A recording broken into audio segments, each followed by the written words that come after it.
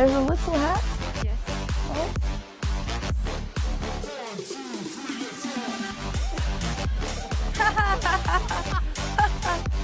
Andrea and Andreas! Andreas! We have you here! We have a girl gang. I've never had this in my life. This is very exciting, and they're all better than me at chess. I know a lot about wine, obviously. Drink it every morning. No, sorry, that's whiskey in Ireland. I confuse the two things. Baguette? Lager. Burger? It's 30 seconds to a minute. Alex might lose her first match. Literally no one opening that's the Because easiest it's to the best memorize, one. and you still It's actually very mess up complicated theory. at higher levels. Yeah. Coats and accessories. Yeah. Opa! Yes! Merde, I understood that. So we made it to London barely. Andrea, Alright, we're crossing the river and there's Big Ben.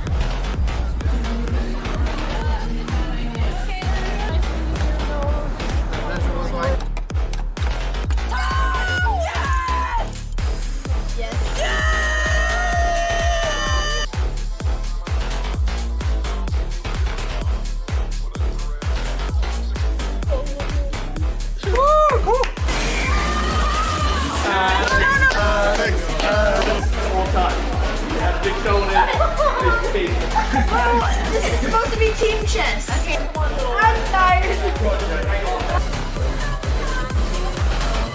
That was fucking terrible, I'm never doing it again. He couldn't get a gambit already, palms are sweaty, they're heavy, but on the service he's in check already. I'm so powerful!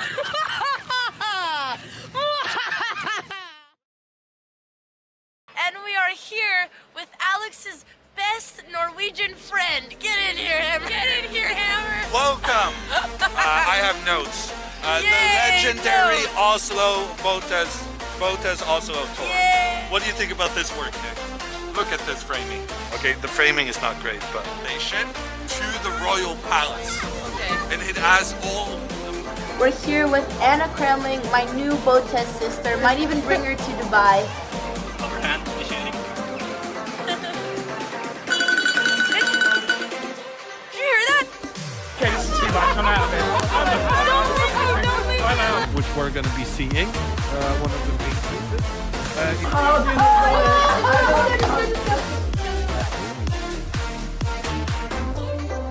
Good tidings we bring to you and your friends. We wish you a Merry Christmas and a Happy New Year. Now give us some piggy pudding. Now give us some piggy pudding. We got with us Alexandra and Andrea Botez. Let's just say. Do you think chess people are fun? Honestly, I really enjoy hanging out with chess players. And The Botez sisters are like sharks, and there's just eels just flying around. Like Andrea comes up with only the most refined, classiest, high-quality questions ever. How does the knights move? Wait, help me, because Another draw! I feel one-sided there. My sister just beat the 2500 of chess 24. Yeah! our last game is over. I know. It's not going to be long. El Manito! I'm gonna climb it off.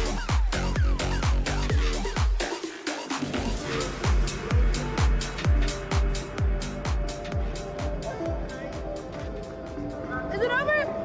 Why are you still here? It's not going through. Look, Alex, what else did you want? Where's the radar going through? Bonjour, Alamon. Bienvenue à Paris. Artist star. What are you doing? Yeah, what is this? What is this? There's a little hat. Yes. Oh.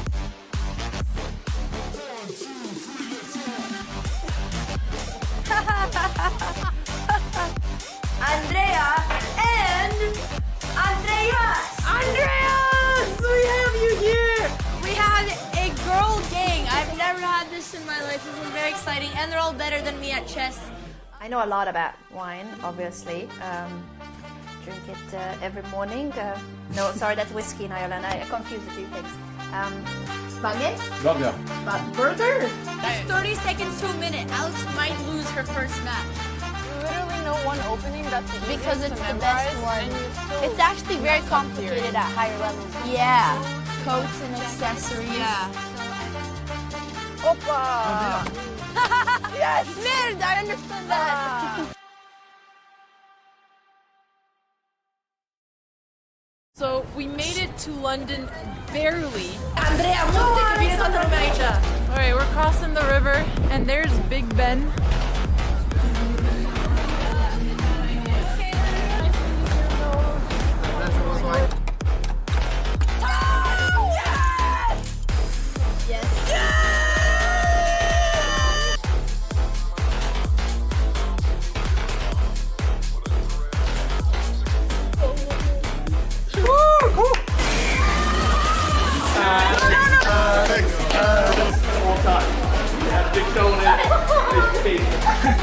This is supposed to be team chess. Okay. I'm tired. That was fucking terrible. I'm never doing it again. He couldn't get a gambit already. Palms are sweaty, they're heavy, but on the service he's in check already. I'm so powerful.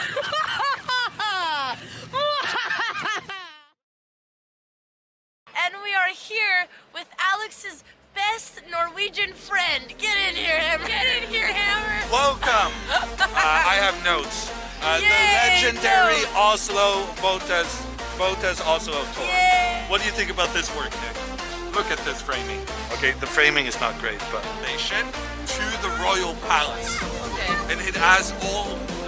We're here with Anna Kremling, my new Botez sister. Might even bring her to Dubai. Overhand, Michelle. Did you hear that?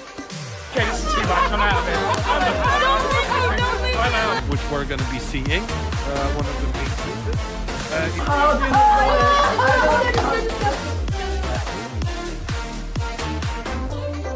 Good tidings we bring to you and your friends. We wish you a Merry Christmas and a Happy New Year. Now give us some piggy pudding. Now give us some piggy pudding. We got with us Alexandra and Andrea Botez. Let's just say. Do you think chess people are fun?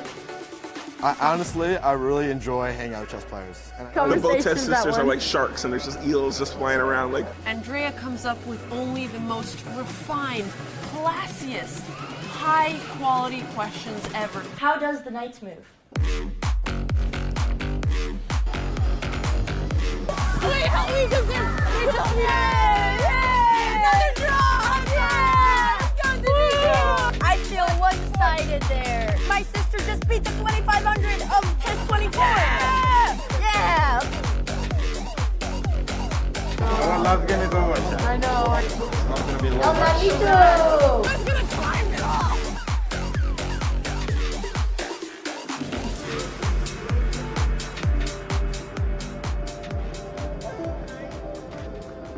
Is it over? Why are you still here? It's not going through. Look, Alex, what else did you want? Where's the ring not going through? Bonjour, Alamon. Bienvenue à Paris. Yeah, already start. What are you doing? Yeah, what is this? What is this? There's a little hat. Yes. Oh.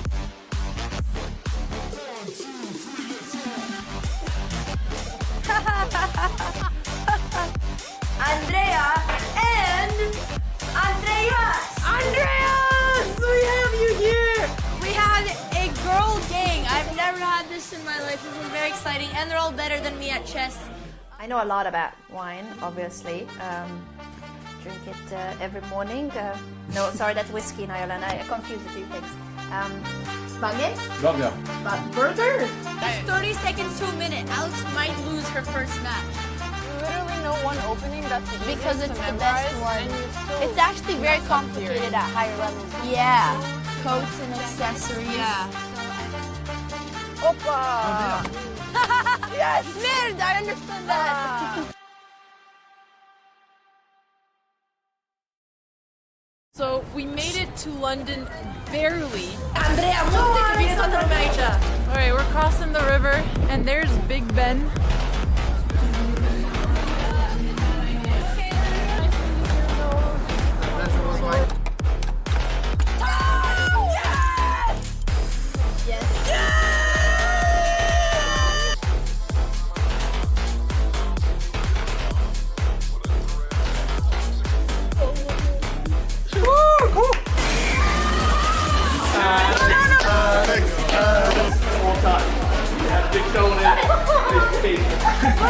This is supposed to be team chess. Okay, I'm tired. That was fucking terrible. I'm never doing it again. You couldn't get a gambit already. Palms are sweaty, they're heavy, but on the service he's in check already. I'm so powerful.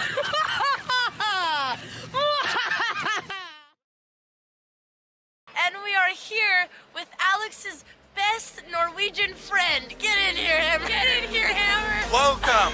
I have notes. The Yay, legendary notes. Oslo Botez Oslo tour. Yay. What do you think about this work, Nick?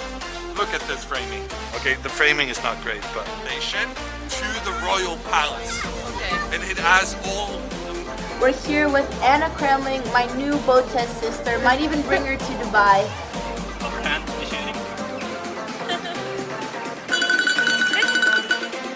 you hear that? Okay, this is too much. I'm out of it. Which we're going to be seeing. One of the main pieces.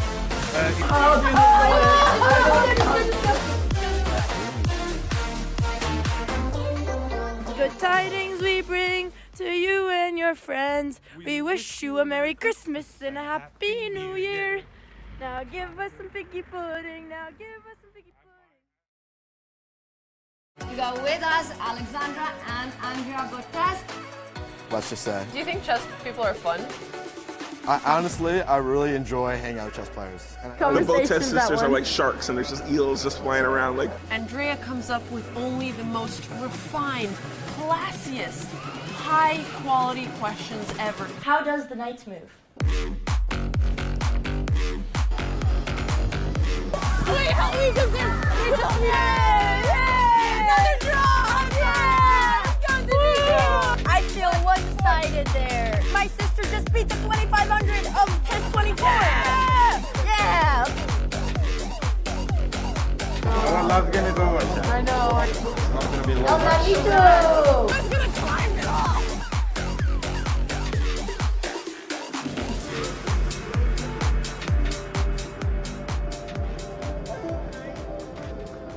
Is it over? Why are you still here? It's not going through! Look, Alex, what else did you want? Where's the radar?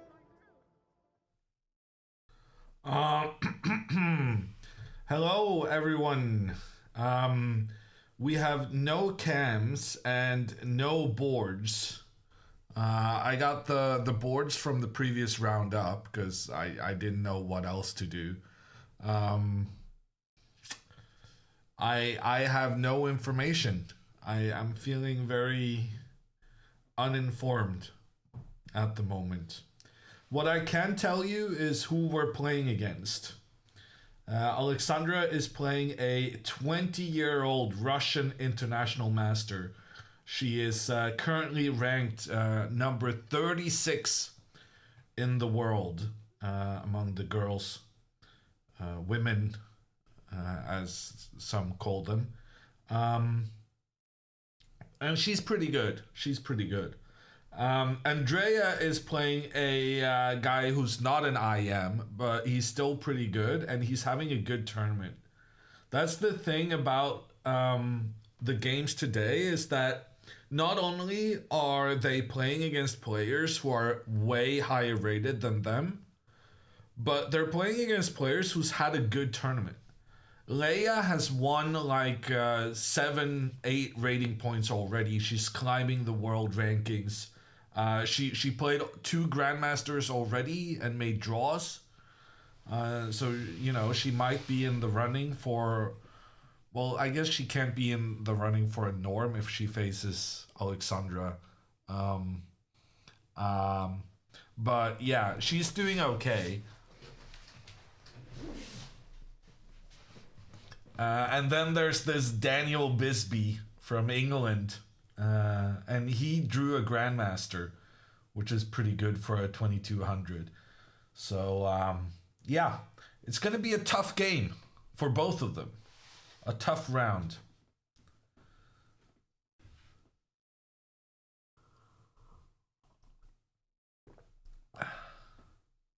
Didn't you tell Alexandra to fix camera position? I thought I probably didn't need to, because we're supposed to be getting the undelayed clocks. But yeah, I have round 5. I don't have round 6. So we're not doing great on the getting the right clocks thing.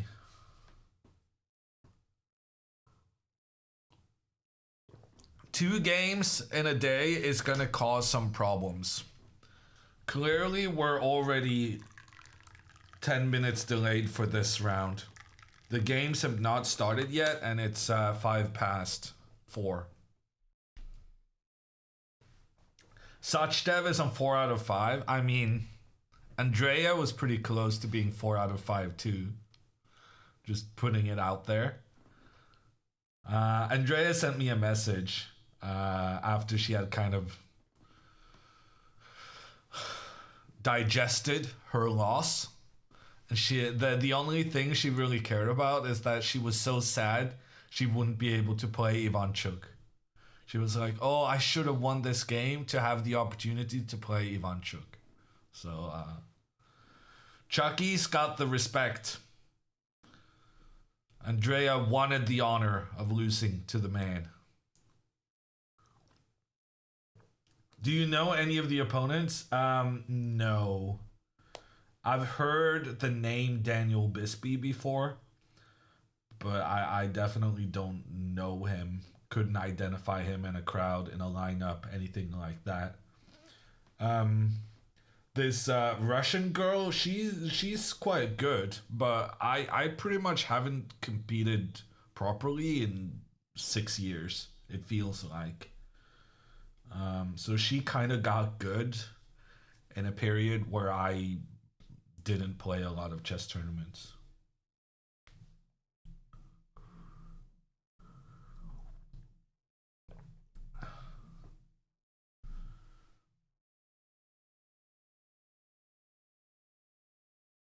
Hammer, I'm familiar with the coming generation of up-and-coming players. Yes, confirmed. I can confirm. I'm familiar with Andrea Botez, who seems to hold some promise. But other than that, my knowledge is lacking. Oh, God. Alexandra is running back to the hotel for some wire. That's not great. And her opponent just sat down at the board, making her first move. Uh-oh.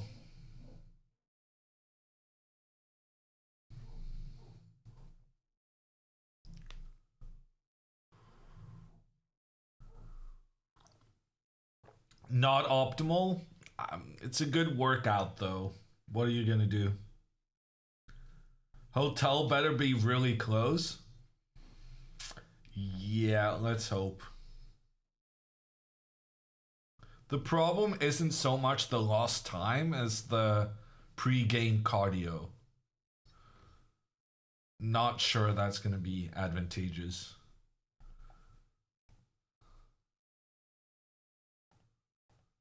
Still don't have access to the games.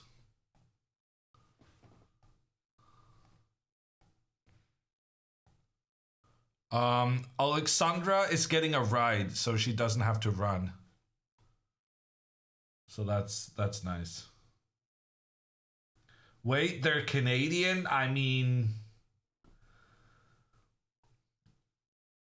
they do say their boats a bit weird sometimes, but in most things they're very American.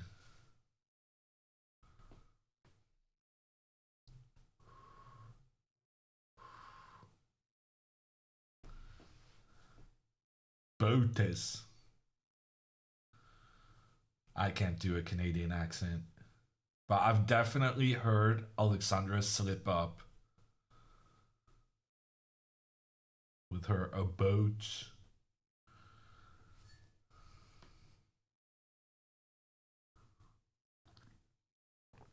A boot.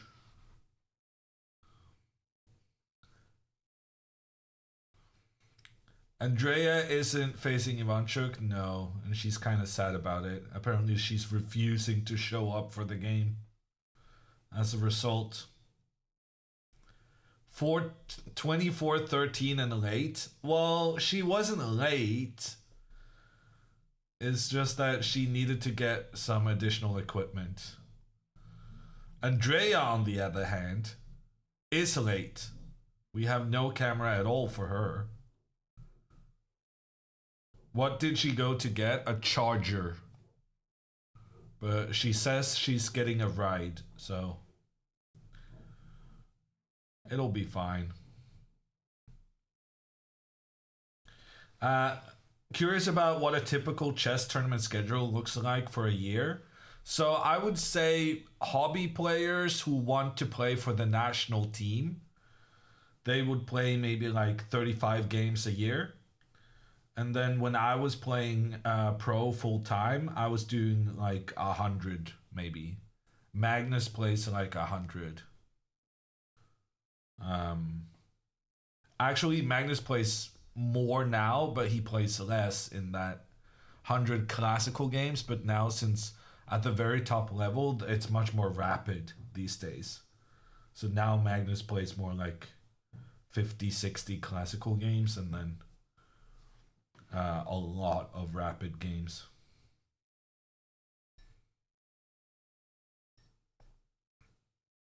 Is it cheating if Alexandra does a last minute prep now that she knows the first move? Yes, Alex. I would say that's cheating. But some people speculate in that. They kind of hang out in their room, especially when the venue and the hotel is the same place. They hang out in their rooms to check what the first move is.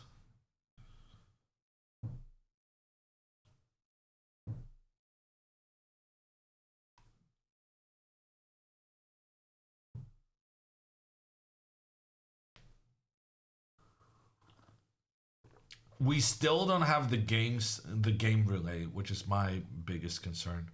And I think Vila has fallen asleep. And I don't know who to talk to about getting the boards. So, yeah.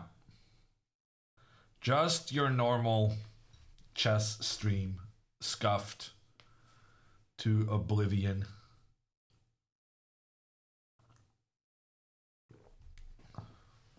Do you hear about Anna Kelming's marathon game? Of course, I was following it. Because after that game finished, we got to know who the opponents are for the next round. I was furiously refreshing the tournament website. Anna was in some trouble, but she defended well.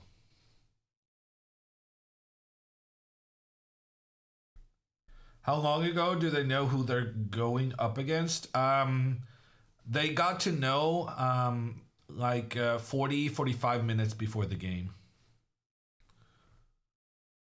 But that is unusually, that's an unusual turnover because they're playing 2 games in a day. Normally, they get to know their opponent at like 10 p.m. and they're not playing again until 3 p.m. But because there were 2 games a day today, it's, yeah, unusually quick. Less time to prepare.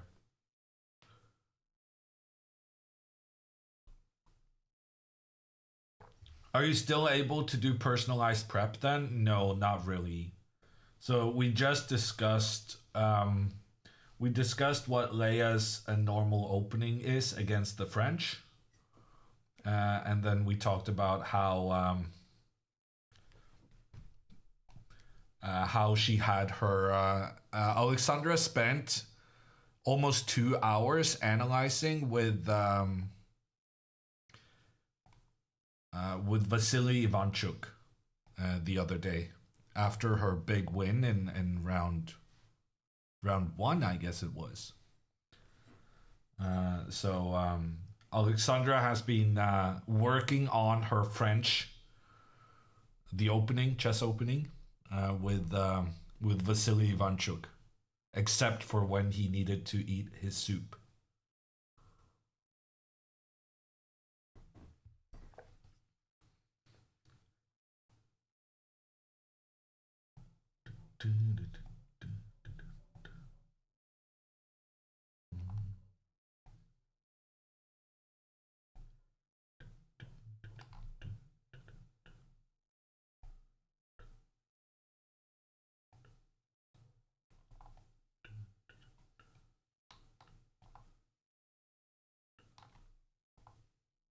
Seems like Andrea kind of fixed it.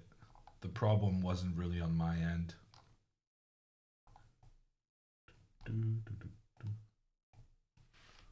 Oh, wow! Andrea placed the Jabava! Knight to c3. What a shocker! It's gotta be nice to just play the same thing over and over and over. I would be scared about my predictability, but Andrea just doesn't care. Honey Badger don't care, or in this case, Gremlin. Move the Coinbase logo? I mean... But then Alexandra is going to be upset with me. We really should ask them to... Oh god, that's terrible. We should ask the organizers to have gray or black... Oh good god, what's it called? Things on the boards? Tablecloth. Thank you.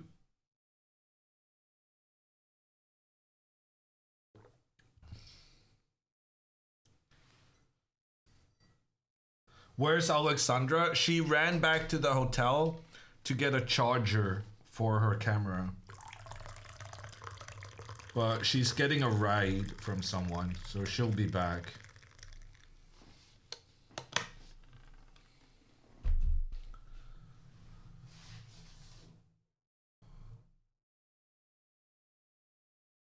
What are your top 3 openings?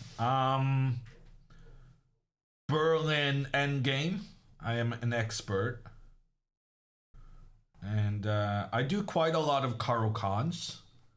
Last time I played, which was the previous weekend, I played 3 Caro-Cans, 2 with white and 1 with black.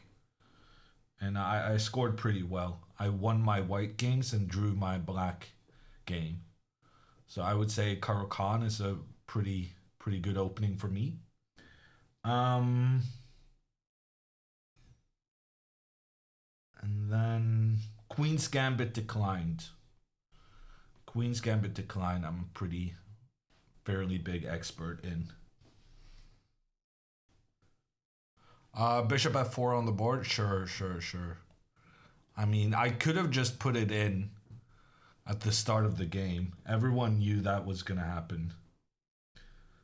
Daniel has played g6, which is what I was recommending Alexandra to play when she was trying to qualify for the Canadian Olympiad team last time around. But I don't think Andrea has too much experience facing this. So we'll see how she deals with it.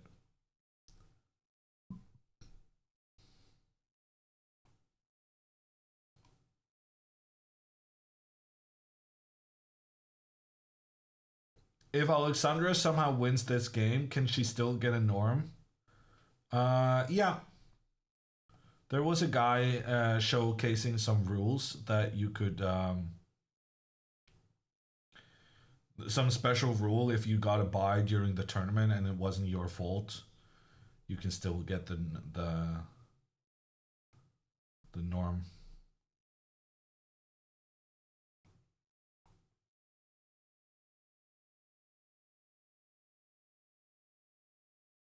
Is it okay to play before the opponent is there? What do you want her to do, Scarlett? Do you want Leia to have her time running down as a courtesy to Alexandra not being there? It doesn't work that way.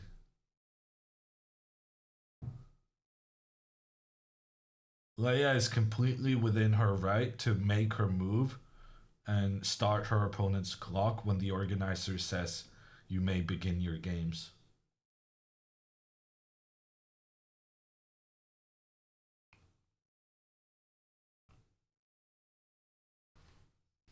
The thing about streaming your tournament IRL, it's always gonna be a challenge. You're always gonna be at a disadvantage as a streamer. Well, most of the time, because you're spending more time thinking about content, getting the camera ready. When you're choosing to stream your tournament, you know you're not going to be able to play your best. I had a discussion with Anna Kemling about this, where I tried to tell her that you need to be like a 2300 level player in order to play at 2200 with the kind of the setback you're giving yourself by doing all this content creation while trying to focus on your tournament. Of course, you're not going to be able to play your best under those circumstances, but that just means you gotta improve your level even more, so that you're able to play at a good level.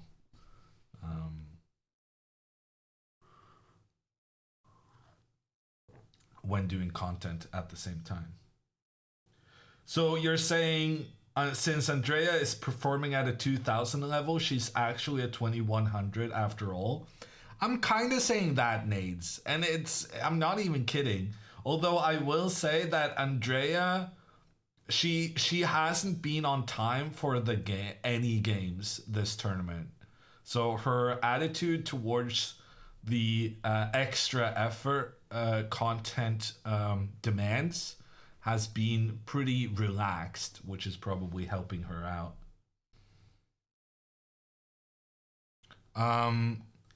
Bishop g7 and Andrea went h4. This is interesting. This is in the Alexandra files, because Alexandra sometimes plays this as black. And then I decided that it's important here to play the move h5. Because pushing this pawn further up the board is genuinely dangerous. Like, if black now castles, then pawn to h5 is a really good move for white. And if there's a capture and takes and takes and takes, then this attack against the black king is super dangerous. Oh, actually, Andrea played this in the final round of Prague. I just didn't do commentary that day, so I didn't remember it immediately. Yeah, Andrea had this final day of the Prague tournament against the Norwegian kid. Okay, Alexandra is back. And thank God we have boards. Let me go here and fix the boards. Okay, Alexandra is back. Is she gonna calm down after having had that 15-minute travel to get to the... Oh, and her opponent is playing the McCutcheon. D5, French opening from Alexandra like she always does. Knight to c3. This is Leia's move. She plays it every single time she has this position. And after knight to f6, Leia sometimes plays e5 and sometimes plays bishop to g5. And so it was difficult to know which one of these she would choose for today. But she does go bishop to g5, which is the same opening Alexandra had in round 1 when she beat an IM. So that's exciting. Alexandra goes bishop to b4. This is known as the McCutcheon. This is the opening that she spent a lot of time discussing with Vasily Ivanchuk after her big first round win. Leia goes e5, threatening the knight. The knight cannot move due to the bishop pointing down towards the queen. The only way to deal with this is attacking the bishop, and the bishop retreats. But the last two times Alexandra played this opening, her opponents played a bishop to d2, forcing the trade, and then after knight to e4, they went bishop to c1.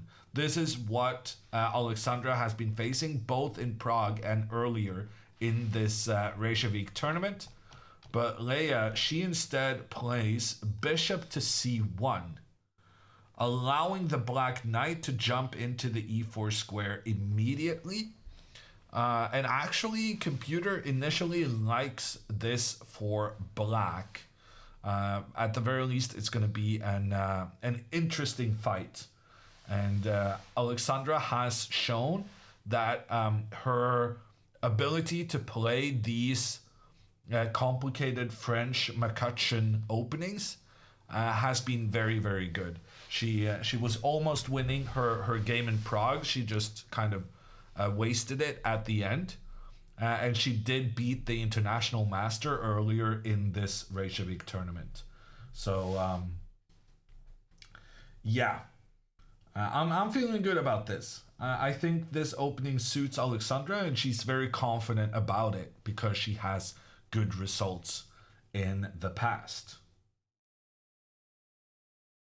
Knight to e4 has been played.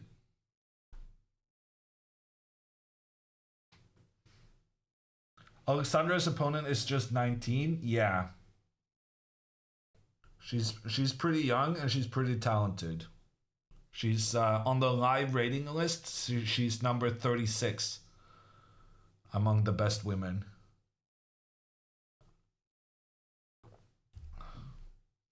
Okay, queen to g4. The queen points down against the black pawn on g7.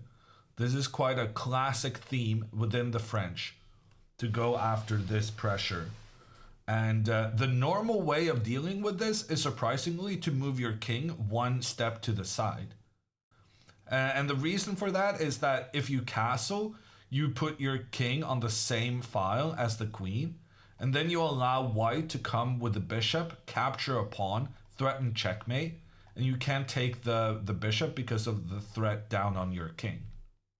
So that's just not going to be viable. You can play your pawn one step forward, but then you're concerned that your weakening of, in particular, this f6 square is going to be an issue later on. So Alexandra instead does play this classic king to f8, which is the computer's recommended move. And then Leia goes knight to e2. And she seems pretty well prepared. So I'm a bit nervous about her preparation, but preparation or not, these kind of positions have really suited Alexandra in the past. So even if she doesn't know all the details, I'm hoping she can figure it out long term. Especially considering that Alexandra had that work session with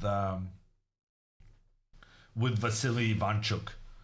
Maybe she's going to use some of the Ivanchuk ideas to take down Gary Fulina.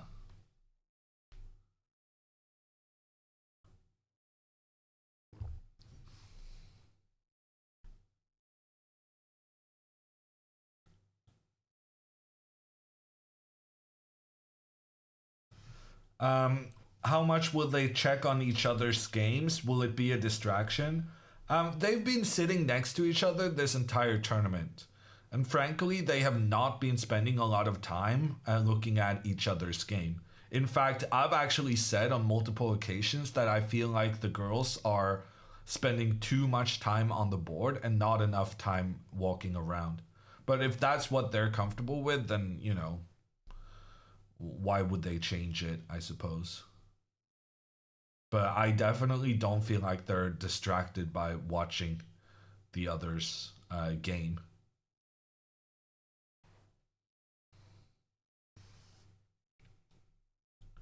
Is the board alive? There's something wrong with my board, and I'm not sure what it is. But I'm having to manually refresh chess.com in order to get the moves in. And I don't understand why that is. I don't know if that's a problem on my end or on chess.com's end. But every time I do the refresh, the clocks and the board should be correct.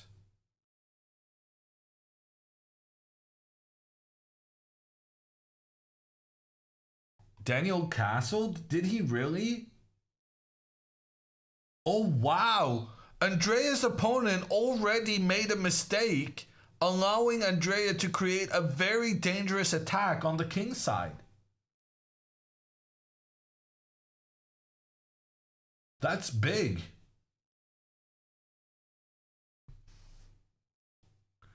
Alexandra goes pawn to c5, which is the classic way of playing these positions. You just put pressure in towards the center. Sensible play so far.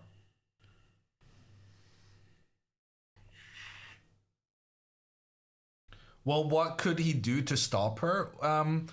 The recommended way of playing for black is to go pawn to h5. And whenever your opponent wants to move their pawn further forward, if you put one of your pawns in their pawn's path, that is just a very nice way of saying, no, you're not getting any further here. But by castling, he prioritizes development, but allows some nastiness. And I don't know why Andrea is thinking, because I swear she had this same situation in Prague, no? Am I misremembering this? Rook sack possible? Yes, Tommy. So if knight takes pawn, then you sacrifice the rook for the knight, and you get your queen up into the attack. You're attacking in towards the pawn in the center, and if your opponent defends there, then you bring the bishop out to attack for an immediate checkmate. And if they block that, you go knight f3, and suddenly you have all these juicy squares for your pieces. And your opponent may try to kick your queen out, but that's fine, because you're going to bring another rook over here, and then your knight is going to come in, and maybe this knight moves over, and this is actually a really, really dangerous attack for white. So, yeah, it's actually castles like Daniel just did is considered a mistake. And Andrea can try to capitalize on that by playing pawn to h5 now.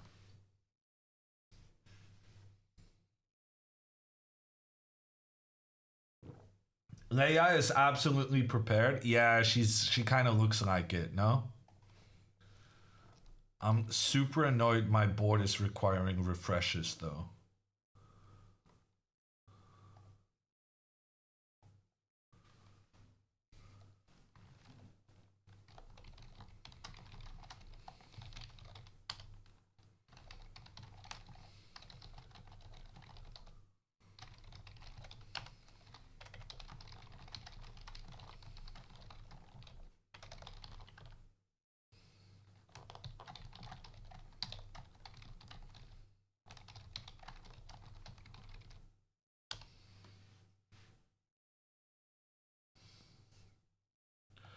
I like Alexandra's move here though. After a6, not going for the immediate trade of the knight, but instead moving the bishop back. I like this decision. Because now if it keeps the tension in towards the center. And the only acceptable move now for white is to capture this pawn, which she did. And now Alexandra captures on c3. I assume she takes back with the knight. Well, she kind of has to. And then Alexandra will take back.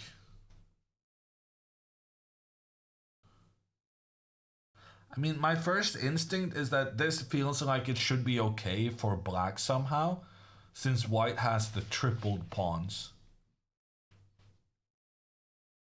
But on the other hand, white is up a pawn, and white also has the bishop pair, and the black king cannot castle.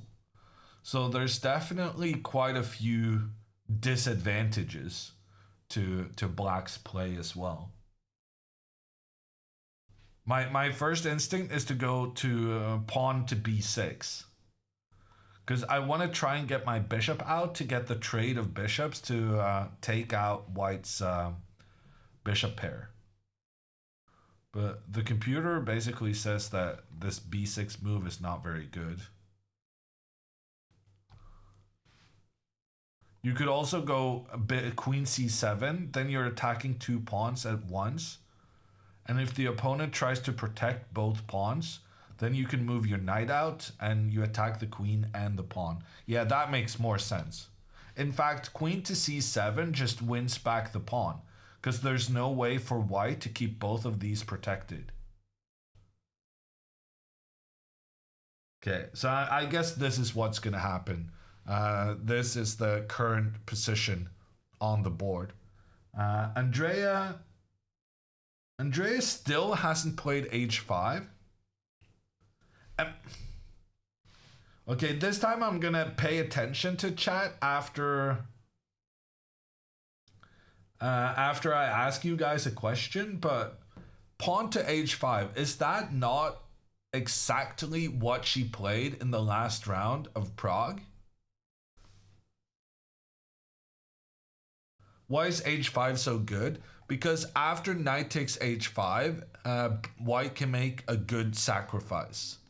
And if knight does not capture on h5, then Andrea will be able to trade with the black pawn and open up for her rook against the black king. So essentially, Andrea just wants to get rid of her own pawn so that she can attack the king and get her rook involved in the attack.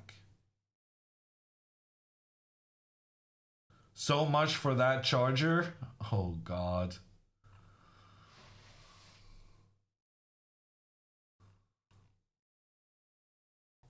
That was 15 wasted minutes.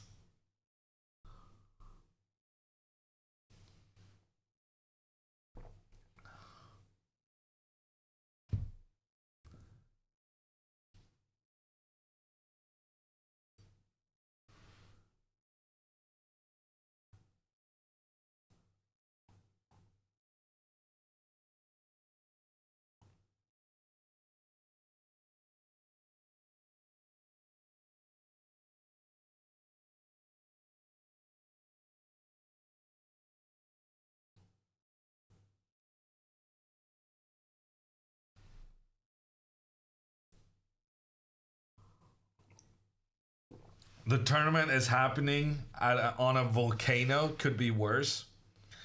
I suppose you're right. At least everyone's alive for the time being. Are the tournaments happy to assist streamers, or are they more annoyed by them?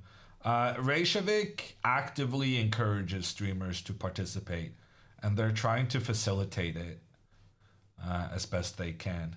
So, and also in Prague, I'm pretty sure the organizers really wanted to have Alexandra and Andrea there.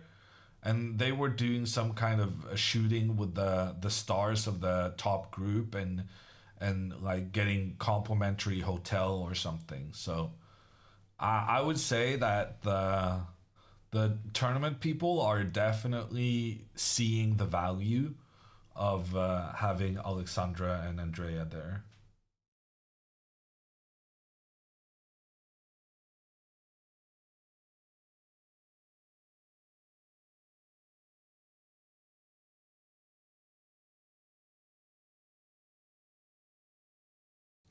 Andrea lost her first game this morning. You said h5 was a good move for black? Yeah, to try and stop this white pawn from advancing.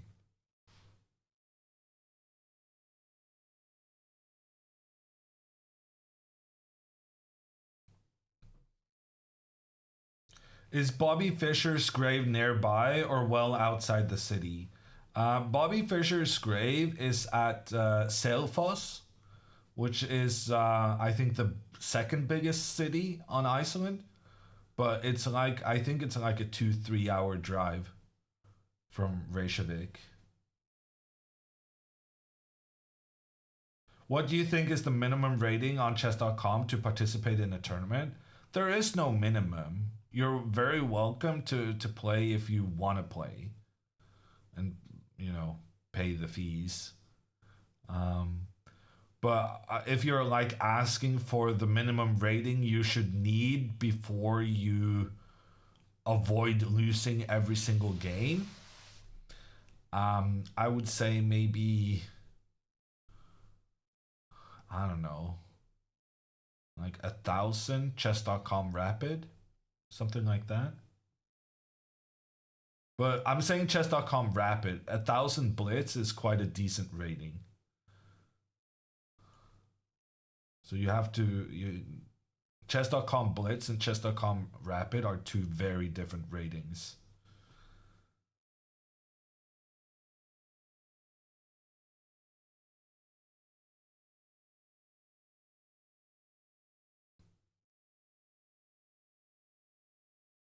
When the number of players is odd, is one player not paired? Yeah. So odd number of players means that someone has to get a bye every single game.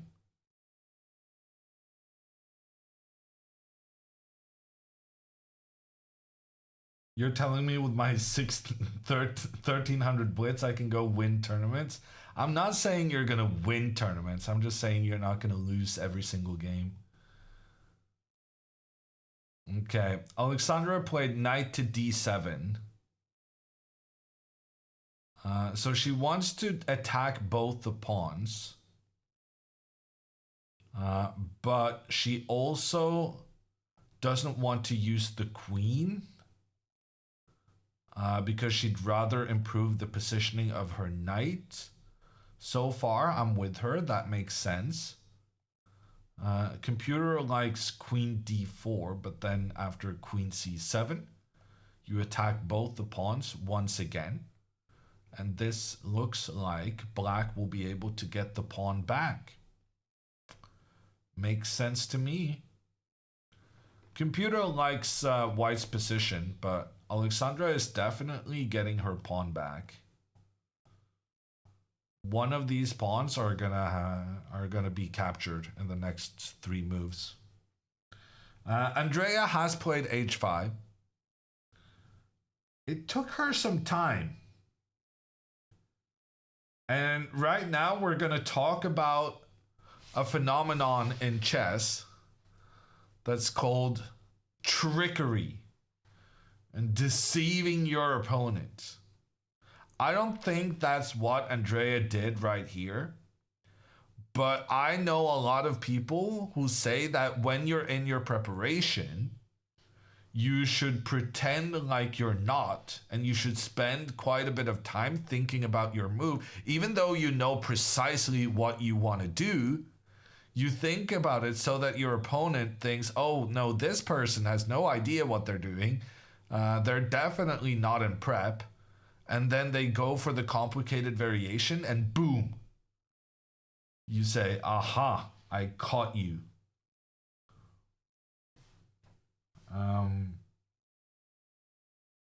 And that's kind of what happened with Andrea right now. Andrea spent, let me update this board. Andrea spent 11 minutes and 46 seconds playing this h5 move, which she already played in the last round of the Prague tournament. So she definitely knows that this move is good. But she still spent almost 12 minutes on it, which is making me think, maybe she's trying to make her opponent think that she doesn't know what she's doing, and that maybe that will make the opponent more inclined to try and accept this pawn sacrifice. I don't know if it's gonna work, but it could. So, yeah. Okay, he didn't take. He went c5. That's unfortunate. And c5 is also the move Andrea's opponent in Prague played, right? So, in theory, Andrea should be well versed in what she should do next. If she has done post-game analysis and studied her games to figure out which mistakes she made and how to improve upon them should this ever happen again. I mean, surely she wouldn't go to Berlin and go clubbing every day instead of preparing her chess openings. That wouldn't be a serious chess player thing to do.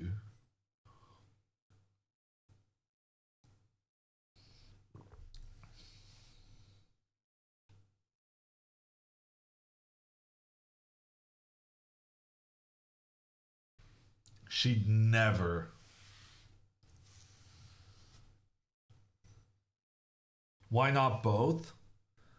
Yeah, both.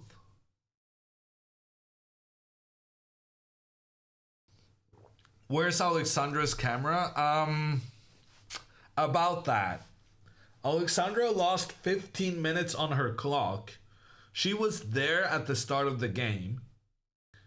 But then she was missing some kind of a cable. And she went to her hotel to find a charger.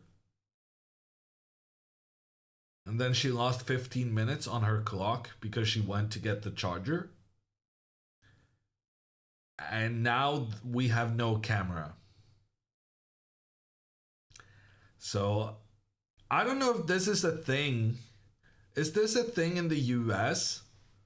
It's definitely a thing in Norway. We're approaching Easter. And for Easter, the tradition is to have lots of like Easter mysteries. It's like the festive period of crime solving and Easter riddles and Easter detective riddles and stuff like that.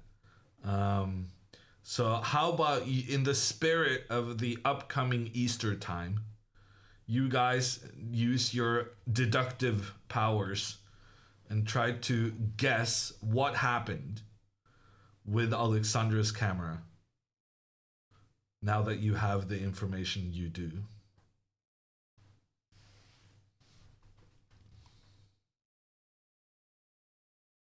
Mysteries about how rabbits lay eggs. Yeah, no, we don't do that. Yeah, we don't do like Easter hunts. Is that like a US thing, or is that a like English speaking world thing? Do we have any English people in chat? Also a thing in Germany, the Easter egg hunt? Okay, yeah, we don't do that in Norway. What we do in Norway, though, is that we have like a big Easter egg and then we fill it with candy.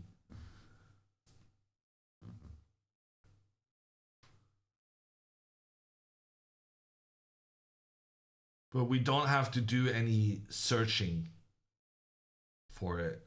That's Halloween? Well, in Norway, it's Easter.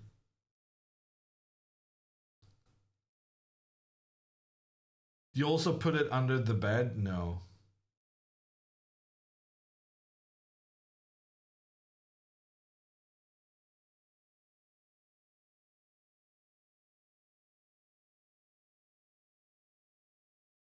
Hunting in Holland as well. Wow.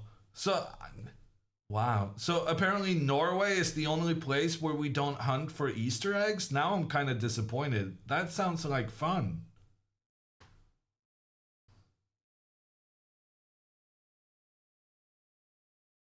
Easter egg hunt is the best thing in the world, especially the eating. So what do you have in your Easter eggs? Do you have like candy? Because like we do candy and Easter eggs. It's just that the Easter eggs we make are like this big. Chocolate.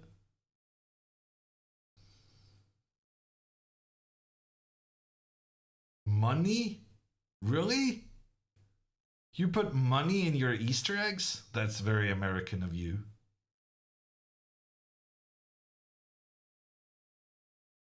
All about the Benjamins.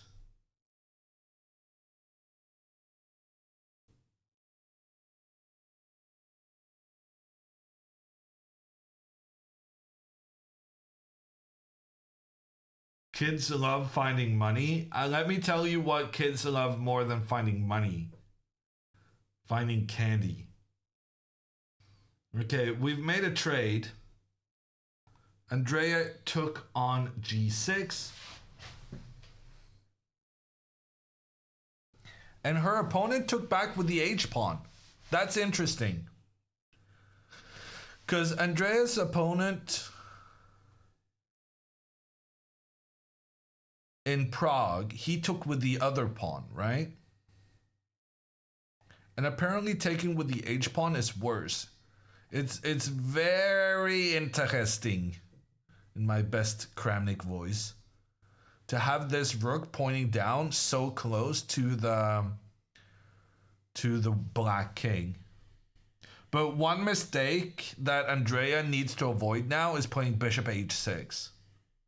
She needs to have her queen in support if she's going to make the bishop trade.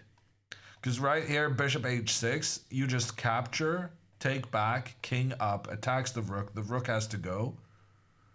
And then like, as black, you could even go like rook h8. And like, there's never going to be a problem down here when black already has their rook pointing down. So one classic mistake Andrea needs to avoid is just going bishop h6. You're going to want to have something like queen up to d2, hope that black makes the trade, and then you go bishop h6. Because then after the trade, you can get your queen in, and that's a different story entirely. So, yeah, queen d2 here feels like a good move. She loves getting rid of that bishop. I know she does. But now is not the time. Don't do it immediately. Focus instead on developing pieces and getting ready to castle. If I was telling Alexandra this, I would just laugh at myself. But we do have some hope for Andrea still. Actually, after queen d2, knight c6, there could be like interesting moves like f3. And then if black, I don't know, plays queen up or something, then you can go g4 and you can move the queen over along the second rank to get the queen pointing down towards the black king. So I'm really liking queen d2. Queen d2 feels like the best way of trying to get your queen over here. You could play queen f3. It's a bit convoluted, but like any kind of strat to get your queen over here is going to be very dangerous for black. Like it's very low tech, but something like this. Oh gosh, I'm sorry. I messed out the layout. But anyway, just getting the queen over to the H file is going to be very scary for the black king.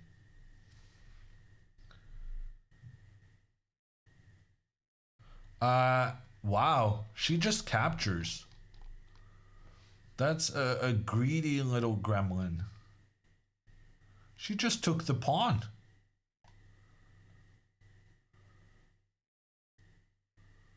Okay, queen a5 seems very automatic now. Well, you have to go queen a5, right? Because you want to have this pressure, but also you want to take back the pawn. And then she's going to go queen d2. Queen takes. And now f3. And you try to go g4 and you move the queen over. Computer kind of likes Andreas' way of playing this. Because now black needs to spend some time just getting that pawn back. And while black is busy getting the pawn back, we can develop and get our pieces out and all of that good stuff.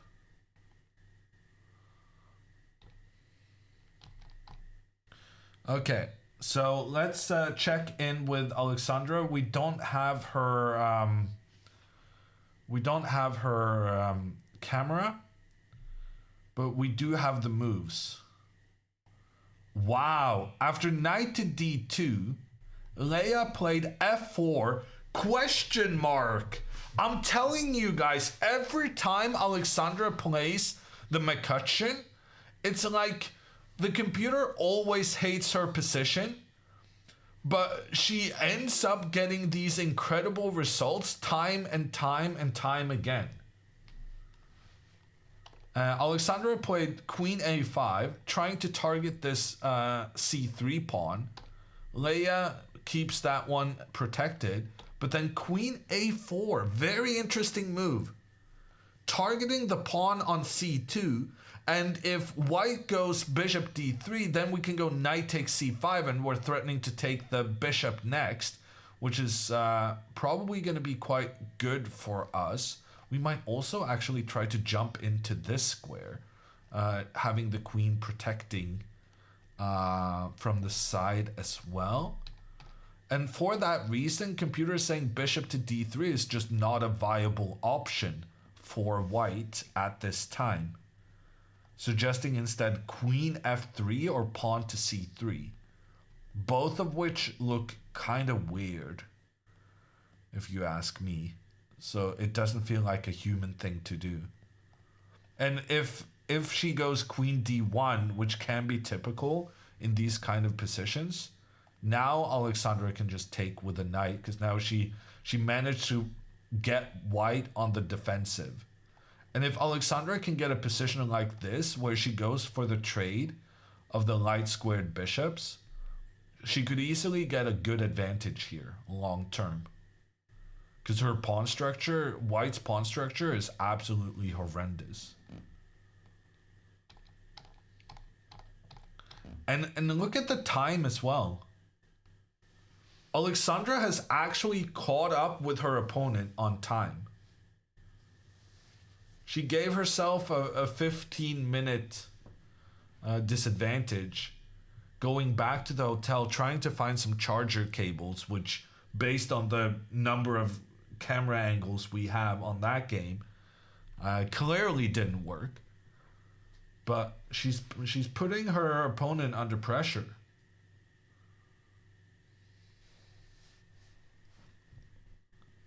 What about f5 at some point for white? Yeah, that's definitely something we have to be afraid of, especially when there's a white rook pointing down on the black king. We got to be careful about a pawn push to try and eliminate this pawn so that the rook may point down on the black king. So maybe at some point black should play g6 to avoid the further advance here. But Alexandra is she's putting up a good fight, and she's causing her opponent some problems now, which is making her spend some time. How much do you want to bet that this idea, putting the queen on a4, is something she discussed with Ivanchuk? I'm like 100% sure this is going to be because they discussed similar ideas. Knight takes e5 is threatened. Ooh, nice spot. I didn't even notice that. Ah. So bishop d3, I mean, that definitely doesn't work because, okay, you can take this pawn and go after the bishop, but you're actually also threatening knight takes e5, and the knight cannot be captured because then it opens up between the two queens. That's very clever.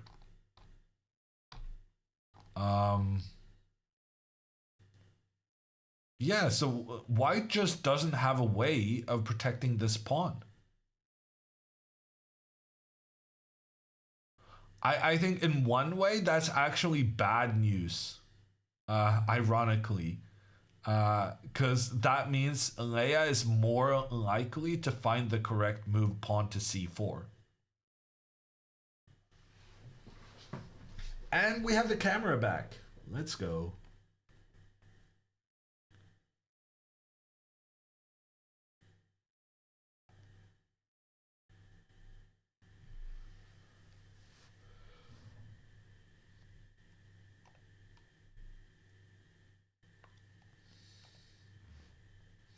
Okay, I'm seeing moves being written down on Andrea's board.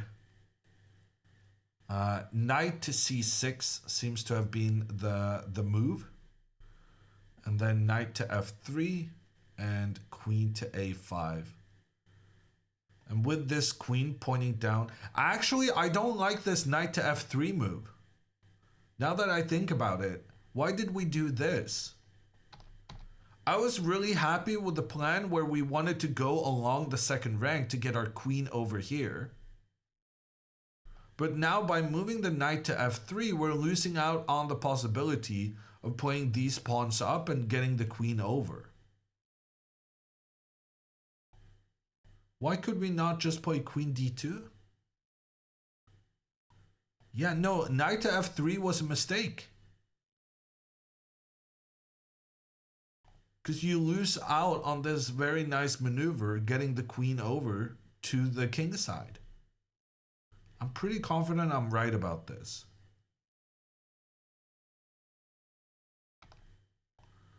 Okay, anyway, knight f3 was played. Queen over to a5. And I assume we play queen d2. Queen d2, queen takes pawn, castles. I guess something like this is going to happen. And it's just a complicated position where both players have gone separate ways with their king.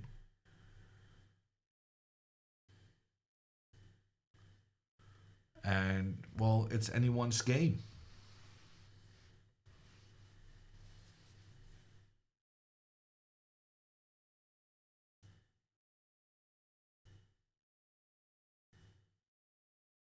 Hammer, do you think they should continue playing tournaments? I mean, I don't think should. Oh, God. Out of nowhere, Alexandra's move got a question mark. That's harsh.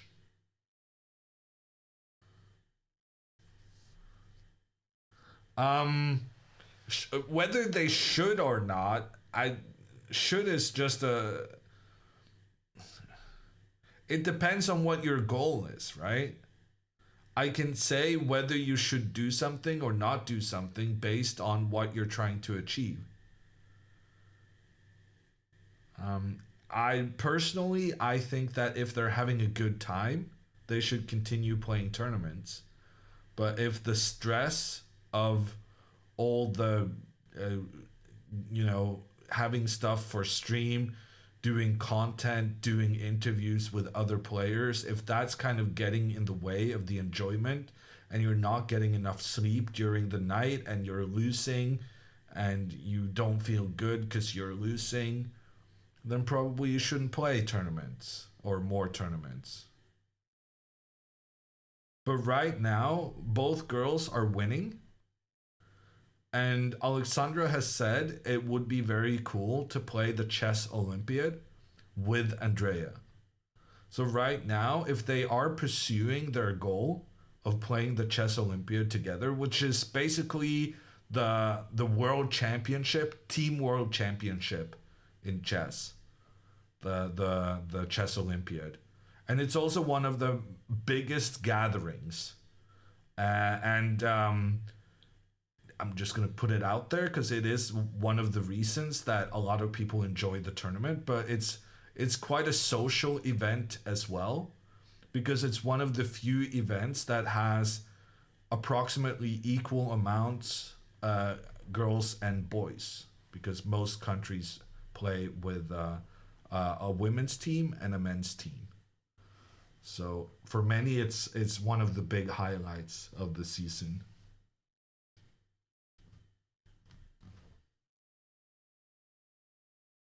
What did you get up to then, Hammer? I'm just saying, more girls in chess is good for everyone. It's good for girls feeling, included and having friends and whatnot. And there are studies to suggest that guys also appreciate a healthy balance of the genders.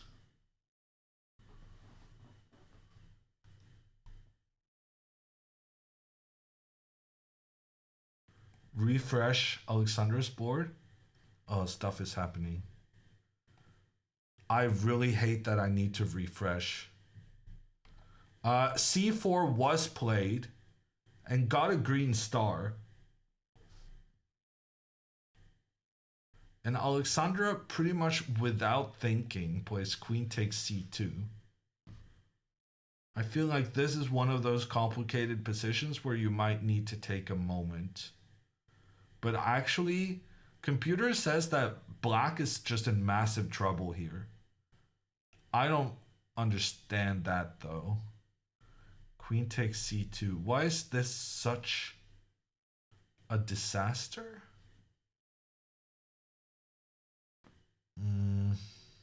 So pawn takes pawn, that makes a lot of sense to me. And I agree that if recaptures and then check and try and go for the queen trade, this looks a lot better for white with the bishops. But what if we try to activate our knight instead?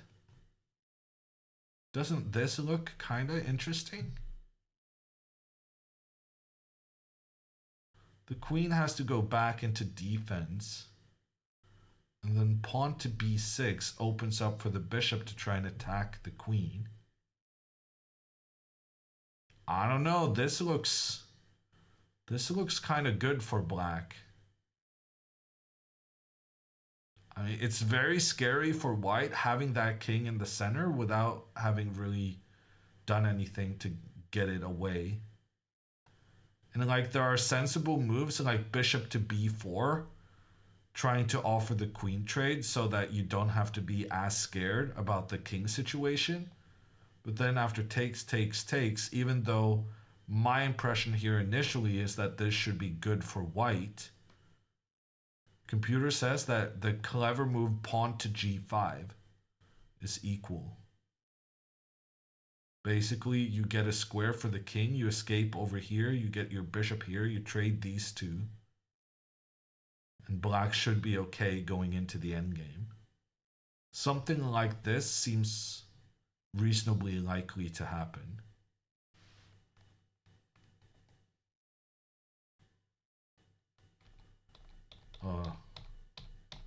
Alexandra just doesn't think for her moves, does she? C takes d5 was played, and she played queen e4 check. Yeah, I don't like this check. This seems like it's helping white get the king safe. Because now white will be able to try and get a queen trade. Okay, so queen back. I guess you go queen takes here.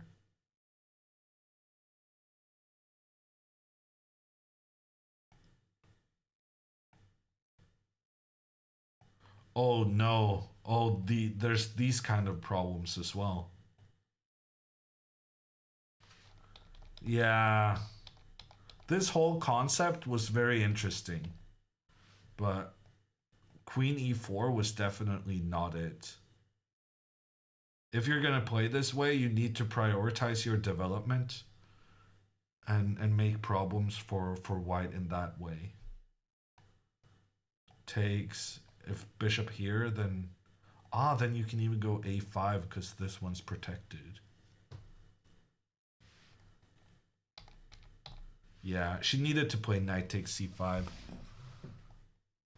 Queen e4, and then just trying to get the queen trade should be good for white. I don't know why she's playing so quickly.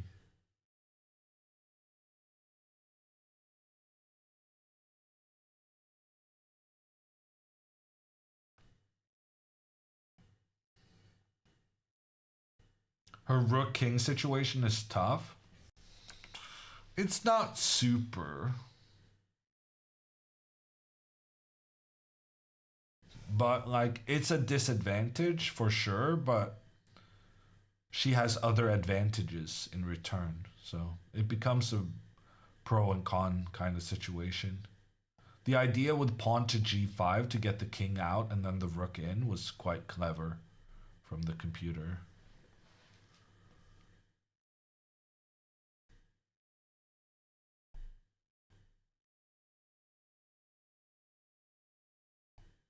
So queen back takes, bishop here. What about b6? Because if takes, then you can get your bishop out here. Yeah, this is okay for black. But apparently rook d1. Ugh. Yeah, I was thinking queen back, but then the rook comes in. And the pawn comes up. And yeah. This is a bit nasty. Definitely would have been better to castle, but Alexandra don't castle. That's just the way of life. Queen e2 is on the board. Is Leia an IM? Yeah. Right now on the live rating list, she's number 36 in the world among the women.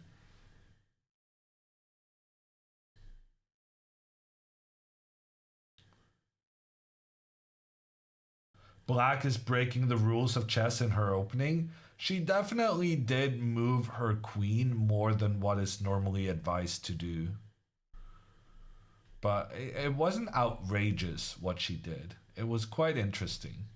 Because white had broken some rules as well.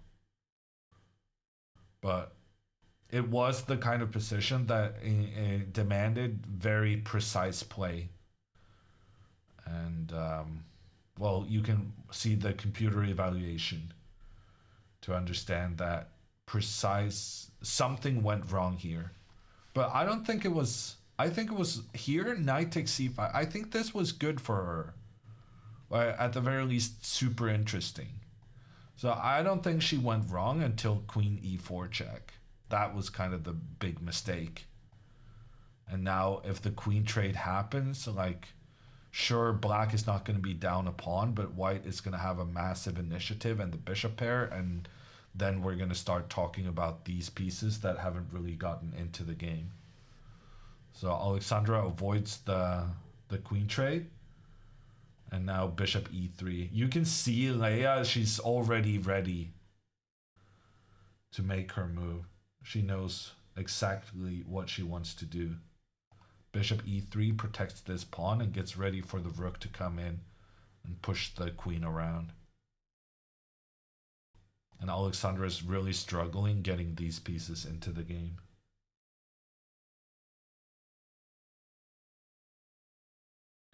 Okay, yeah, let's check in on Andrea. Okay, in her game, what we said was going to happen did happen. I'm assuming she's going to castle now. And it's a complicated game where the computer slightly prefers black. But the computer's being a bit... It's not working right now, unfortunately. This is not the computer saying the position is equal. It's the computer not working at all.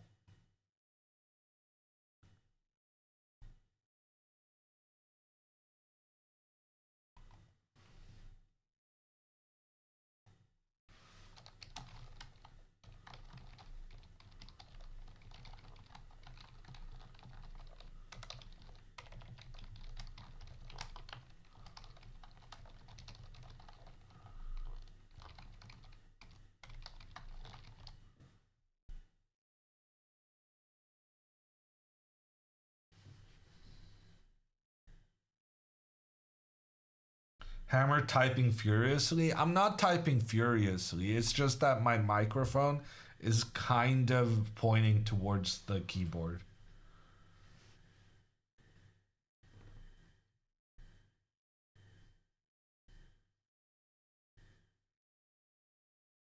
Please fix the live board. I have to refresh always. Shahab, that's literally what I wrote. Actually, good guess.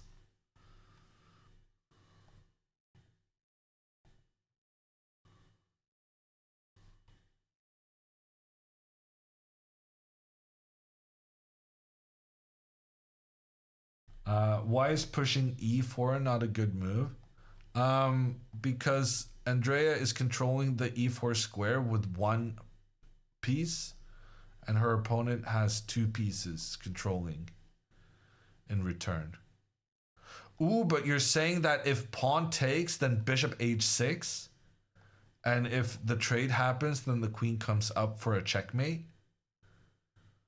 Ah, maybe.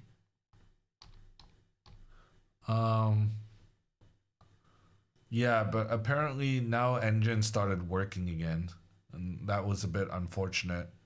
We could have been living in a fantasy world here if not for the computer eval coming in to take away all hope.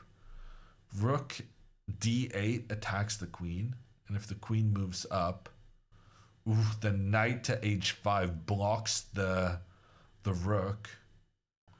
If the queen moves back, well, now we can start capturing stuff, because even if the trade happens, we're not going to be able to get our queen into the attack.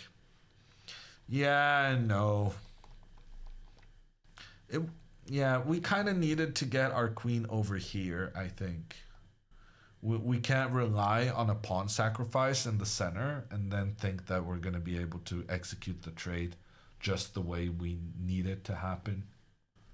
Computer is no fun. It really isn't. The computer will kill all your ideas, and it's not even going to be sorry about it.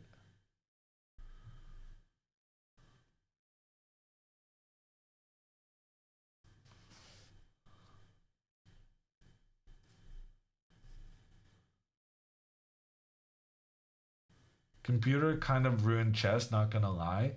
I don't think that's true. But I do think the amount of people who underestimate how difficult chess is has increased with the computer evaluations and the computer use and stuff like that. I think chess is in a pretty solid state, to be honest, but I do sometimes get annoyed with people saying, "Oh, that's easy," when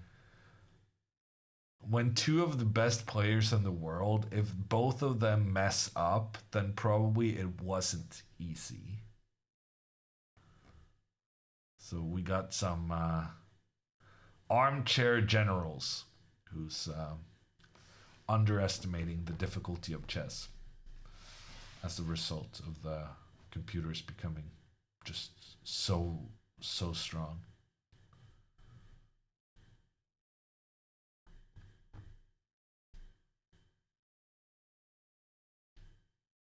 Two chess players that could make me sleepy are Rosen and you.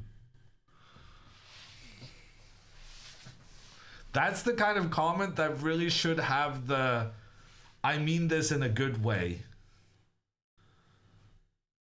disclaimer.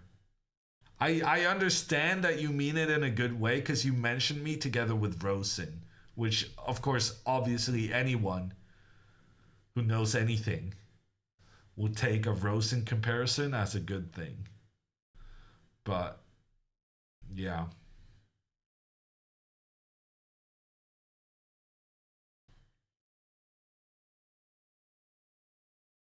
Queen takes c5 on the board. Yeah, sorry. We were analyzing and we forgot to go all the way back.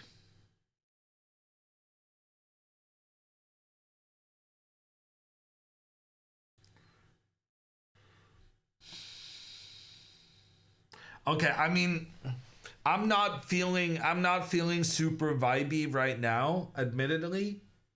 But it has to be said, both girls facing opponents rated 420 points above themselves, maybe even more. This was always going to be a very tough round. But somehow, regardless how good the opposition is, I always get just a little bit kind of whenever we have bad positions on the board. Alexandra is apparently dead lost according to the engines. She's not down a pawn or anything, and her opponent is nowhere close to getting castled. It's just that Alexandra is really struggling getting her pieces into the game. And yeah, her king is in trouble. Interestingly, actually, if we switched the positioning of the king and the rook, then I think black would be doing just fine here. Maybe even black would be better. No, actually, yeah. If we switch the positioning between the king and the rook, black would be better. So, we're not that far away from a good circumstance. It's just that you can't magically switch places between your pieces. So let me illustrate that I'm right. If we get to this situation here with black to move and the rook and king switched positions, then black would be much better. So yeah.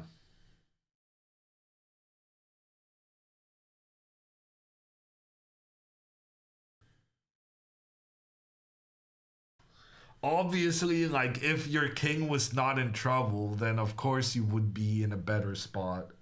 I don't know what my point was with this, but at least to illustrate that if Alexandra didn't have the problems she has with her king, she would be okay.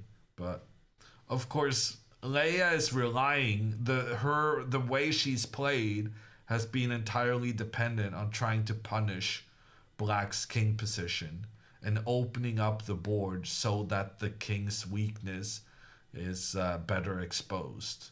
So I'm reminded of this British morning show where the chef, one of the hosts, says something like, "Oh, if you added something to this, it would be more like a different dish." And the chef responds, If my mother had wheels, she'd be a bicycles," or something like that. And I'm kind of reminded of that here because if Alexandra's king was not in, if my grandmother, oh, not a mother, sorry, one of my favorite clips ever. It's pretty funny.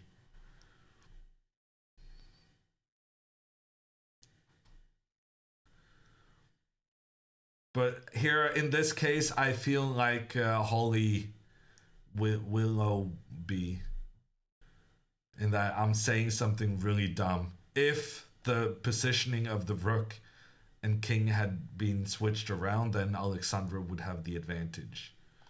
But they're not switched around.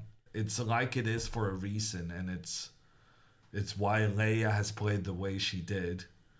And that's why Alexandra is in such big trouble right now.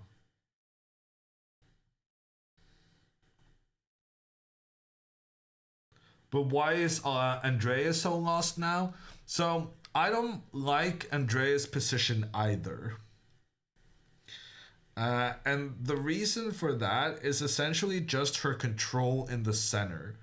And I know I've mentioned this before, but I just don't see how we talk about this situation on the board without addressing the fact that Andrea has put her knight in front of her pawn And as a consequence, black has a 2 versus 1 in the center. And this white pawn is unable to inflict pressure on the black central pawn. And that's giving black quite a good position. So yeah, I'm not feeling great about Andrea's game either. Yeah, the eval is wrong.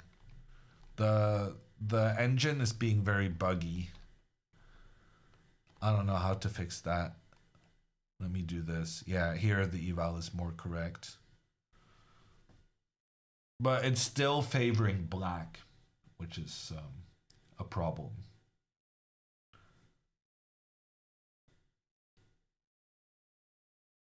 Where's Leia's c5 pawn? Probably very well hidden behind the black queen.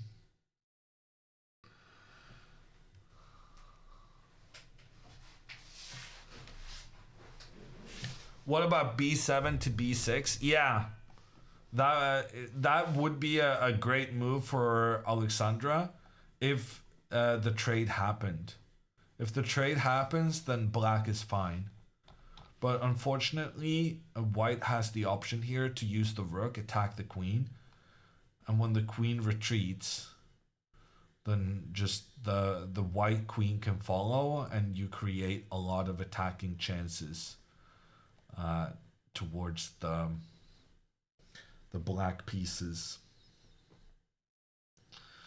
It's just not a great position to be in, unfortunately. Why not queen e4? Queen e4, actually king f2. Very nice move. Just getting the king out of the queen's path while simultaneously keeping the bishop protected. And now if the knight moves, the rook is going to come in behind. And if the knight doesn't move, then the knight will just be captured with both the queen and the rook pointing in towards it. So, yeah.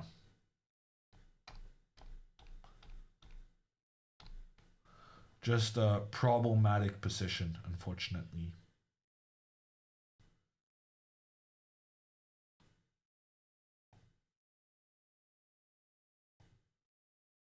Can you uncastle Andrea? I'm afraid that if I do that, the engine is going to stop working again. And also, surely Andrea is going to castle, right? What other move could she make here?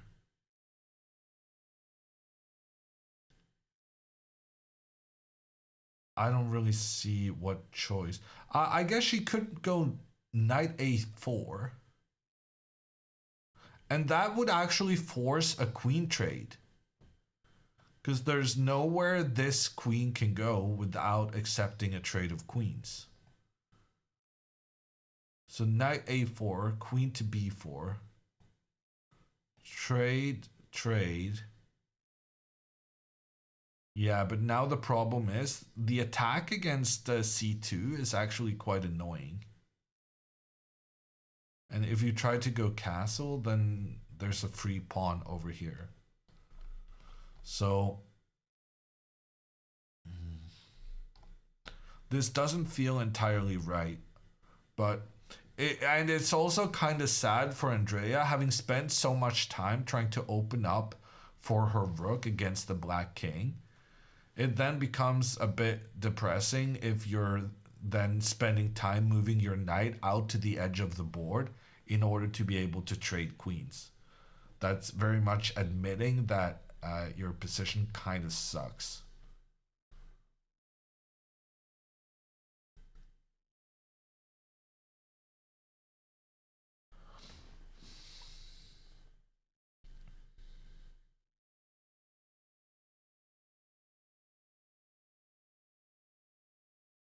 What chess engine do you use to analyze games?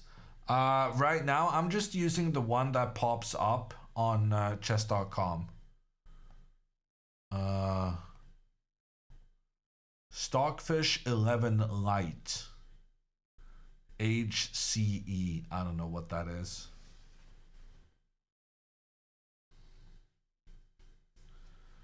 When I analyzed for prep, I used the latest version of Stockfish. I don't remember the number. 16.1. Do you like Stockfish the food? No. It's a bit too salty. Norway basically, like, Norway exports a ridiculous amount of fish. But we don't really eat that much ourselves. Like, we're a big fishery nation, but as far as eating the fish, we're not experts in any way.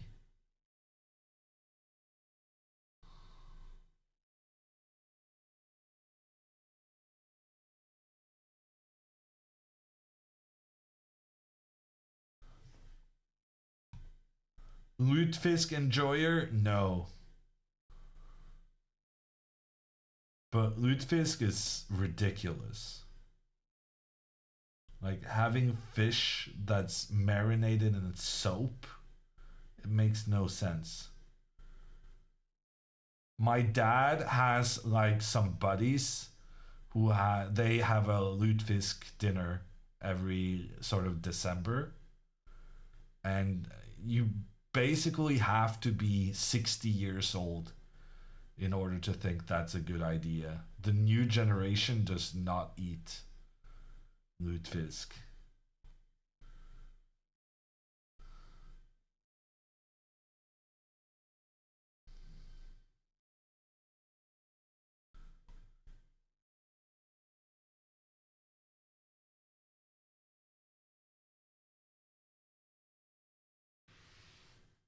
You call yourself the new generation?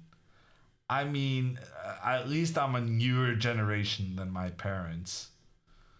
But watching Andrea makes me realize that I'm not the newest generation.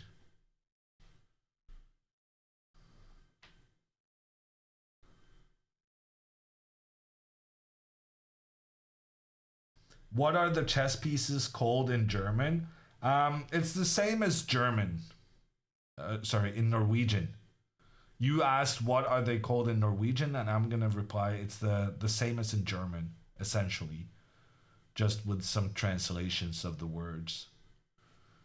So the bishop is a runner. The king is a king. The queen is a queen. The knights are instead jumpers, which kind of makes sense when you think about it. And then the rooks are towers, and the pawns are peasants or farmers. I'm not sure what the difference between those two words are.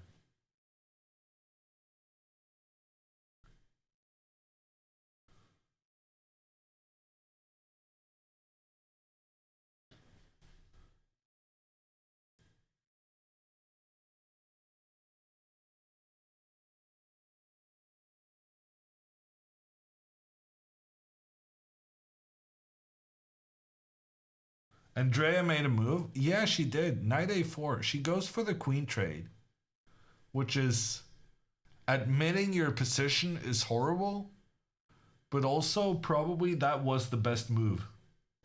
So, good news, bad news situation. Getting the queen trade, but admitting that that means you have absolutely no attack. And then the depression of that actually being your best move.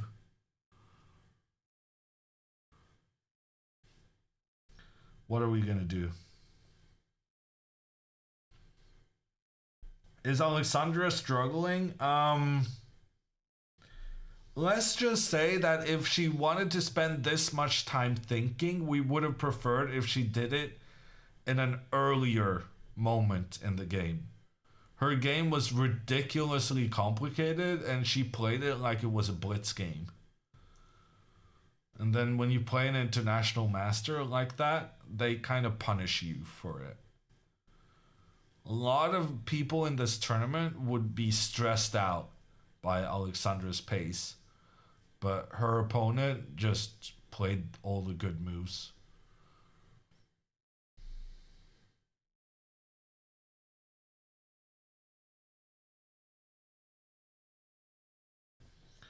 Okay, queen to b4. The queens are traded off. And now I suspect Andrea is about to disrespect the bishops. But what are we going to do? I'm not there to prevent it.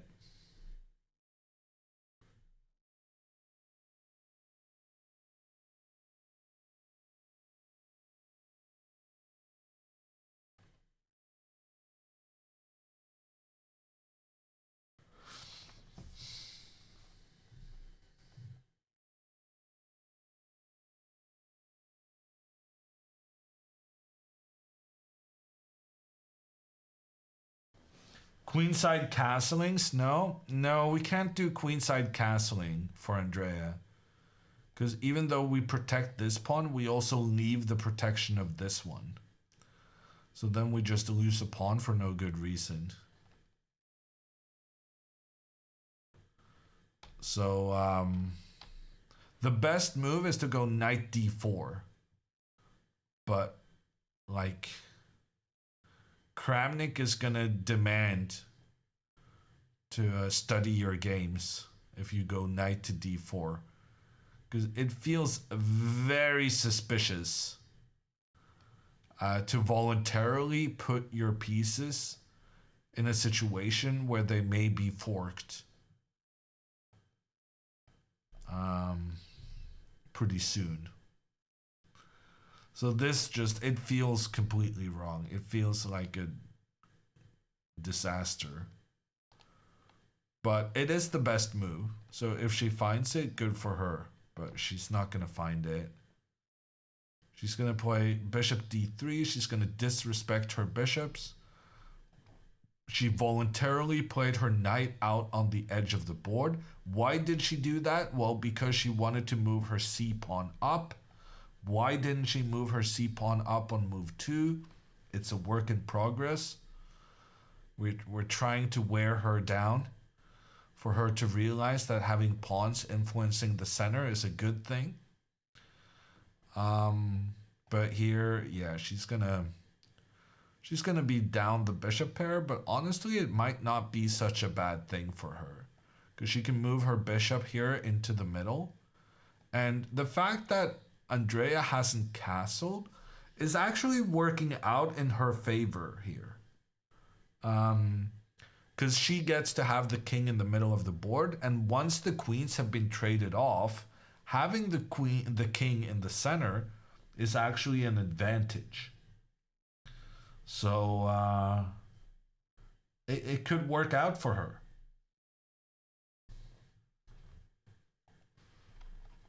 There goes the bishop dead. Yeah, the weirdest thing about this is that the computer feels pretty firmly that taking the bishop is a mistake, which is amazing to me, but what are you going to do?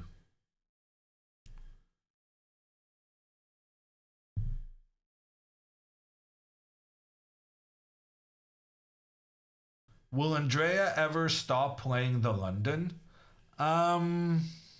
I don't see that happening, no. I think she's going to be a 70-year-old grandma telling her grandkids about the greatest opening in chess. We're going to have several generations of Botez playing the London.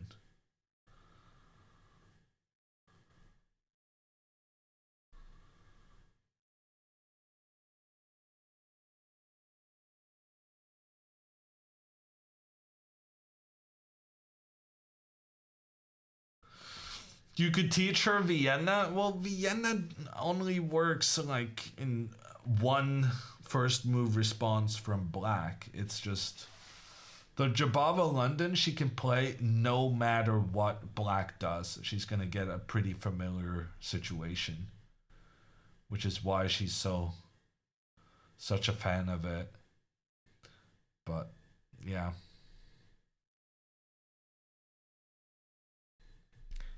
There are some issues with not having central control also. And black can try to highlight that in this game.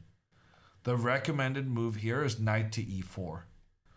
And like, had we pushed this pawn up and traded with the black pawn, then this black knight wouldn't have access to such a nice square in the middle of the board. But c'est la vie. Why is Andrea's clock so much lower than her opponent? Mostly it's because she's spending a lot of time thinking. But it's partially also because there's a problem with the relay and I have to manually refresh every once in a while. So it's going to be a bit better once I refresh the board. Oh god, it wasn't much better, was it?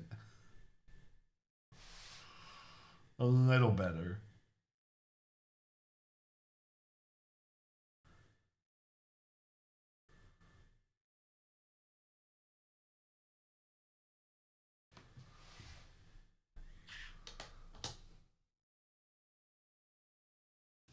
Same with Alexandra. We can refresh the board. Her clock is going to be a little better. Right now it's 38:40. If we refresh the board, oh god, it's 38:40. Okay, that didn't help at all. Yeah, we're struggling. On the board, on the clock. No good news to be found anywhere.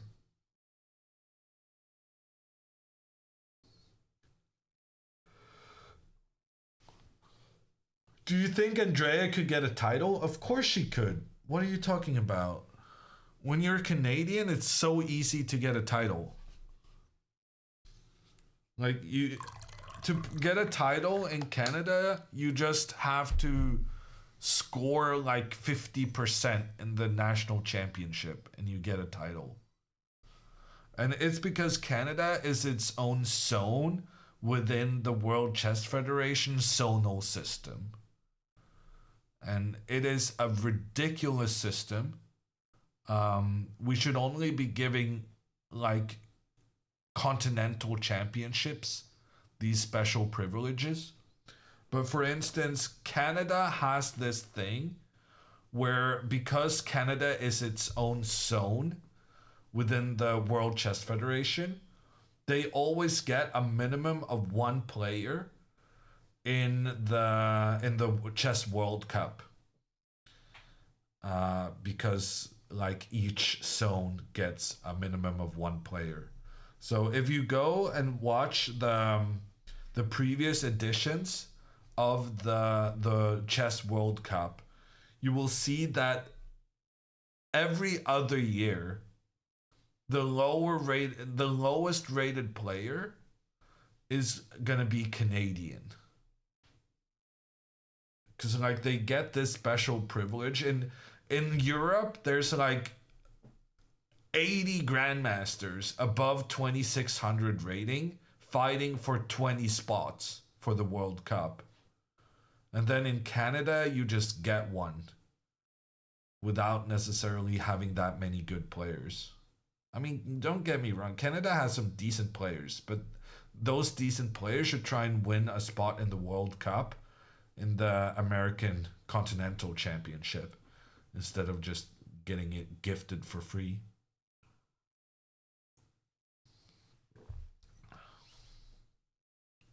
Trash talking the chess bras? Well, that's the thing. The chess bras aren't even playing. So this Canadian tournament that gives the free spot to the World Cup, there's never any of the Canadian grandmasters playing. I don't know why.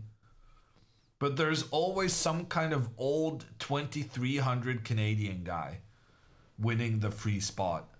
Like, even the Canadian best players don't bother to show up for that event.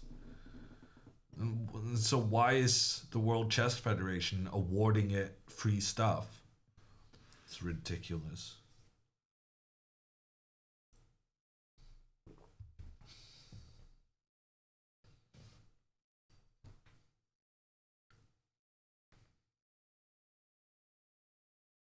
What's the maximum time you've ever spent on a move? Oh, you don't want to know. Probably more than 50 minutes. It's not good. Sometimes when you're stuck, you're just hard stuck. And you just freeze up and you can't make a decision. Speaking of freezing up, I see a lot of people are saying Alexandra's camera is frozen. That's good to know. Not really anything I can do about it, though.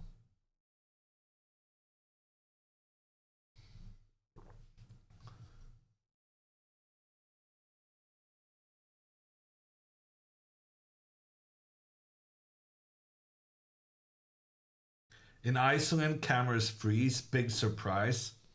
Well, you know, we do have the volcano we thought was going to make things different, but... Bishop f5 has been played by Andrea's opponent. Ooh, and this is interesting, because now Andrea is actually going to be fine. The good thing about this bishop move is that it forces Andrea to actually find the right solution. So the bishop is pointing in towards both the bishop and the pawn. So unless you want to lose the pawn, you gotta make the trade. And then after you make the trade, the only move not losing a pawn instantly is knight to d4. But now you can play knight to d4 pretty confidently because you're also threatening the pawn on f5. And then after e6, defending that pawn. Oh my god, there's even bishop to d6 with a double attack against the knight and the rook. What's going on? There's no way for black to defend against knight takes f5. Yeah, no, that was just a big blunder. Big blunder alert on Andrea's board. And the good news is that Andrea's moves are basically forced. Like, if she doesn't play the best move, she's gonna lose a pawn. So she doesn't really have a choice but to play the best moves. Okay, good news. She's taken. Takes. And now, obviously, she's going to play knight d4. Okay, I'm feeling a bit more energized. Andrea has quite a decent position now. Okay, it's not great, but she did play the Jabava London, so we can't really demand miracles. Knight d4 on the board. And suddenly, this is awkward for black. You just know that he somehow thought that this was all okay. But now there's the threat against the pawn on f5, and that pawn is really difficult to defend. And if you try to go pawn to e6, you're allowing this double attack from the bishop. I think he just made a mistake. I think he just blundered. I mean, the position is not terrible for black, but it's definitely unpleasant when you feel like, oh, I shouldn't have done that. As you see your opponent's response and you're like, oh, this wasn't really my plan for how this game proceeds.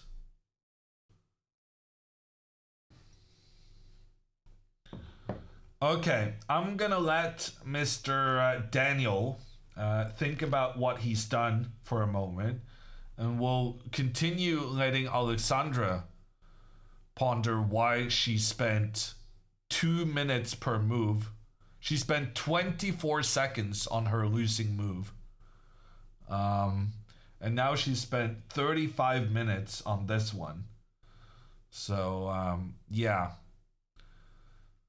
Sometimes it's better to spend the time before you make the mistake instead of after.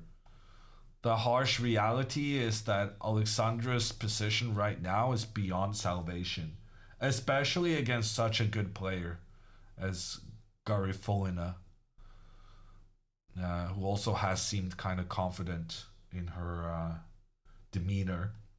So, yeah, Alexandra is going to lose, but we have renewed hope that the Gremlin, going for the queen trade, we felt it was maybe a bit passive, a bit depressing going for the queen trade after you had managed in the opening to have the rook pointing down towards the black king. And for then the queens to be traded is not great. But let me just, before I leave for my break, I'm going to show you just a little variation of what could happen in this game. So Andrea's opponent could play rook to c8 to try and increase the pressure against the c2 pawn. Andrea could then capture the black pawn, allowing a big mistake. Oh no, oh, this is terrible. The black knight comes in to attack both the king and the rook. The king moves, the rook is lost in the corner, but booyah, turns out you can give a checkmate on a king even without the queens on the board. The rook Andrea managed to open along the edge of the board is very much still in play. It could still have relevance for this game. So I'm feeling cautiously optimistic on Andrea's behalf. Alexandra is frozen, you guys say. I'll do the refresh just so you guys can see. Oh, she did actually move. Alexandra has moved. Oh, wow. And the computer is saying one of the top moves for white is to castle queenside. That is the craziest thing I have seen. Okay, honestly, Alexandra probably found the best move here. And if her opponent is not super accurate now, then she could be able to play this b6 move, which would allow her bishop to get into the game. And then this would be salvageable. So we just have to hope that Alexandra's opponent doesn't realize the importance of this b6 move and doesn't play something that prevents it from happening. I'm not feeling great about that though. Like even queen here would be pretty good, because then whenever you try to go b6, the pawn can step forward and try to push up, and yeah, the knight has to move and there's no good squares for the knight. It's not looking good. It's not looking good. But Alexandra is still fighting. Oh, her opponent played already? No, that's the frozen image. Queen c6 is on the board. Her opponent is sitting there thinking. We can see on Andrea's camera. In Andrea's position, we're hoping for some kind of a miracle with a checkmate. The knight coming up. Just the fact that her opponent has to watch out for a checkmate is a big improvement compared to some of the variations we studied earlier for Andrea. So looking forward to the rest of these games, but I've drinking so much tea that I have to go now. I'll be back in a couple of minutes.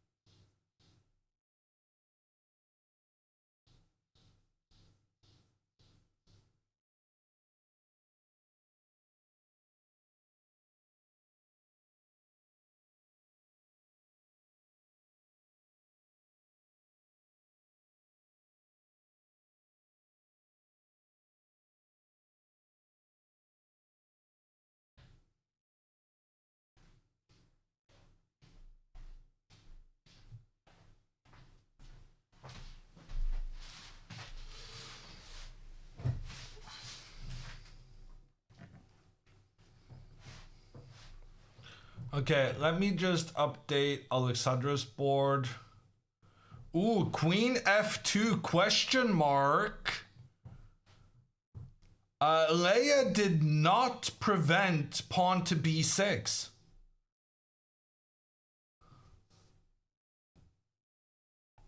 After pawn to B6, obviously she's gonna go bishop E2, trying to trap down here. Ooh, knight takes C5. And then if bishop E2, F3, you can go with the knight to do a fork on the queen and on the king. B6. Wow, Leia just completely misread the situation on the board and didn't understand what the crucial thing to prevent was. And now Alexandra just gets the move she needs. We talked about this earlier, that if you could get the pawn to B6, there's definite hope. And like, if there's a trade, well, here you can't even trade, because then you just lose the game instantly. So I'm not sure what she blundered. I'm guessing she blundered that she didn't see this fork. This is great news for Alexandra. B6 on the board. Let's go.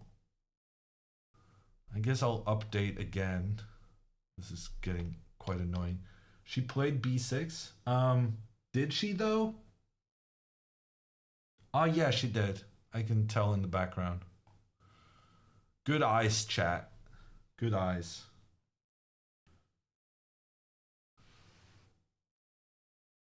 Bishop is free. Well, maybe. Just a little bit. It's not super free, but it's definitely a lot more free than it was. Alexandra is still under pressure, but this is 10 times better than the situation we had.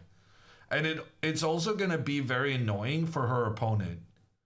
Because it's such a classic thing that when you make a mistake and your opponent kind of exploits it, then you feel so dumb and you're so upset with yourself for making such a silly mistake when you really should know better.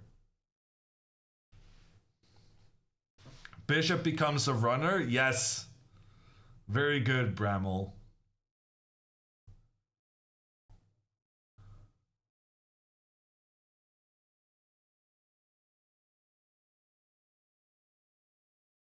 Do the sisters ever play each other in a tournament? That's a good question, Tayden. We've been talking a lot about whether they might face each other, but we haven't actually asked them whether they ever have played in the past. I'll make sure to ask about that after the game.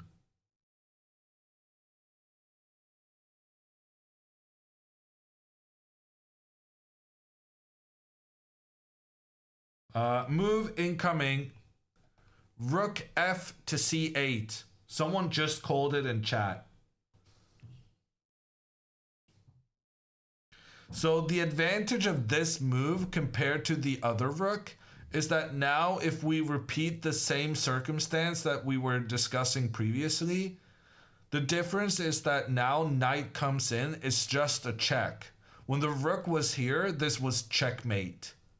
But with the rook having moved, it creates space for the king, which is quite important in this circumstance. So, yeah, this is actually all about creating more space for the king to run away.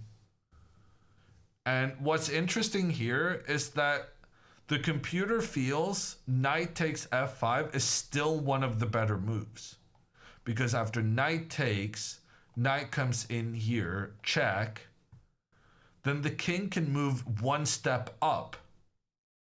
And the idea is knight takes rook, then knight takes pawn. And we don't give a checkmate, but we do still get an attack on both of these, both the king and the rook. But this is super complicated. At the end of this, the reason Andrea needed to move her king up was so that she could finish off by having the rook capture the knight in the corner. But the variation is not finished just yet, because here the black rook comes in, check on the king has to step back. Now the pawn comes up, attacks the knight has to move, then the pawn is captured. But it turns out this is still okay for white, because even though black's just captured a white pawn, we also captured a couple of pawns when we were moving our knight up. And here it's equal a number of pawns. And so if you manage to trade off the active rook, this is probably going to be a draw. But this is, now we're on move 24. And this is move 16. So Andrea just has to calculate an 8-move variation to make a draw. Probably not gonna happen, but it's not outside the realm of possibility. Let's put it like that. At least it's bang bang. Yeah, that's a good comment, Prime. Andrea is more likely to find it when all the moves involve checks and captures.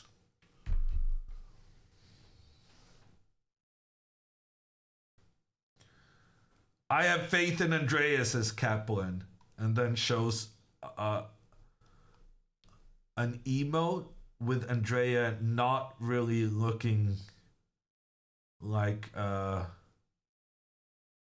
that's a W emote. That looks like a Andrea crazy emote. Really?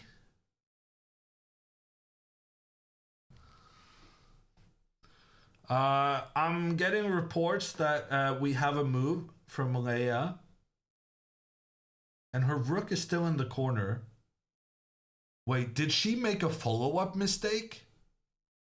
Leia already got a question mark for her previous move. Did she do the classic 2 mistakes in a row? Okay, she played bishop to e2. That's what I was suspecting her idea was. But Alexandra is now going to win a pawn. After knight takes c5, Alexandra will be up a pawn. Her position still kind of sucks. But whenever you're up a pawn, it means that you have some reason for feeling okay, even when your position is quite sad in general. Computer is now giving this as almost equal. Alexandra suddenly has very real chances to survive this game.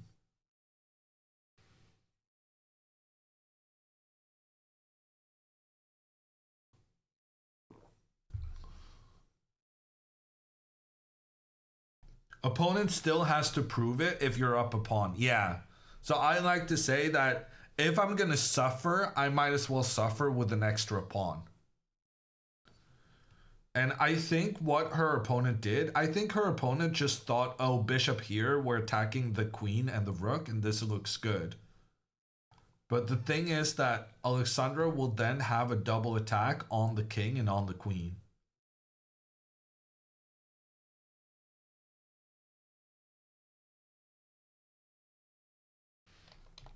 And like some of the variations that are likely now, like rook c1, bishop out, castles.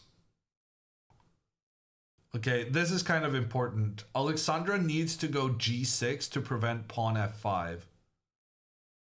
But say she plays g6. So then all of this pressure is down on the knight. So white can win the pawn back. But the thing is, even in such a position, Alexandra is about to get her king out of the way to safety, and then her rooks will go into the open files in the center. And because Alexandra got the extra pawn, it doesn't matter that she's going to lose it back afterwards. And this becomes very close to a draw, because white is not able to exploit their lead in development.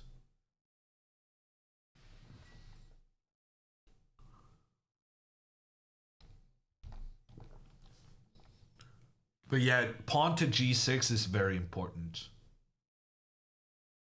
Because if she plays king g8, then there could be some issues with the pawn moving up and opening up towards the black king.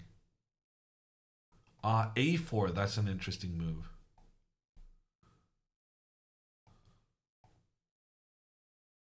Ooh, and this is another problem. If you move your king over to h7, then this check is annoying, not just because the bishop points towards the king, but also because the bishop takes control of the b1 square, allowing the rook to come in and knock black's queen out of position. But the good news is that the more I'm looking at this, it's quite obvious that black needs to go pawn g6 here. So Alexandra is close to saving this now.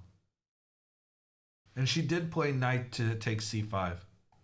We can see in the background, the knight moved up. Okay, very, very good development in Alexandra's game. Let's return to Andrea's.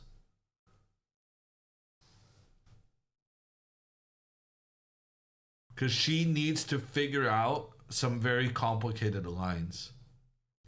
Knight takes pawn. That is the best move. But it's not going to be easy to find.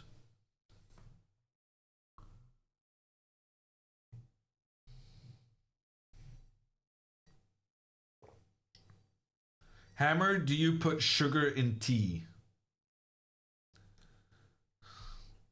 Zorro, let me answer this by saying I am a man of culture.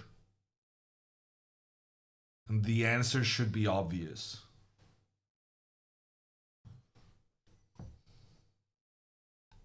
So yes? No. Of course I don't have sugar in my tea. I like tea. People who put sugar in their coffee and in their tea, they don't really like the tea. They just like a hot, sugary drink.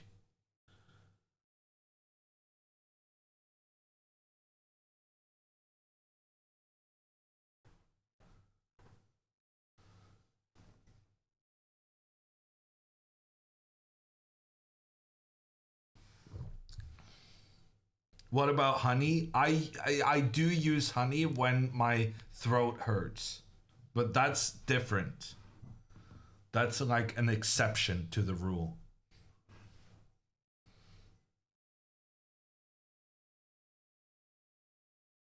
Common Hammer W, thank you, Bensea. The coaches have each other's back. Except when I talk about the Jabava London and your irresponsibility in not taking care of business. What did Leia play?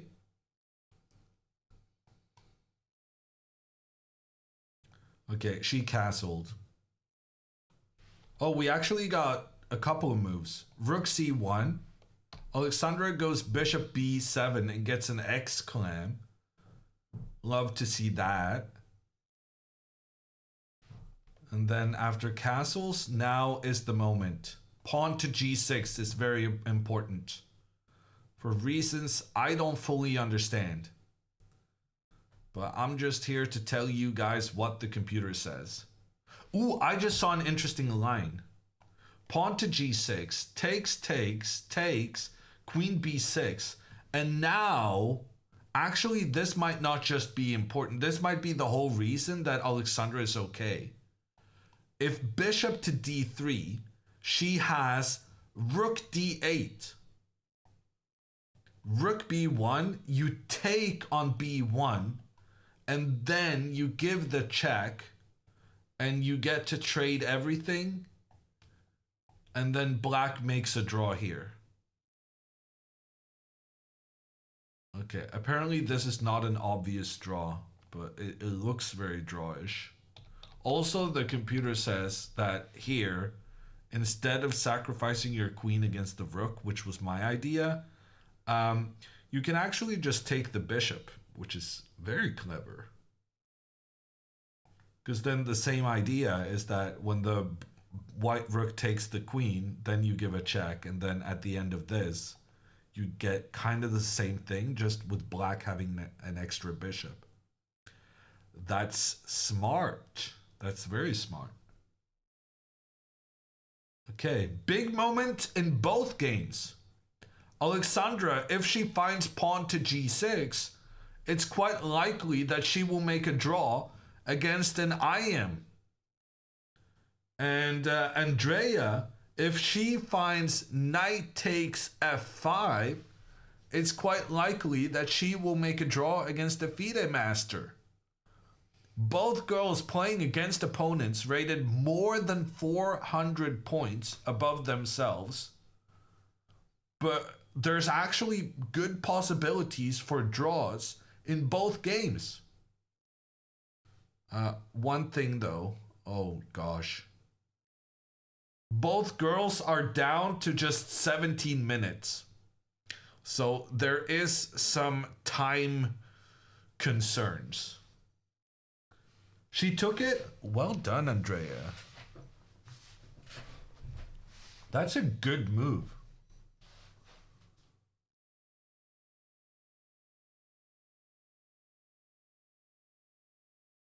The only thing that could make this better is Alexandra suddenly playing g6.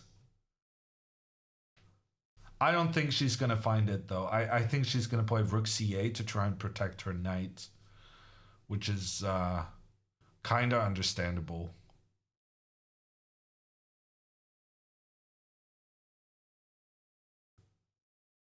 Does Alexandra know castling? Nothing seems to suggest her familiarity with that move, no.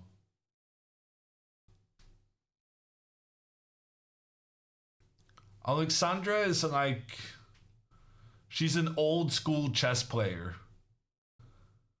Old from back when the castling just didn't exist.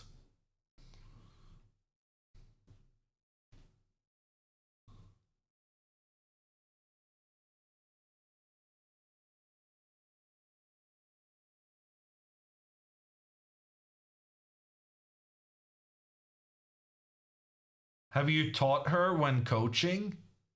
I mean, what you have to realize is that my coaching is not necessarily traditional. So me making snotty remarks about her never castling, that is me coaching.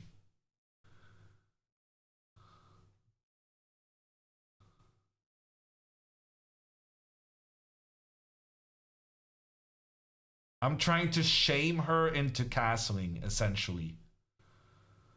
It's the only method I know.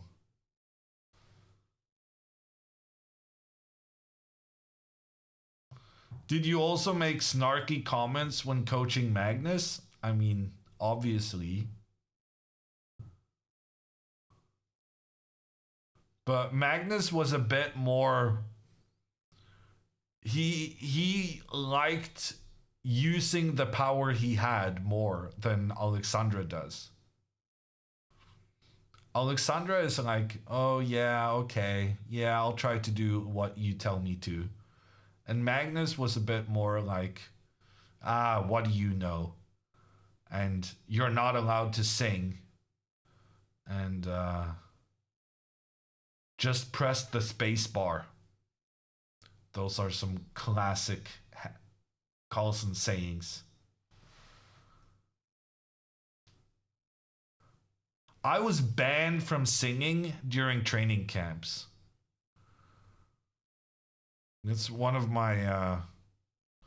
I don't remember much from that time, but I do remember having the singing ban. Apparently it stuck with me. What? I've never heard you sing? Of course you have. We did the single moms playlist. Every time I'm seeing Alexandra, she's encouraging my singing. She's the complete opposite of Magnus.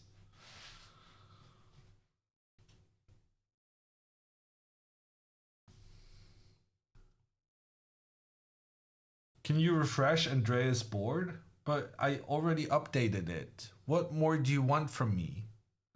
This is the current position.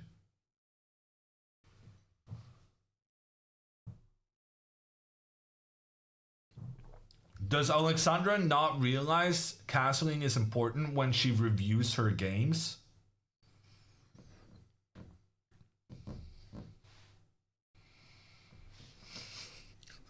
This guy thinks she reviews his games or games.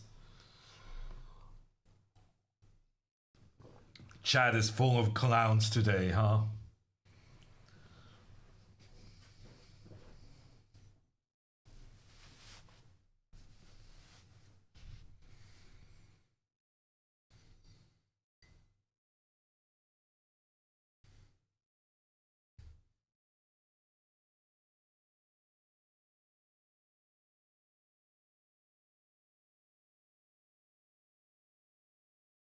Why waste a move with castling? The goal is to checkmate. Fair enough. Ooh, Alexandra has made a move. She moved her rook. Yeah, unfortunately, this is losing. And then g6 was maybe a draw. But it made a lot of sense trying to defend this knight. So apparently now takes, and f5 is a very dangerous attack.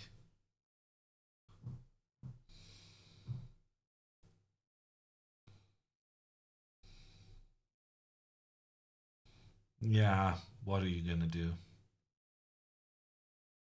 Where's Leia from? She's from Russia. Yekaterinburg, apparently, according to someone in chat.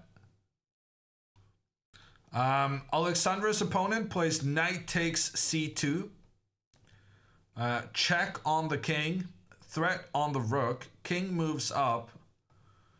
Now rook protects rook, and there's the threat of the fork. Opponent takes rook. Andrea takes pawn. Check on king. King moves. Knight takes rook. The 8 move calculation is actually happening, people.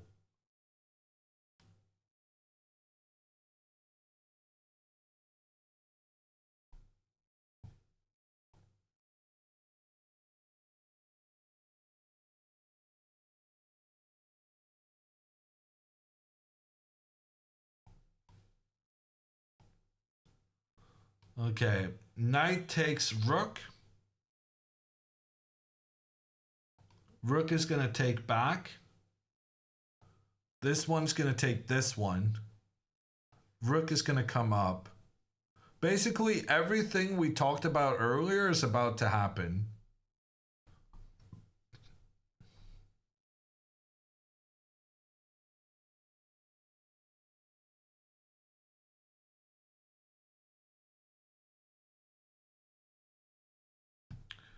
And we're getting moves on Alexandra's board as well.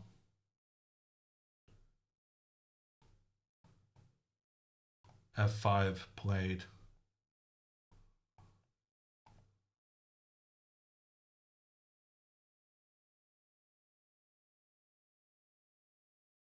Yeah, it's just big trouble. Big trouble. Once again, if the king and rook switched places, then Alexandra would actually be winning. But yeah, turns out not castling sometimes can come back to bite you. Even when, the thing is, when Alexandra played king to f8, it was the best move in that position. So like, it wasn't even a bad move back when. It's just, it didn't turn out too good afterwards.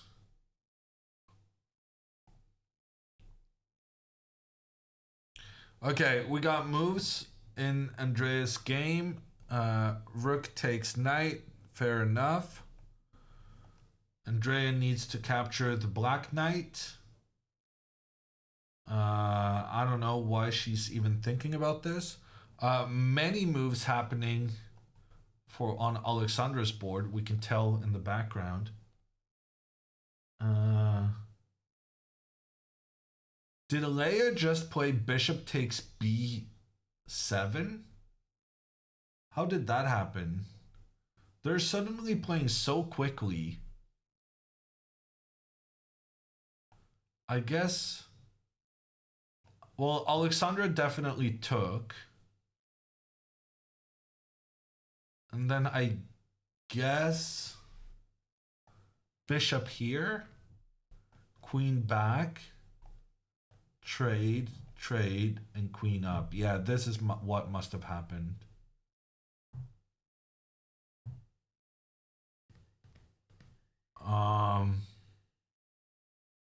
And for some reason, the only move not to lose instantly is King G8. I guess you gotta watch out for pawn to E6. So that makes quite some sense. You want to get your king off the open file where your opponent has a queen and a rook pointing down. So King G8 seems fairly obvious.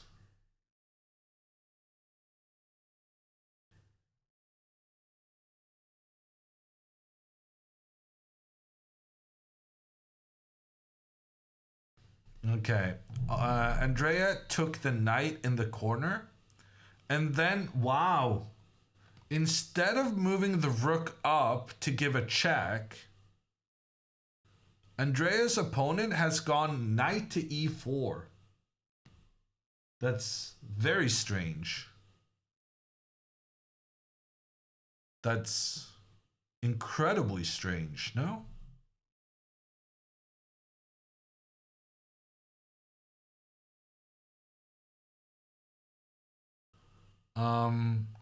So pawn to f3, trying to kick the knight. Rook comes up, check on the king. King moves back. Knight gives check. King stays close to pawn. Knight moves to attack pawn. Rook moves to protect pawn. I'm not playing like the best moves now. I'm just trying to put what I think are the most likely moves. And frankly, the likely moves are also quite decent for Andrea. Computer is saying that here black needs to go a5, which makes absolutely no sense to me whatsoever. But more likely is something like b5, knight back, knight gets captured, opens up towards this pawn, and then the rook can come over here and capture a pawn in the middle. And it's still a very unclear game, but computer says it should be a draw. Andrea is actually still up a pawn in this analysis position. So, yeah. I'm not sure I'm a huge fan of this knight to e4 move. And it makes a lot of sense for Andrea to just try and kick the knight immediately. Also, after rook comes up to give a check, the computer really likes king to e1. The reason I didn't input this move is because then the black rook can capture the white pawn. But here, rook to d1 prevents the kind of the king and rook being caught on the same rank. And it also creates an attack against the d5 pawn, which is not that difficult to see. And here, like, white is better. The computer is suggesting black should try and make a draw ASAP if this happens.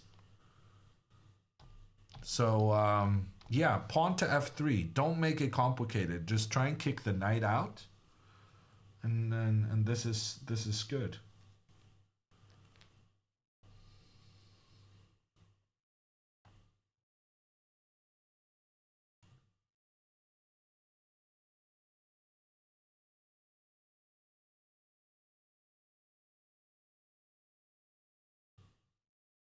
Okay, let's update the board. Yeah, so we did have the correct position in Alexandra's game. Computer once again liking white. Alexandra had an opportunity here to play g6, which maybe would have it would have given chances to hold on to a draw, but it wasn't entirely obvious how dangerous it was to allow white to proceed with that pawn, especially not when you also had to be concerned about your opponent just getting a pawn on the other side, getting seemingly quite a bit of pressure against the black queen. So rook c8, it was a mistake, but it was at the same time an understandable one. And then both girls playing all the best moves for a while, and we're expecting Alexandra to play king g8 to get her king away from this pressure down the open file. Right now, we are feeling more optimistic about Andrea's game. And Andrea has played knight to c3, which is very interesting in that it prevents the black rook from getting into the c2 square. And I didn't mention this move because I thought it looked kind of crazy to move the knight to a square where there's 3 black pieces pointing towards. But the computer actually says this is one of the best moves Andrea could have made. And she did it. So well done her.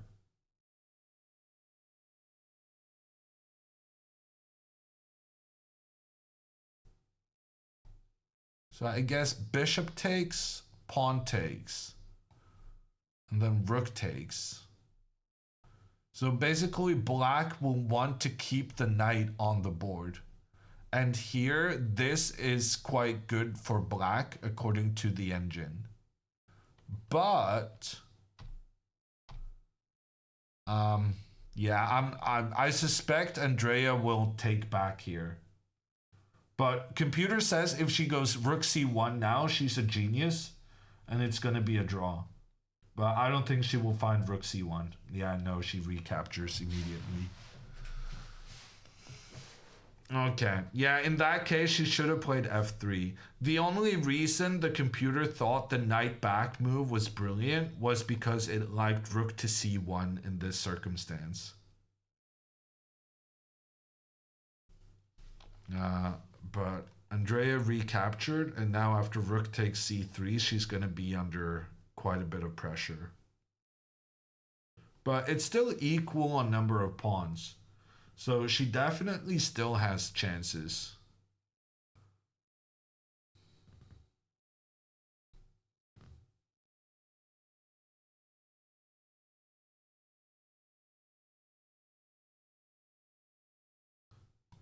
What's her time left? Let me update.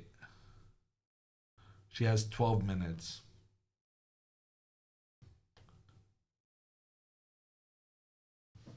You think Alexandra played rook e8? Yeah, I agree. But then rook c8 was definitely a mistake, right? Because then she's admitting she didn't have a chance to keep this knight defended. If Alexandra could just play one more move and get the knight to e6, then her position would be pretty well reinforced. But Leia is going to capture on c5 now. And then after captures back, now is an interesting question. What about rook takes? No, she's not going to play that. She's going to play this first, exploiting the pressure the queen has against the king. The rook cannot capture because the queen takes back, and you can't take the queen because of the rook's pressure.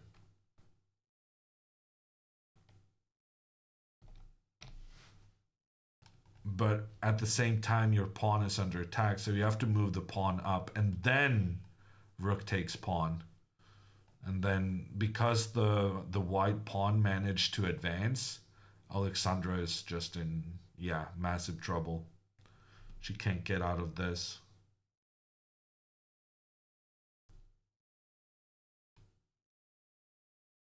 Would you be able to win in Alexandra's position? No, absolutely not. I would lose that position against the same opponent.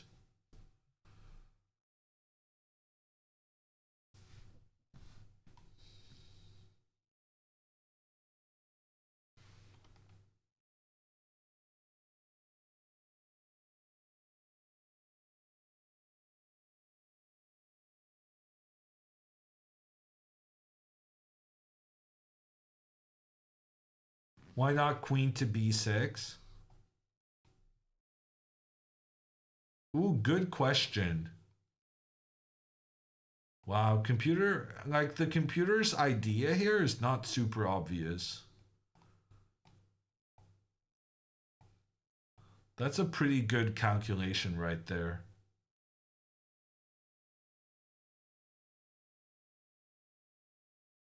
Okay, maybe there's hope. That wasn't super easy to see. G6 question mark. That's not a great sign.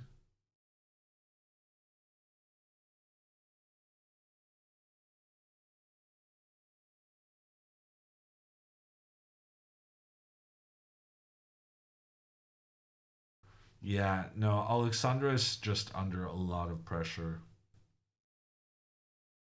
But unfortunately, so is Andrea now.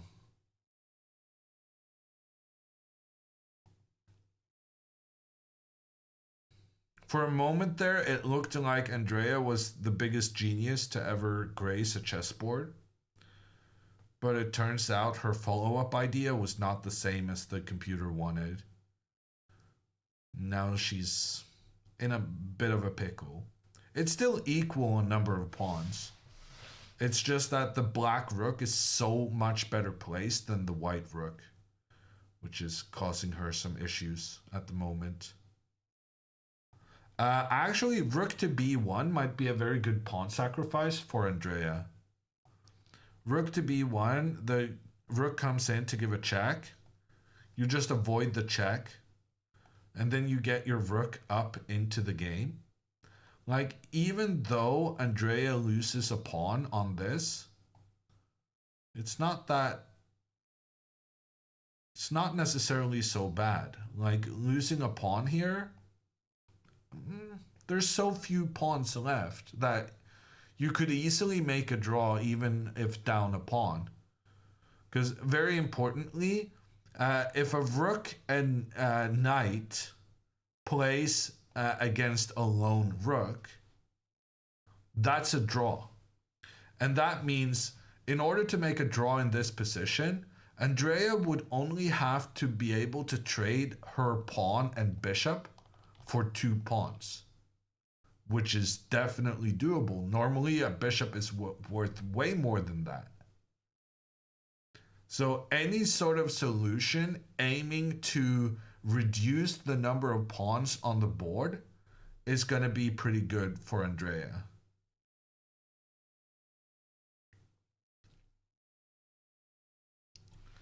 So, rook b1.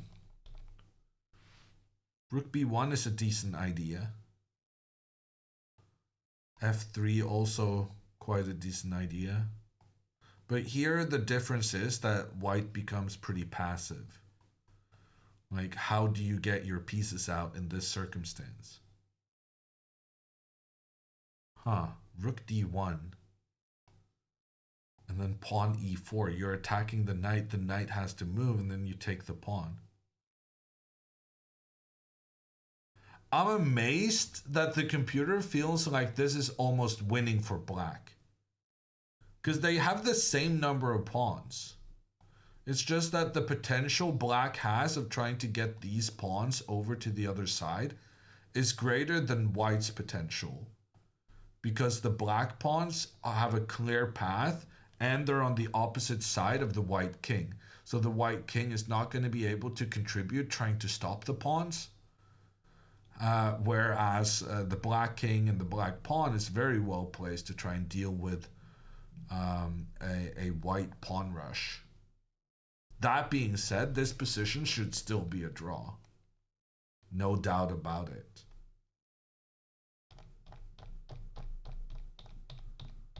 So, actually, yeah, Andrea's doing fine. She just needs to move.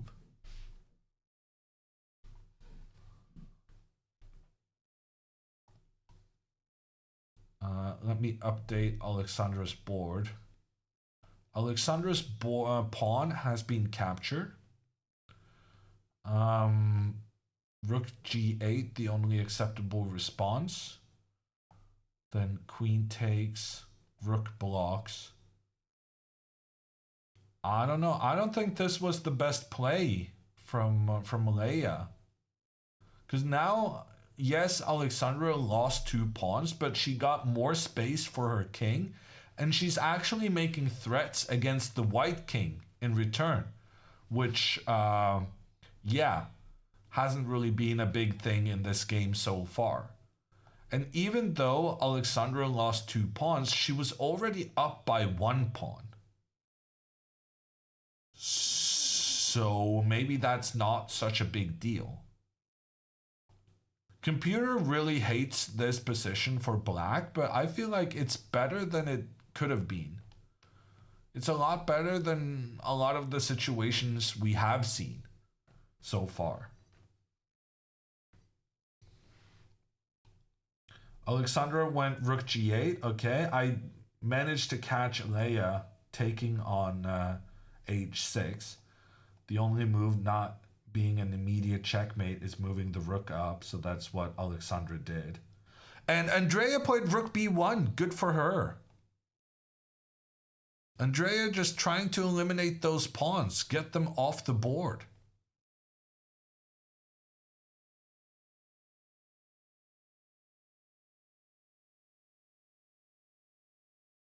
Ooh, and actually, this is actually super sneaky. So if pawn to f3, rook gives a check. If the king moves up, then this is actually checkmate. And if the king moves down, you're attacking both the rook and the knight. But then you can capture the white pawn with the idea that if the knight captures, then check. King is under attack. King has to move. And then you lose the rook behind. And the reason I'm bringing this up is because after rook to b1, I was wondering, what if black just tries to keep the pawns on the board by playing pawn to b6? But here, Andrea has f3.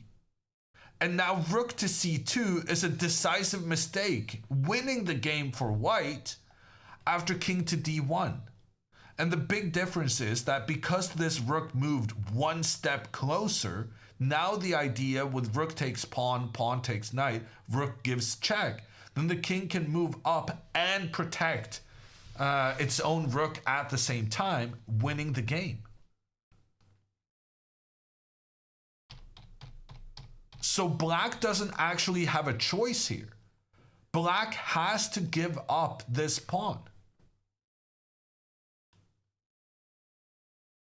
Well, first he's going to give a check. He's going to attack the king and attack the pawn. And here it's going to be super important that Andrea moves the king over to attack the rook. Because if Andrea just tries to stay in this area, then instead of starting to capture pawns, now black has the opportunity to play pawn to b6. So it's super important for Andrea to just make sure that black cannot move this pawn up, because then black would just be able to keep the pawns on the board. Her point by playing rook to b1 is basically just trying to eliminate as many black pawns as possible.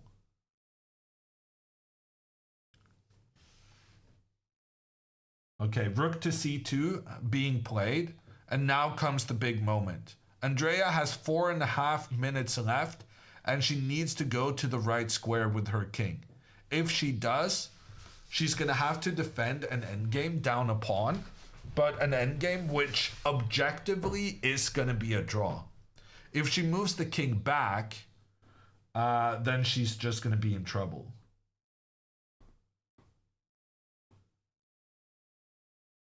Move number, we're on move 23. There's not a lot of pieces left on the board, but we're still only on move 23. Andrea needs to play an additional 17 moves before getting another 30 minutes.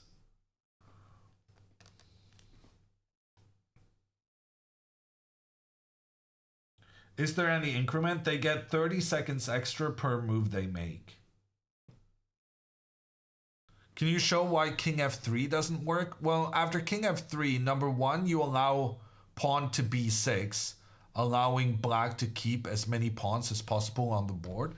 Number two, you allow rook takes f2, which just allows black to capture a lot of pawns for no good reason. And number three, and the most important reason, is that the knight can do a fork on the king and on the rook. So yeah, several reasons why you shouldn't do that.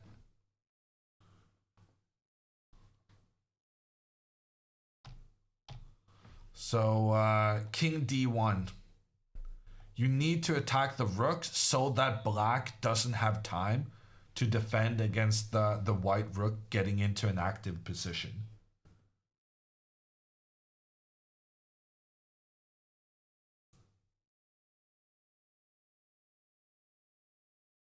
I'm worried that e1 seems like a better position for the king on a superficial level. You're absolutely right, Penguin. King to e1 feels more right than king to d1 from a human perspective. But if you want to play rook takes b7, you gotta play your king to attack the rook.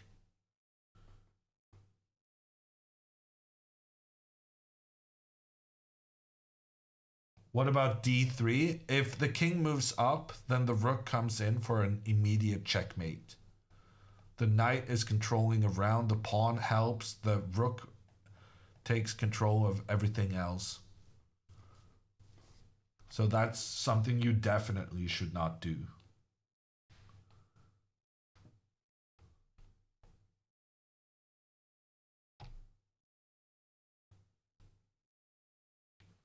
If king d1, there's a knight fork? Well, no. Because after king d1, we're threatening the rook. So we don't care about the knight being able to attack both our king and the rook, because then we capture black's rook. And we come out on top of that trade.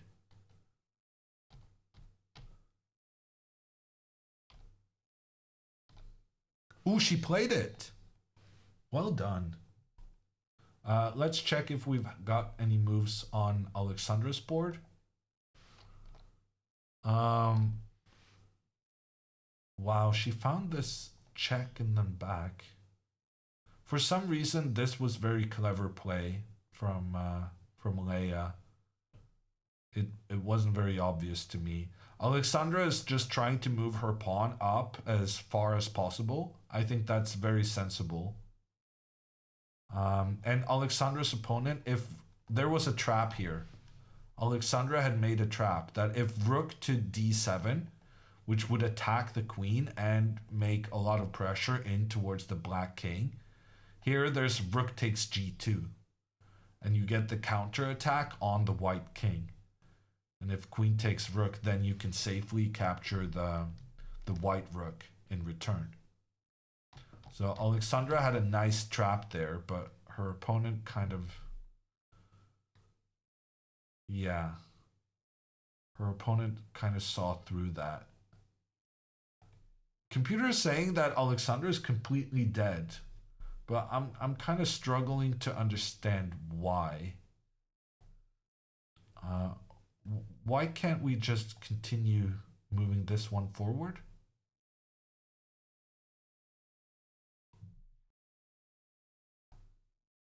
Ah, pawn here, and now I don't have this check. Ah, that's kind of clever. Ah, so white wants to go pawn here, but wants also to avoid this check, and then Alexandra capturing the pawn. So she does rook d6 first to avoid this check, and then the pawn can move in and eliminate the only defender, the only pawn trying to help the black king. Yeah, no, she's playing well. Alexandra captured a pawn, and then check, check, and now checkmate. GG's. Okay, good play by Garifulina. Alexandra gets beaten, but she gets beaten by a worthy opponent. Well played overall by Leia.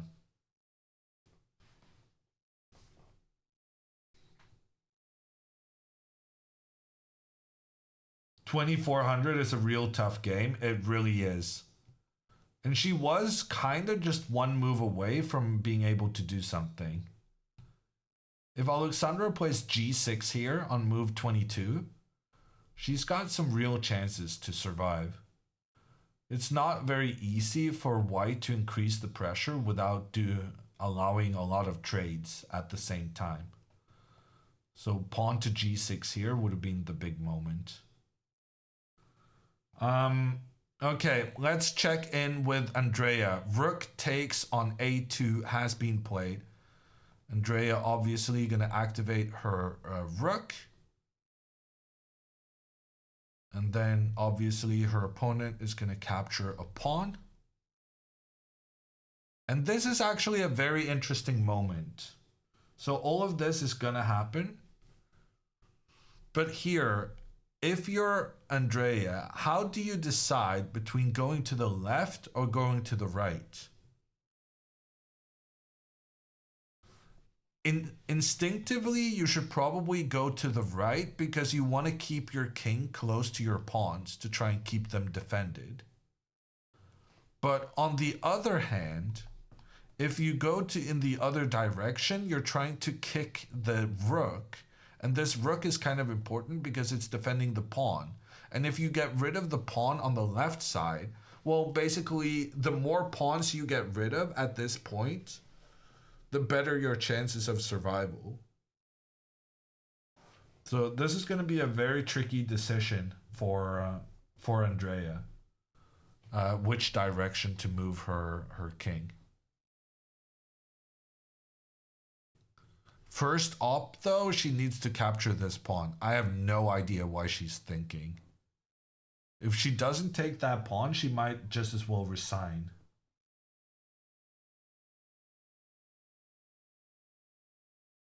She gave a check instead? But why?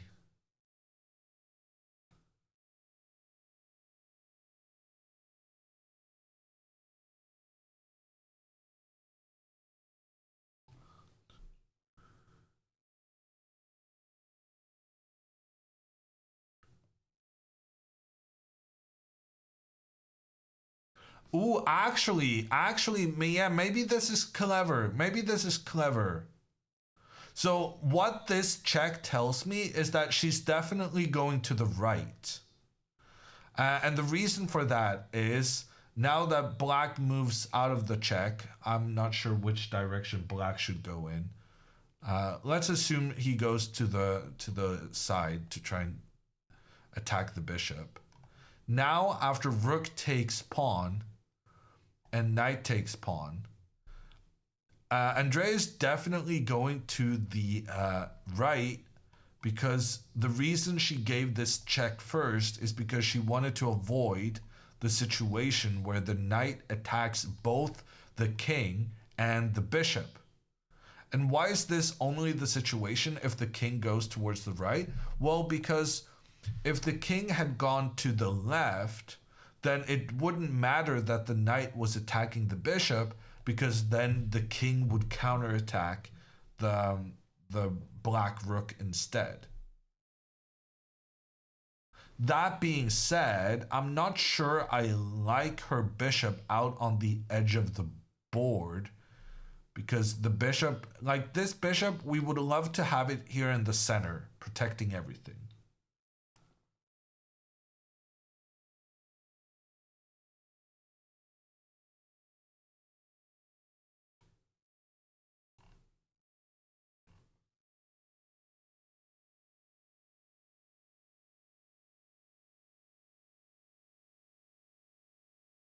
Oh god. No, Alexandra.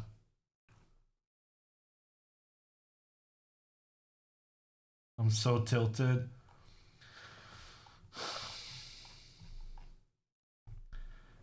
It happens. But remember the poker. No tilt. Don't get affected by little gremlins. Ooze calm.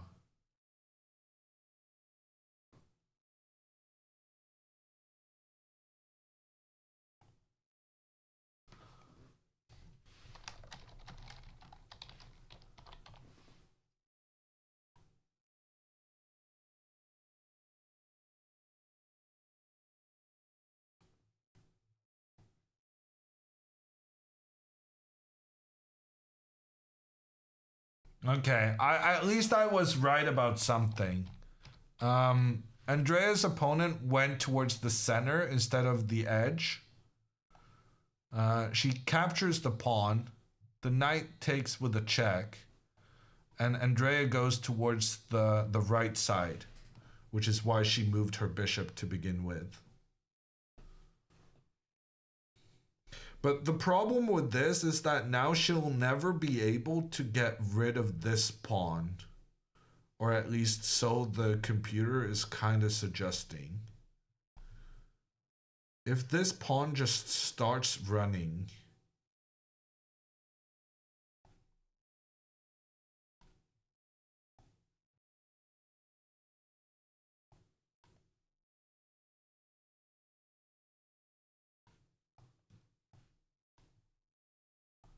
Yeah, this should be a draw. So after king e1, he should play knight e4, and he did. Now there's a threat against the pawn on g2, but there's not really a threat, because if he takes that one, then Andrea can capture on a7.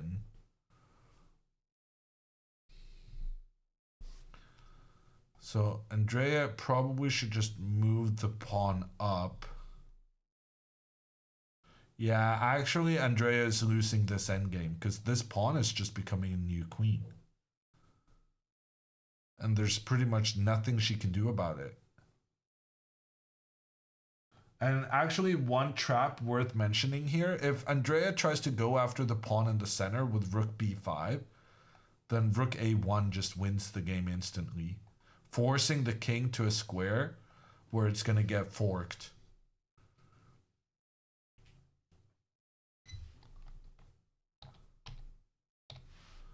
Okay, Andrea's being she's being very protective of her own pawns, but she's not paying enough attention to the black pawns.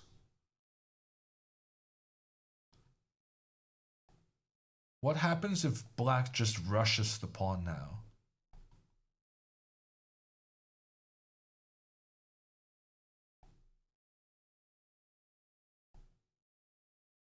Yeah, I don't see how she can stop this pawn.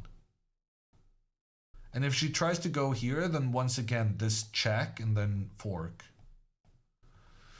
Yeah, she should have gone to the left, actually. Like, this all kind of started with this check. And had she gone here instead and gone towards the left side, she would have been able to trade an additional pair of pawns. And that maybe would have been enough to save her. Although here, this looks pretty bad.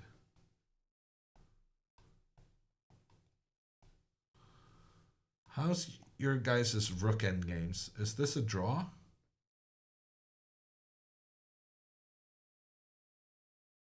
It doesn't look like a draw, I'll tell you that.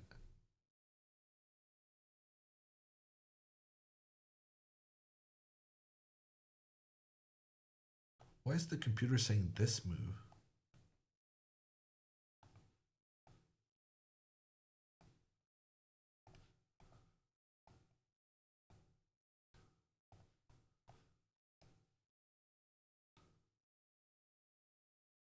Yeah, no, this is just winning for black. You're too far away with your king to stop this pawn long term.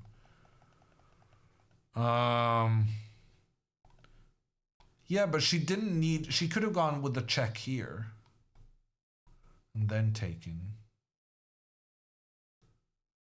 Yeah, I'm not sure precisely how she should have executed it, but I think it was quite important. Andrea needed to get rid of this pawn. And now black basically just has a very easy plan of pushing this pawn up to become a new queen. And I don't see how...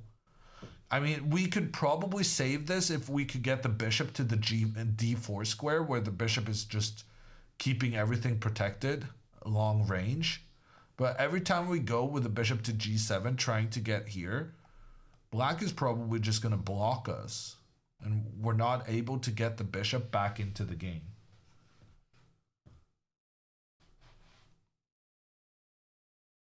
Why can't she just check him? Because like every time you give a check, he moves up. And then at some point, you're going to regret allowing your opponent's king to get into a more active position. And also, if you keep attacking here, they can just defend. No, one of the only things that Andrea has going for her is that the black king is very limited in its movements because of the rooks. The rook kind of controlling the king's ability to move forward. That's pretty much the only saving hope she has.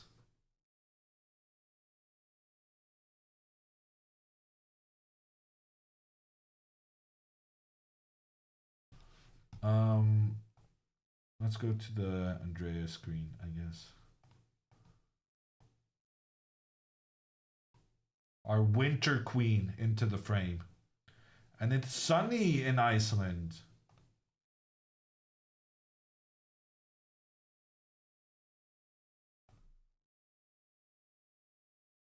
Yeah, pawn to a5 played.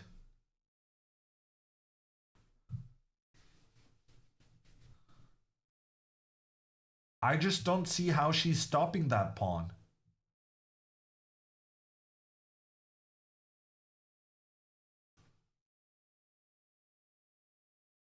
Okay, putting the rook behind, I guess that's a decent start. But the pawn is just advancing.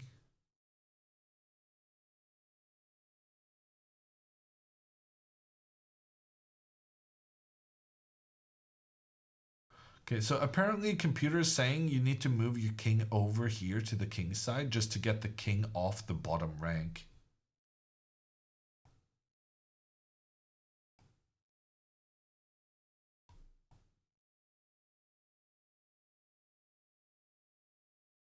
And then your opponent can maneuver their knight to c4 to keep this protected so that the rook can do other things. But at least then we get our bishop to the d4 square. So that's better. I would feel more hopeful if we could get our bishop here, protected by a pawn, controlling the queening square. Controlling the square this pawn needs to cross to get in and become a new queen. That would be very helpful in the quest to make a draw. Not necessarily going to be enough, but it would be helpful.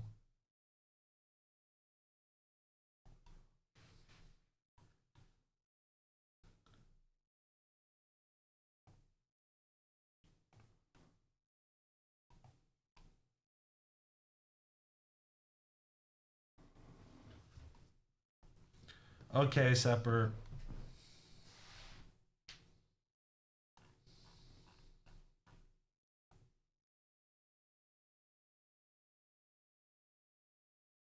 It could be a while though. Bisbee still has 28 minutes left. Andrea's down to 1 minute, but I suspect her opponent is too smart to make the classic mistake of playing too quickly in your opponent's time trouble. He's gonna be pondering his moves here.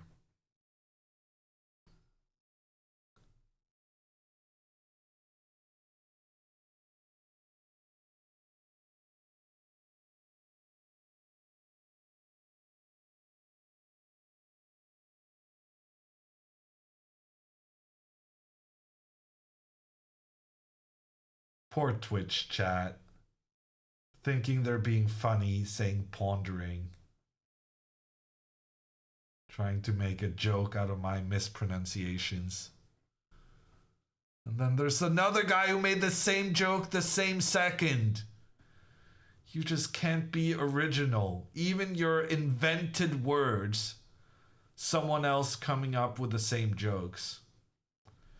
Man, I know this problem. So many times I'm in Twitch chats. I'm considering maybe I'll say something, but I feel like, I don't really want to say something because then people can see my check mark and that's awkward because you don't want people to know that you're completely addicted to this thing.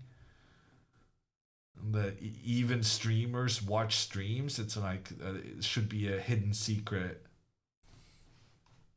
A4 on the board. Andrea plays bishop g7, and that I think is going to be GG's. Bishop g7, that's just not it, chief. Because now f6 blocks the bishop out of the game. And I don't see how you survive this now.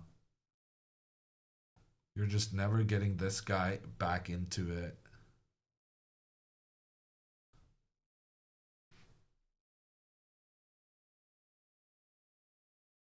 We see you in the viewers list anyway. Ulan, come on. Checking viewer lists, that's nerdy. And also, can you do that? I didn't know you could do that.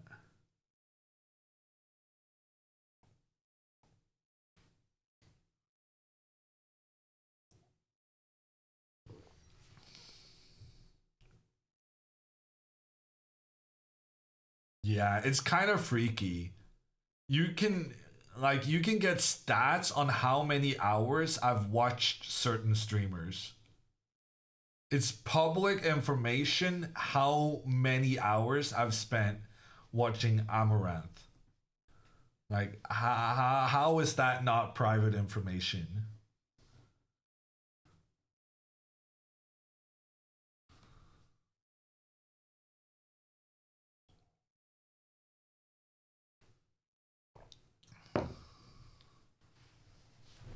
Incognito window? What can I say? I'm not as clever as all of you guys.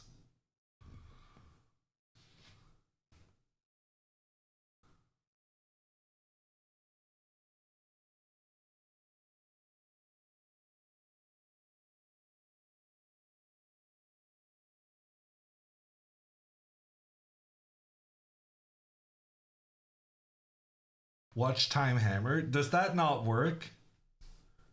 I have quite a few Botez hours as well.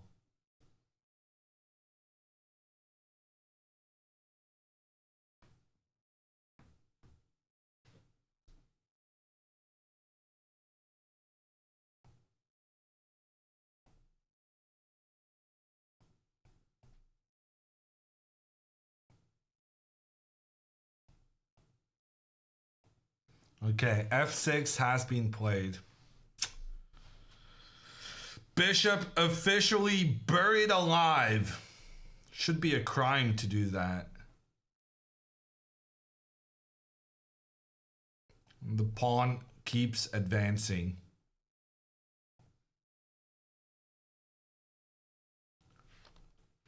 Andrea only has a minute left. Oh God, she's desperate. She started checking. That's not it, chief. Actively helping the opponent, getting the king in a better position. Not great. Oh wow, suddenly we have moves actually working. That would be a pleasant discovery. Check attacks the rook, the king. Oh no, actually she might be going bishop f8. Okay, so the good news is the bishop is coming back to life. The bad news is we just let a monster off its shackles. The black king will be the final piece of the puzzle to create trouble down against the white king. Oh no, she gives another check. Andrea, each check you give, you're allowing the black king to get even closer and further up. This is not great.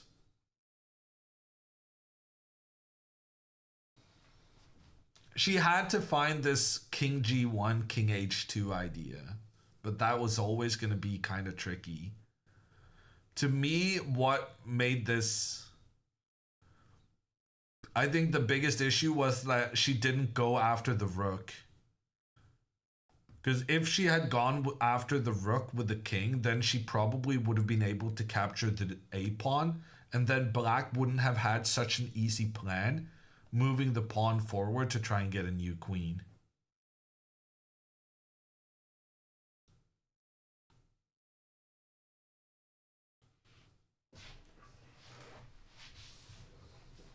Can't blame her for checking with the time constraints. I mean, just because it's a check doesn't mean it's a non-committal move. The fact that she allowed the king to step off the bottom rank and go be active,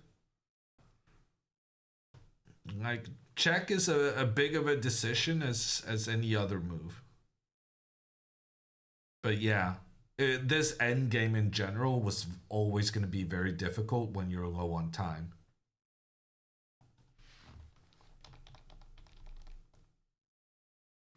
But like here, apparently this was a draw. I don't fully understand why though, but so apparently this was a draw. Ah, because the knight is trapped. Ah, the knight is trapped. That's clever.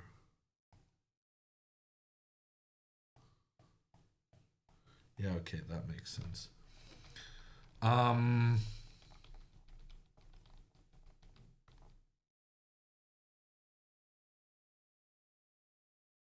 Yeah, she was always under pressure, but she was close to making the draw, I feel like.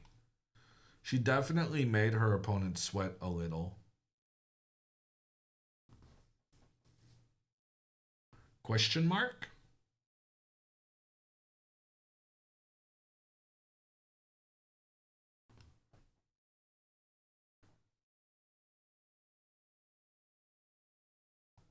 Computer says Andrea now needs to play g4. I assume that's to prevent the black king from moving further forward. I don't understand why this would be okay. I mean, this still looks incredibly winning for black. Why is this not just game over? Ah, rook e7 check. That's... Ah, oh, now I'm understanding why... Ah. So after g4, bishop f8 is actually a threat because then the king might get into trouble with a mating net.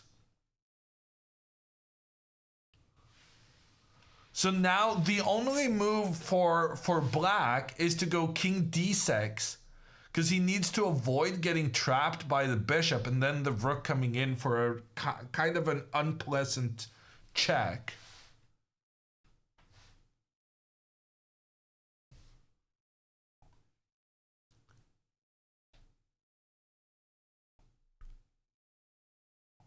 And after king d6... Yeah, well, then it's over still. Because you can never go into these endgames here. Oh, you can't, that's even a double attack.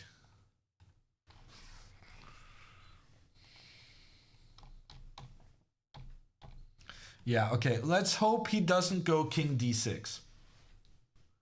Everything other than king d6, and Andrea is back in the game.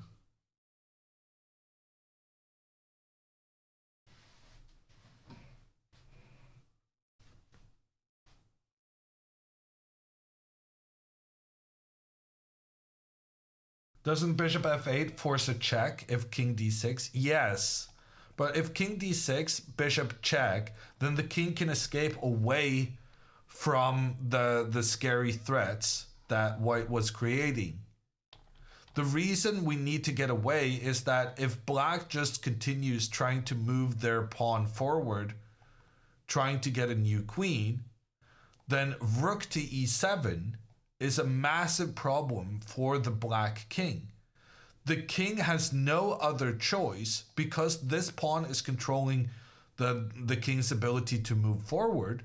The king will have to go to the side, but then the king is stepping into the path of the white bishop, allowing the rook to capture the black knight, even though that knight was defended, because now we opened up a check against the king. And when the king moves away, then the rook is back in time to prevent the black pawn from becoming a new queen. So as long as he doesn't go king d6, there's some hope here. We need him stuck on this square so that our bishop and pawn rook coordination creates these dangerous threats.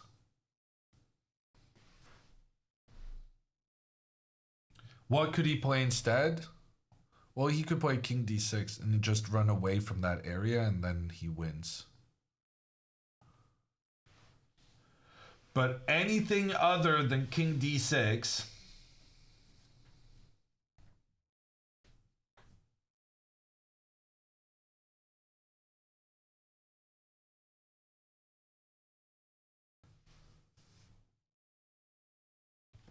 f5 is also fine. Well, f5, then you're asking to trade pawns. And in general, the fewer the pawns, the better for the defending side. And also then you give access to this d4 square for the bishop. And just the fact that this bishop is pointing down towards the a1 square means that it's going to be so much more difficult to get a new queen. So I'm not sure I agree with you that f5 is just as good.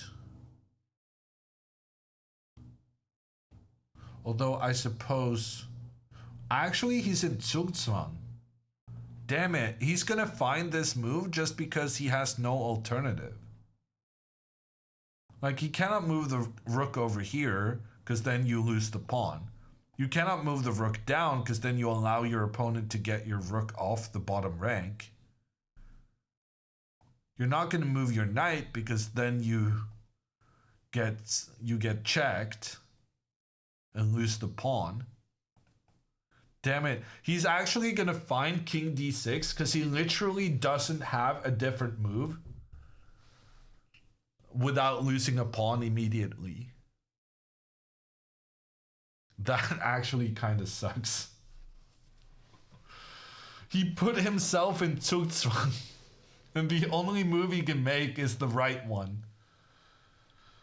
Damn it.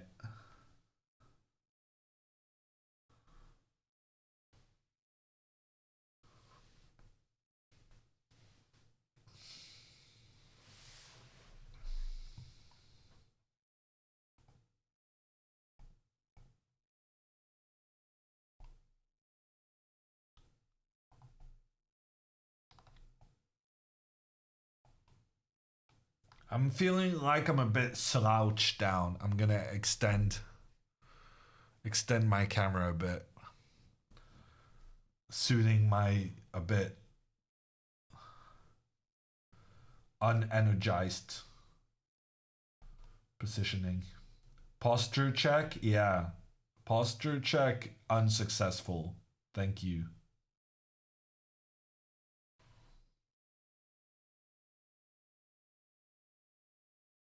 What's for dinner? What do you think? I now have 3 kilos of lamb to eat.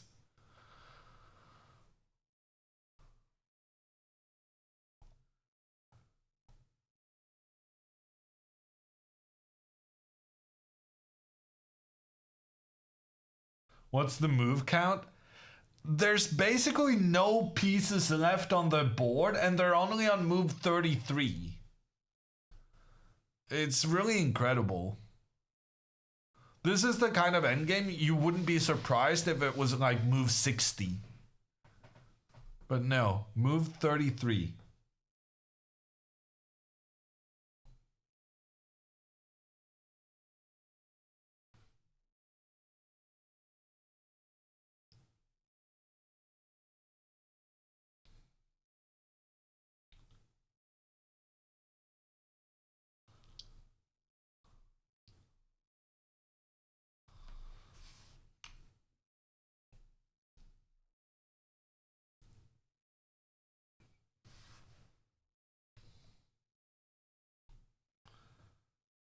He's gonna see it because it's the only move. Yeah.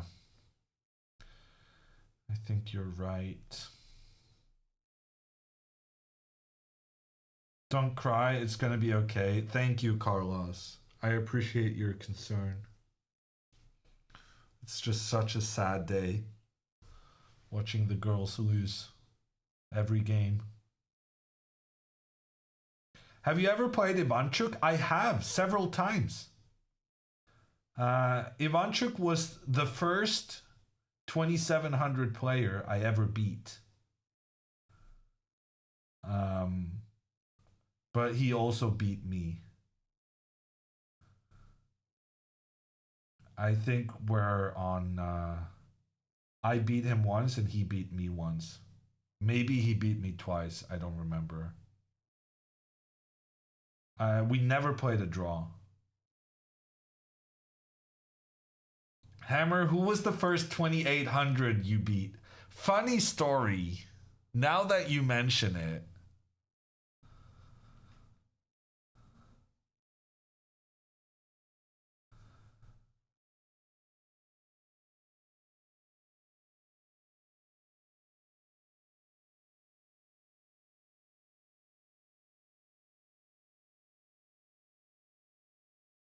I don't even need to tell the story anymore because everyone just knows it.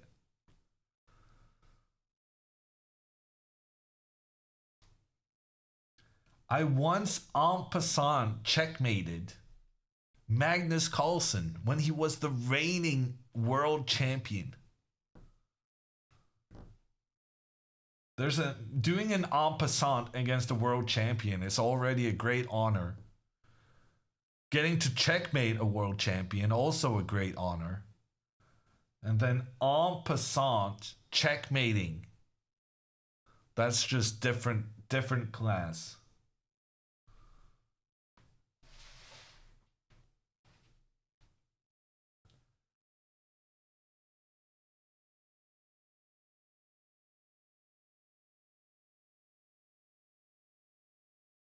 It was just a blitz game, though. It was just a blitz game online.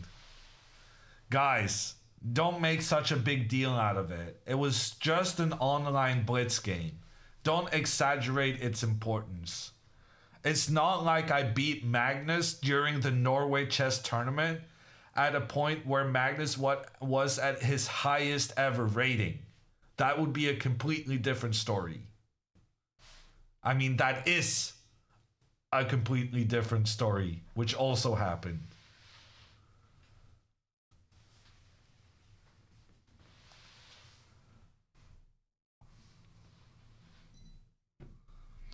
I used to like being able to say last time I played against Magnus, I beat him. But unfortunately, he beat me last year, so I can't say that anymore. But I had a good run.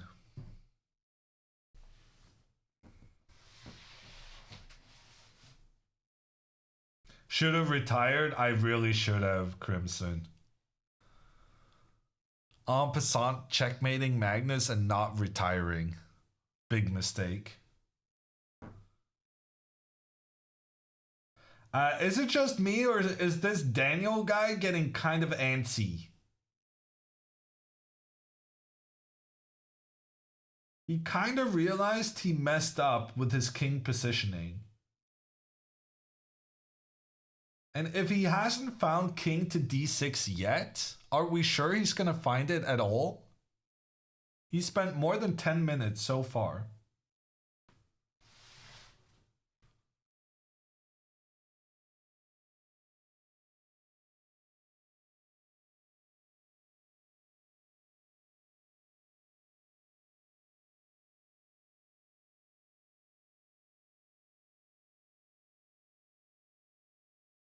Don't jinx it? What do you mean? Me jinxing something? That never happens. What are you talking about? Could he be thinking about pawn to d4? Pawn to d4 takes king up.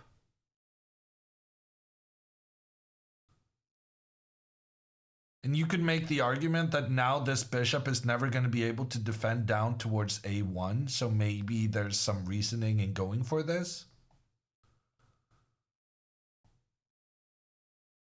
But apparently, Andrea could then sacrifice her pawn and utilize the pin to get a draw.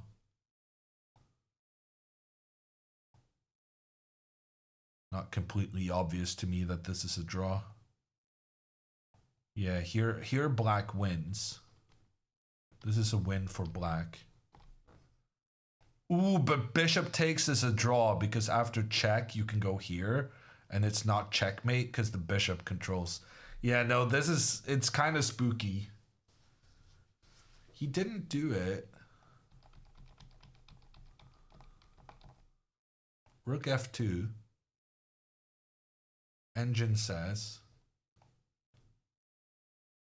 Well, engine says you can just go back and you have the same situation. Imagine he doesn't go back. If he doesn't go back right now, Andrea's gonna manage to take out the important pawn.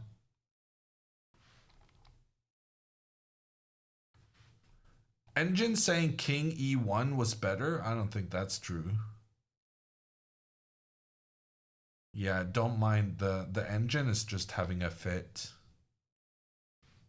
The engine is saying king here is bad because now black can go here, but he's not going to do that.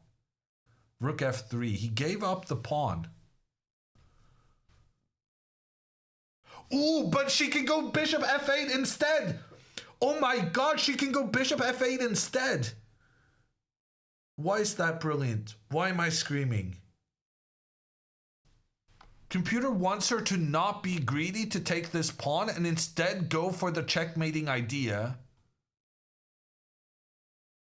Why is that better? Oh yeah, I understand. Because if you take the pawn now, then after black takes the pawn, then black has a passed pawn that you can still try and move up to become a new queen. Whereas if she had gone bishop f8, because of the threat against the king, black would have to prioritize capturing the g4 pawn. But in this instance, we still managed to take the a pawn, and now black has no passed pawn because it's more important for us to keep this guy that can try and stop both of these guys in their path forward to become a new queen. That was very interesting. Unfortunately, Andrea didn't do that. She took the pawn. And yeah, Engine is saying that's a losing mistake, unfortunately. Engine says this is trouble for white, but probably a draw. But this is just over. Yeah. When you give yourself 2 minutes left for the after move 25, you're always going to be in trouble. Andrea needs to play a little bit quicker. Alexandra needs to play a little bit slower. And Andrea needs to play a little bit quicker. Which is essentially proof that finding the balance between things is just very difficult.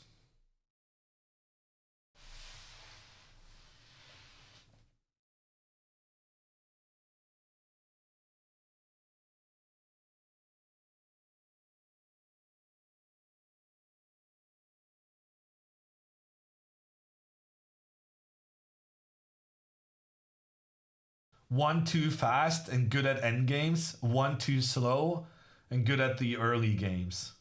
Yeah.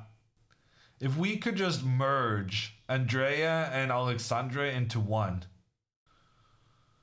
we might have something.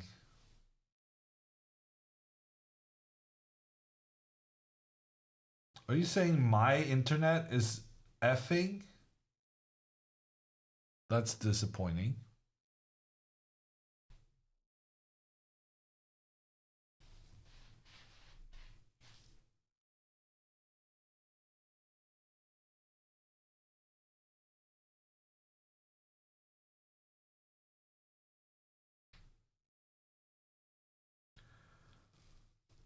The king steps back, which was the right thing to do. And this bishop doesn't really have anywhere to go. I guess we'll give a check. King moves up. Bishop. Okay, here's some hope. Here's some hope. The only winning move in this position is king to g5. And if black instead is greedy and tries to take the pawn with the rook, then after rook d7, somehow this might be okay for white.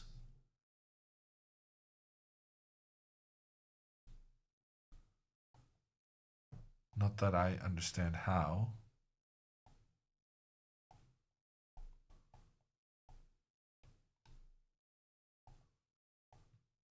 Yeah, okay, I kind of understand why. Here, you could have this pawn easily be stuck with the rook behind, putting some pressure.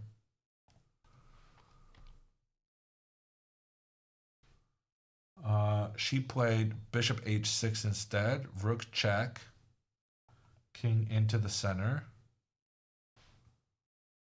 Yeah, now you don't have that ability to use the rook to attack the pawn. He's just gonna capture.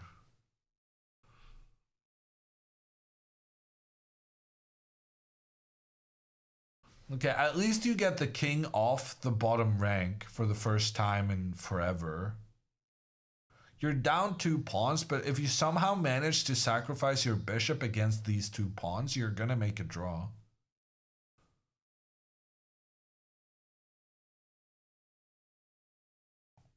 Okay, she got her king up. This could be a long endgame. We're on move 39 now. She's gonna get an additional 30 minutes after the next move.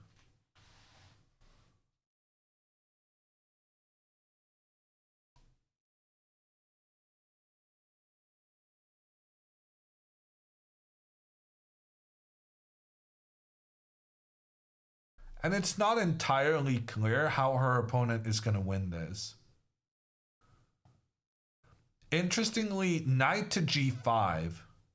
Knight to g5 is an interesting idea because it tries to basically force the bishop to trade. But we can always escape with the bishop. We cannot always escape with the bishop. Okay, what the frick? Computer thinks this is a draw, but it's not. I'm pretty sure. I'm gonna check table base. Yeah. This is a solved win for black. This is a draw. If we move this pawn over here, there are some such situations where you're down 2 pawns, but it's still a draw. This is not one of them. You need to have one of the pawns be the edge pawn, and then it's a draw in technical play, but it's very difficult. So I think Andrea's opponent should probably just play knight g5 now to try and make sure that this bishop is not able to get back in through the center of the board.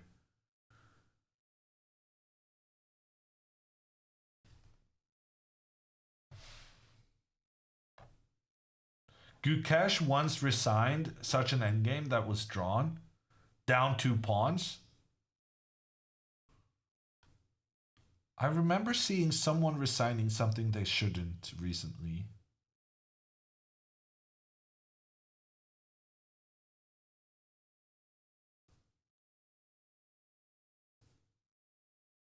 Okay, that pretty much confirmed to me that something about the relay is being buggy. It's not my fault that I have to do the moves manually.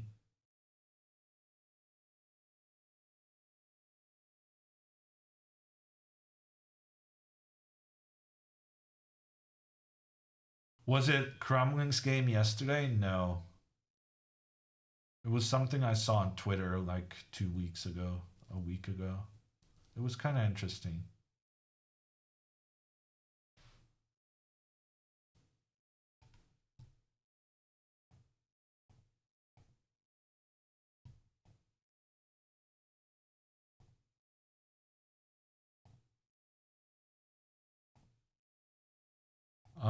Let me see if I can get.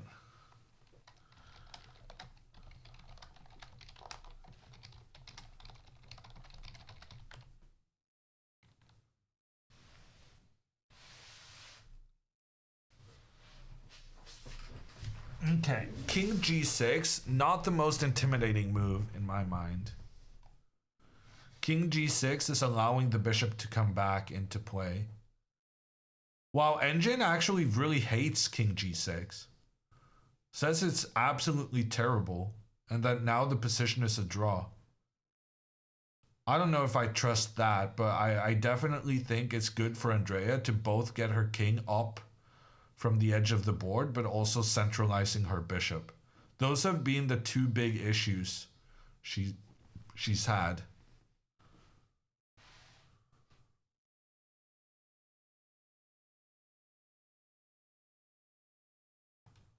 Okay, move 40. Andrea got another 30 minutes. No longer in time trouble. Although in 30 minutes, she's going to be in time trouble again. So stay tuned. King G6 gets a question mark.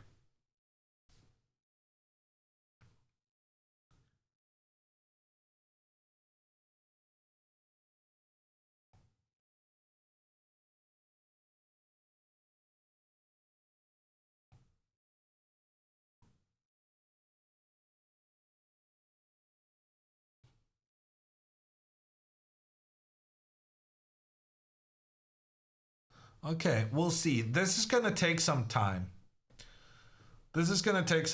Andrea is not going to give up here anytime soon, nor should she.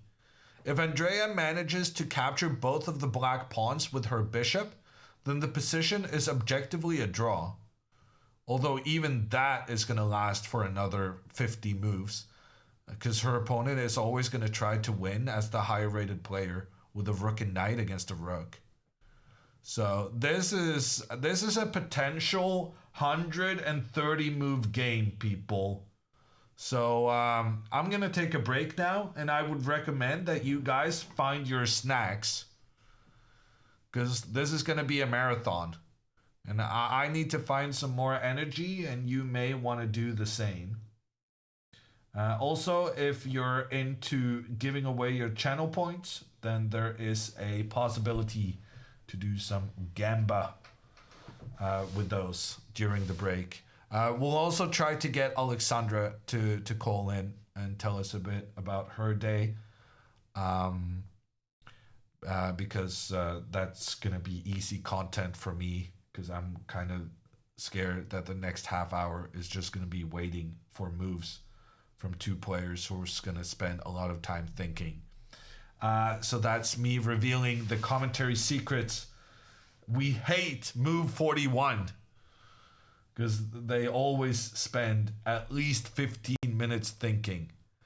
But what are you gonna do? This is chess. Big things is kind of part of the game. I'll be back in a couple of minutes.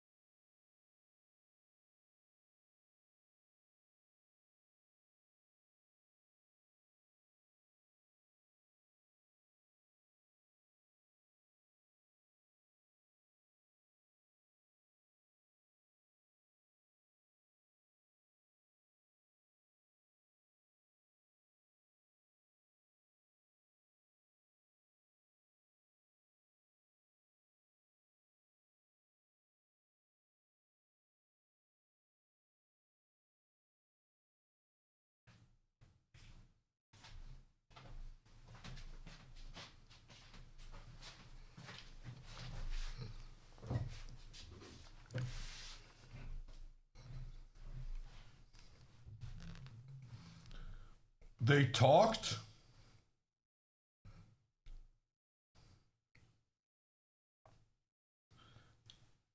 Hammer left us on the eval board? Oh yeah, my bad.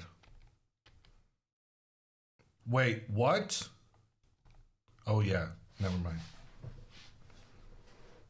mind. Knight is trying to trade itself with the bishop. We're not interested in that. We want to trade the bishop for the pawns. So right now, the black pawns are more valuable than the black knight. Because we want to trade pawns. The fewer the pawns, the fewer queens black can get. Bishop b6 threatens bishop d8. Going after this one, which seems quite sensible. She might actually save this. She might actually save this. What rating does Andrea have to be for the Olympiad team? I have no idea. I'm kind of amazed it's even a discussion, because I can't really believe she can become the 5th best Canadian girl. But I think that it's the same thing in every country, that you can often get on the team as long as you have a flexible job, because a lot of people has to say no because of job requirements.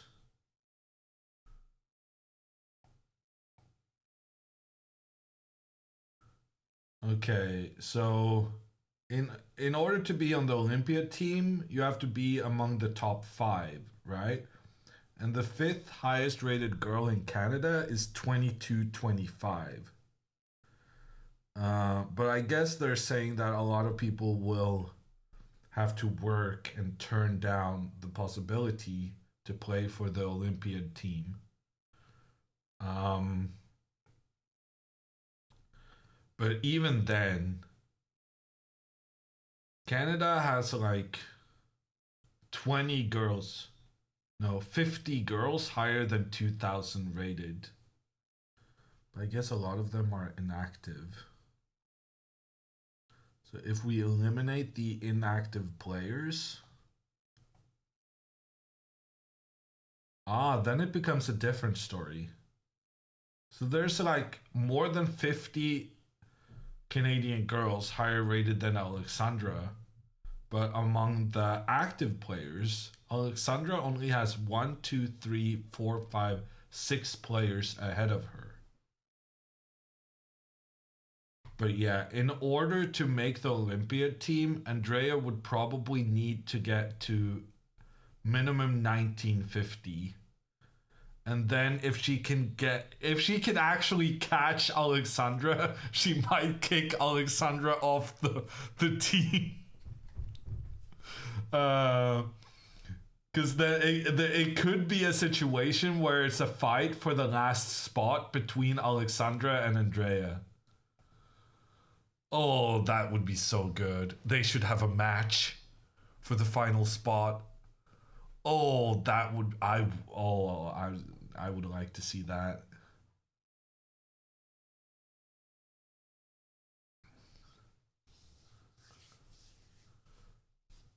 Content? I mean, that would be content, right? And then one of them could do like could join, go to Budapest and just be a backup to kind of fix all the content so that the person playing actually can completely focus on playing the games. Propaganda spreading once again, I see. I'm just, instigating drama is kind of my job. It's why they pay me the big bucks.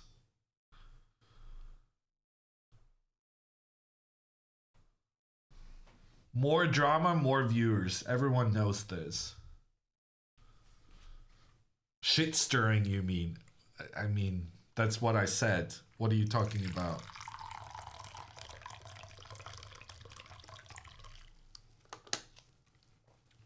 Okay, bishop f2. I don't know why she wouldn't want to try and take this pawn. But this bishop move can't be the worst thing. I guess she's afraid of this check. If bishop here, was this check something to be afraid of? I mean, I guess. Although this is looking pretty solid. Having the bishop block the pawn and also having the pressure against the other pawn. Andrea's genuinely kind of close to making a draw here.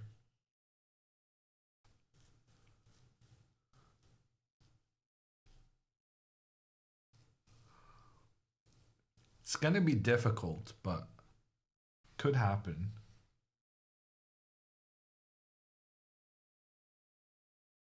Are parrots allowed at the Olympiad? Maybe not at the venue. But I'm sure. Actually, I'm not sure you can import your parrot to go with you on a trip. Maybe if you explain it's your emotional support parrot.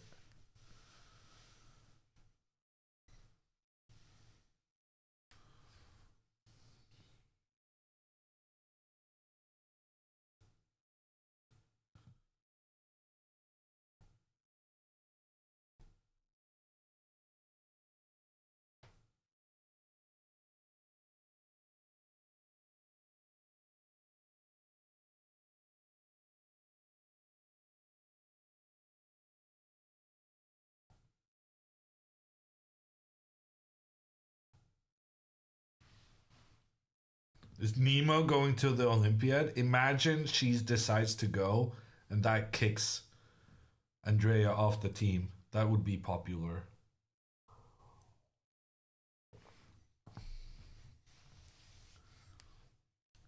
The Olympiad drama is creating itself. I don't even have to work that hard.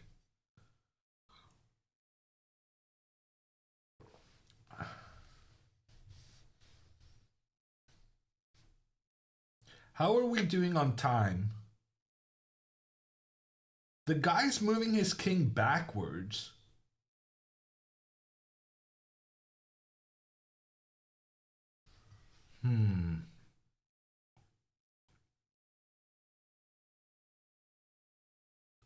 Engine says check, check, and then bishop here. This is kind of sneaky. It feels counterintuitive to allow the black king to move up through the center of the board. But if we do this, black has a massive problem against this bishop coming in for the check.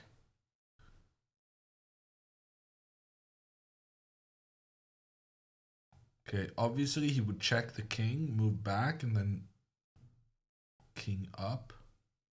This doesn't feel right to me. But this is what I mean about how the drawing chances could kind of just manifest themselves. That here it looks like black has made super progress, moving the king up in the center. But it turns out it's actually just a draw after bishop a7. And then this rook is trying to take this pawn.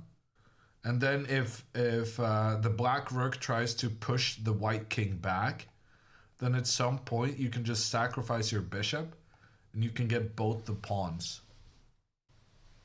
And then this is a draw with correct play. How many people here believes that Andrea would make a draw? Rook and knight versus rook.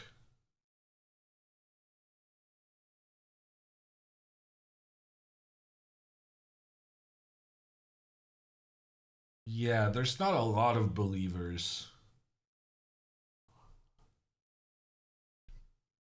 But this is the best case scenario she can hope for. So if she's gonna make a draw, she's gonna have to defend that endgame. Are you a believer? I would prefer not to say.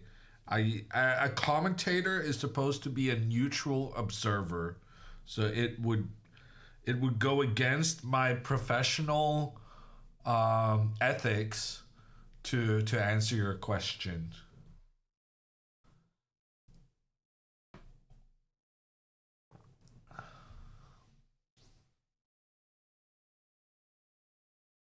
I actually once won that endgame. Rook and knight versus rook. I beat David Navarra.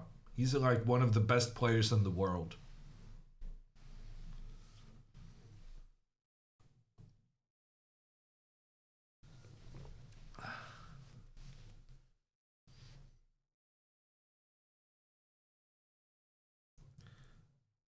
No way, give link. I don't believe you. Here's the part you're not gonna believe. I had the rook. I didn't even have the knight. But that's basically the only way you can win it. Because I was defending this endgame, and then my opponent, he was trying to find some kind of a trick to try and win the game. And then he forgot about his clock and he lost on time. That's the only time I've had this endgame. So I have one win in this endgame, and it's not with the knight.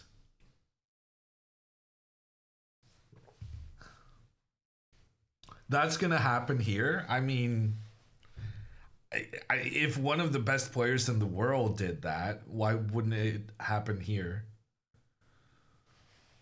Could happen. Dub is a dub. That's what I say. And also, I was winning out of the opening, so I kind of felt vindicated. Bishop c5 is not it. I'm kind of surprised that Andrea is not seeing the benefit of trying to go in behind against the pawn.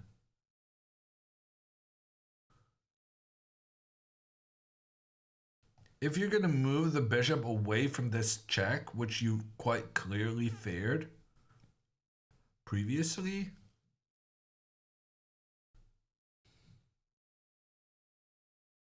computer is saying knight g7 now.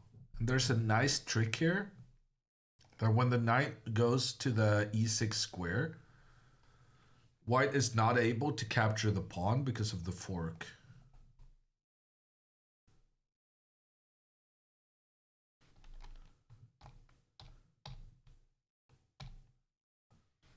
But yeah.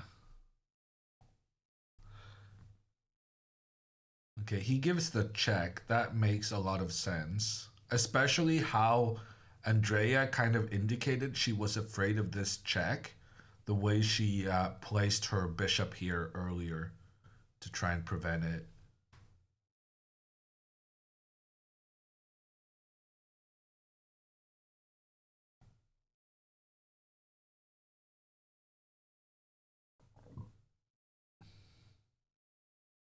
I feel like Andrea lost focus after the time reset. Really? Do you think she doesn't realize that her chances of making a draw here are quite significant?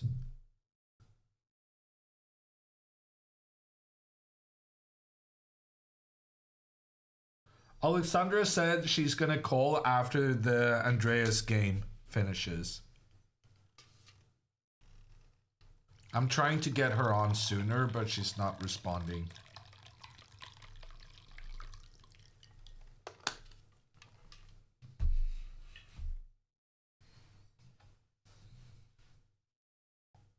Which made me think that it's okay to do the whole Olympiad thing. Because if she's not responding to my messages, she's probably not watching the stream either. Ben and Karen coming in with the raid. How did Dina do today? Ben and Karen has been doing Dina commentary this whole week. Dina coming in with the raid as well. Dina won. Well done.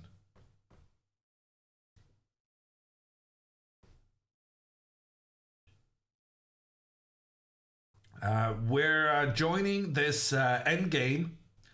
Andrea with the white pieces. She's down 2 pawns, but there's still hope. Because if she can manage to eliminate the 2 remaining black pawns and maybe give up her bishop in return for those pawns, then rook and knight versus a lone rook, no pawns, is a draw with correct play. So that's what we're hoping is going to happen here. Unfortunately, both players very recently got an additional 30 minutes on their clocks, which means we're now in the phase, the slow phase, post time control, where we're going to spend most of our time just waiting for new moves. Unfortunately, Andrea had like 1 minute left for 20 moves. So let's just say that viewers of this stream have gotten used to a somewhat higher pace in the game.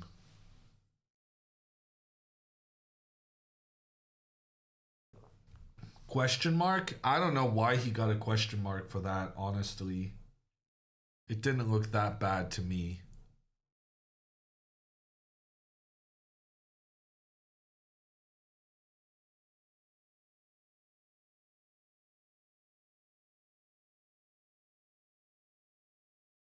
There's never a high pace if Hammer's commentating? Oh, man. That hurts. I like to think that I can speak quickly if I choose to. When I'm not trying to choose,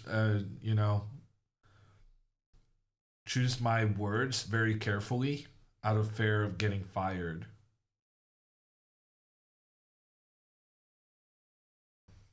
But the truth is, I probably speak like this normally as well.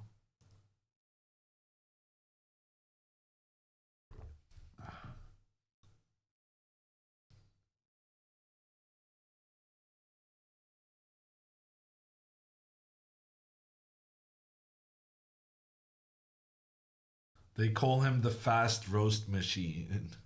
Well, a slow roast is better from a cooking perspective. So I know my cooking and my roasts. That's my expertise.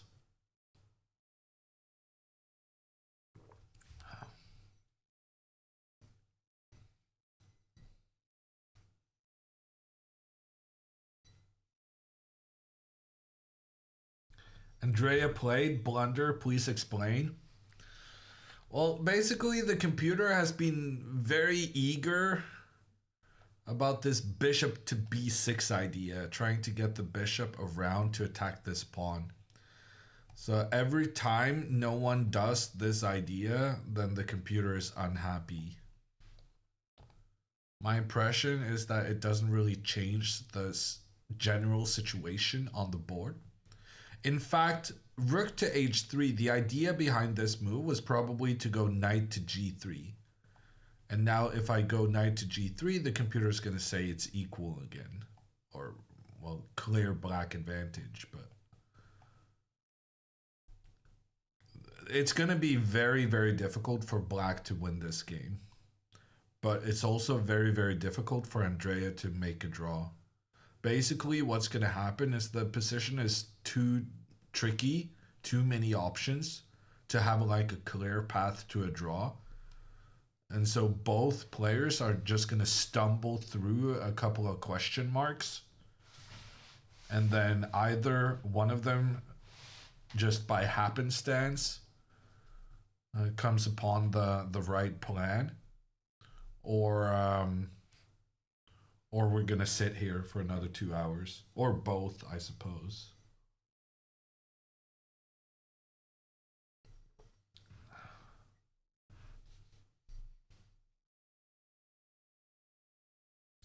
What's the plan? The plan is pretty much just stand here and hope for the best.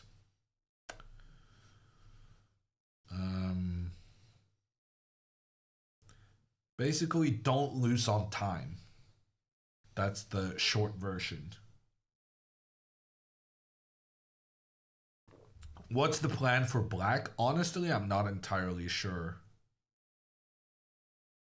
I guess trying to get the king up the board while somehow keeping protection of this pawn. I don't know. Objectively, I would guess this is a draw, but it's very, very borderline. Could be a draw, could be a win with correct play. Which means in practical play, anything could happen. Anything other than Andrea winning, of course. Now bishop d4, yeah, well, she has to play it, right? So once again, he's kind of forcing her to find the good moves, which is nice. Is it just me, or did the lighting in the Harpa concert hall become a lot worse? I guess the sunset. That's probably the main difference. We got spoiled with a lot of sunshine at the start of the game today. The lava cooled down.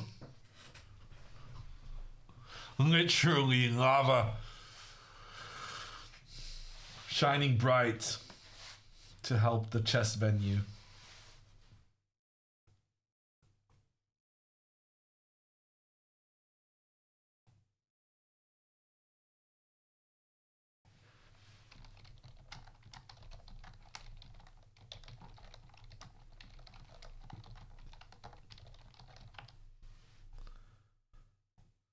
I'm trying to get Alexandra, but I guess she's busy.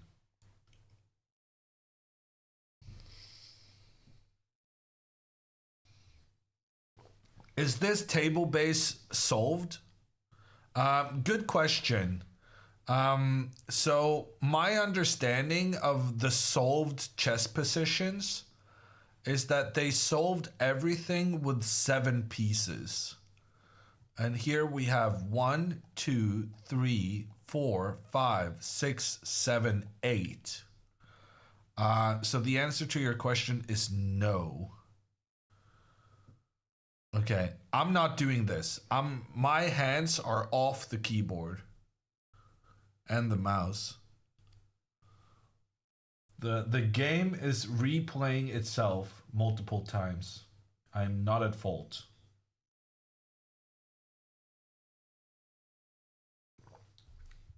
Is there hope for 50 moves? Yeah. There is. If this game becomes rook and knight versus rook and no pawns remaining, when there's no pawns remaining, that's when you start considering whether you can make a 50 move draw. The rule says if no pawn has moved or piece been captured in the last 50 moves, then the game can be declared a draw. But as long as black still has pawns on the board, there's no need to start counting. Black can move a pawn at any time to reset the counter. So the 50 move rule is relevant for this game, but it's not going to be relevant for at least another half hour.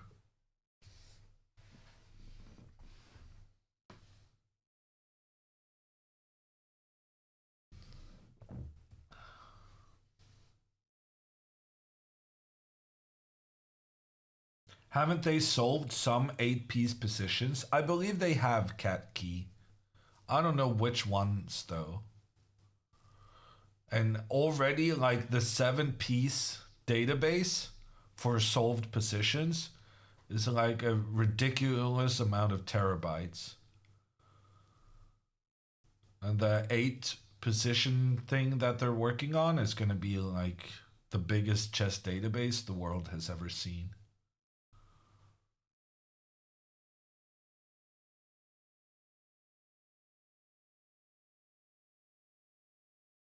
He's trying to make the game faster so Andrea blunders. Well, Andrea would do well to play a bit quicker. She's already down 12 minutes compared to her opponent. And she's going to need that time for when the position becomes tricky. Right now, the position is fairly understandable. So you want to save that time for when it actually truly gets into a difficult situation. Why isn't he pushing pawns? Because once you start pushing pawns, you open a lot of room and you increase the scope of your opponent's pieces. So here, for instance, if he pushes the pawn, the rook can attack the other guy, and then the king has to protect, but then you give a check, and the king goes back, but you give another check, and the king comes over here to protect here and stop the rook, but then the rook comes over to the other side, and you struggle keeping both of the pawns defended.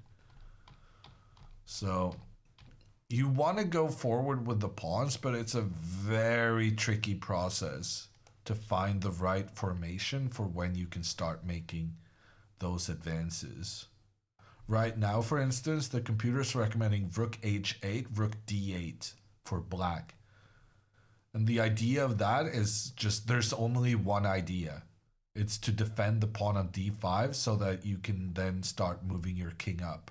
And once you move your king up and have this pawn defended, then you can start thinking about moving that one up. Everything has to happen very, very slowly. This is the kind of endgame that requires extreme patience. And yeah. I'm pretty sure black is going to mess up and give Andrea a drawing position. The problem is I'm also pretty sure that Andrea is going to mess up and give her opponent a winning position after she first has the drawing one. Because this is going to be the kind of endgame where it's so difficult. You have so many options. So it's so difficult to find the right one. And you're completely destined to be making a lot of mistakes. Alexander is calling. Okay, thank you. Hey. Hello. Hi, chat. How's everyone doing? I'm not really in a position to use your video. Is that fine? Sure. Let me take it off then. Okay. Hello, chat. How are you guys doing? Do you think, what are Andrea's odds of saving this game? Her odds of getting to a position that's objectively a draw is very high, but then actually saving it is another matter. She's Aww. like she's very very close to a draw, but I'm concerned that she might get low on time. That's fair. I don't. We could talk about my game too, but I don't want to take away from Andrea's game right now. Well, the thing is that both of them just recently got an additional 30 minutes on the clock, and this is the kind of end game that they're gonna shuffle around a lot, and then they're gonna get low on time, and then then it's gonna get real interesting. So I feel like this is a good moment to talk about your game. Okay, because frankly, let's do it. there's not that much happening in Andrea's game. All right. Well, you want to bring up the game on the board? Yeah. Well, in that case, I can use your camera. Actually. You can? Yeah, because then I'm gonna switch. Okay. I'm gonna switch.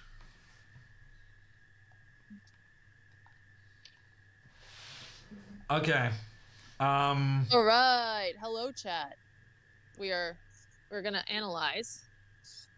I am still in the opera hall. I was trying to do a little bit of work here, and now I'm feeling stressed about work and sad that I lost, but also happy to see everybody. It's the final double round. The last 3 rounds are going to be so much more pleasant and so much better to prepare for. Well, I'm sad I lost, but I honestly played my best. I was also sad that I had to go all the way back to my hotel and lose 15 minutes when Andrea had her wire in my bag. But it is what it is. That's part of the big sister experience. Let's go over the chess. I am seeing you guys. Hi, chat. Yes, it is worthy of a second mention. I was not happy about it. Not only did she have my wire, but she was also not replying to me. And I thought it was my fault, and I actually went all the way back to the hotel. Okay, sorry. Right over. Okay, let's do this, Hammer.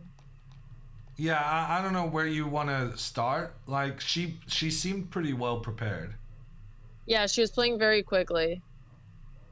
I thought maybe knight d7 was not as good as knight c6, and I realized that later, but that was my big takeaway.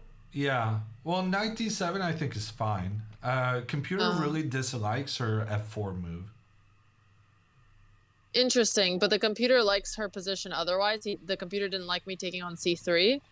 I just well, thought I mean, the you pawn have to structure take would on be so c3 bad. at that point, right? So it's Yeah, a but why did question the of whether computer you question- go bishop a5 or not. The alternative to going Well, bishop a5 is no, making the trade. But the computer didn't like knight takes c3. Was it bishop takes c3 No, correct, knight or takes what was c3 it? is fine. Oh, okay. It's just transposing. Yeah, Same I don't. thing. Okay, so the computer just generally doesn't like these kinds of positions, which is okay. Yeah, well, in general, I guess it feels like white will be able to open up for the bishop pair. And we also had a lot of positions where we were trying to switch where your king and rook were. And you would be, of course, much better if the king was where the rook is and the rook is where the king is. But because you're kind of stuck with these pieces, you are struggling a little bit for that reason. I mean, that is how castling usually works, but yes. Yes. Okay, let's keep going. I'm curious. So, I mean, queen a5, queen a4, I assume you looked at this with Ivanchuk quite a bit. Well, we saw a lot of these ideas, but we saw them in the bishop d2 first line and then bishop c1. But the whole idea is that it's sometimes very scary when the bishop gets on a3. So that's why I went for this idea, which I thought was very good, but I guess clearly it was not. Yeah, no, it was very interesting. And to me, I thought it was very obvious that this is something you had looked at with Ivanchuk, because it's like a very thematic French thing to do. And I honestly thought it looked kind of clever.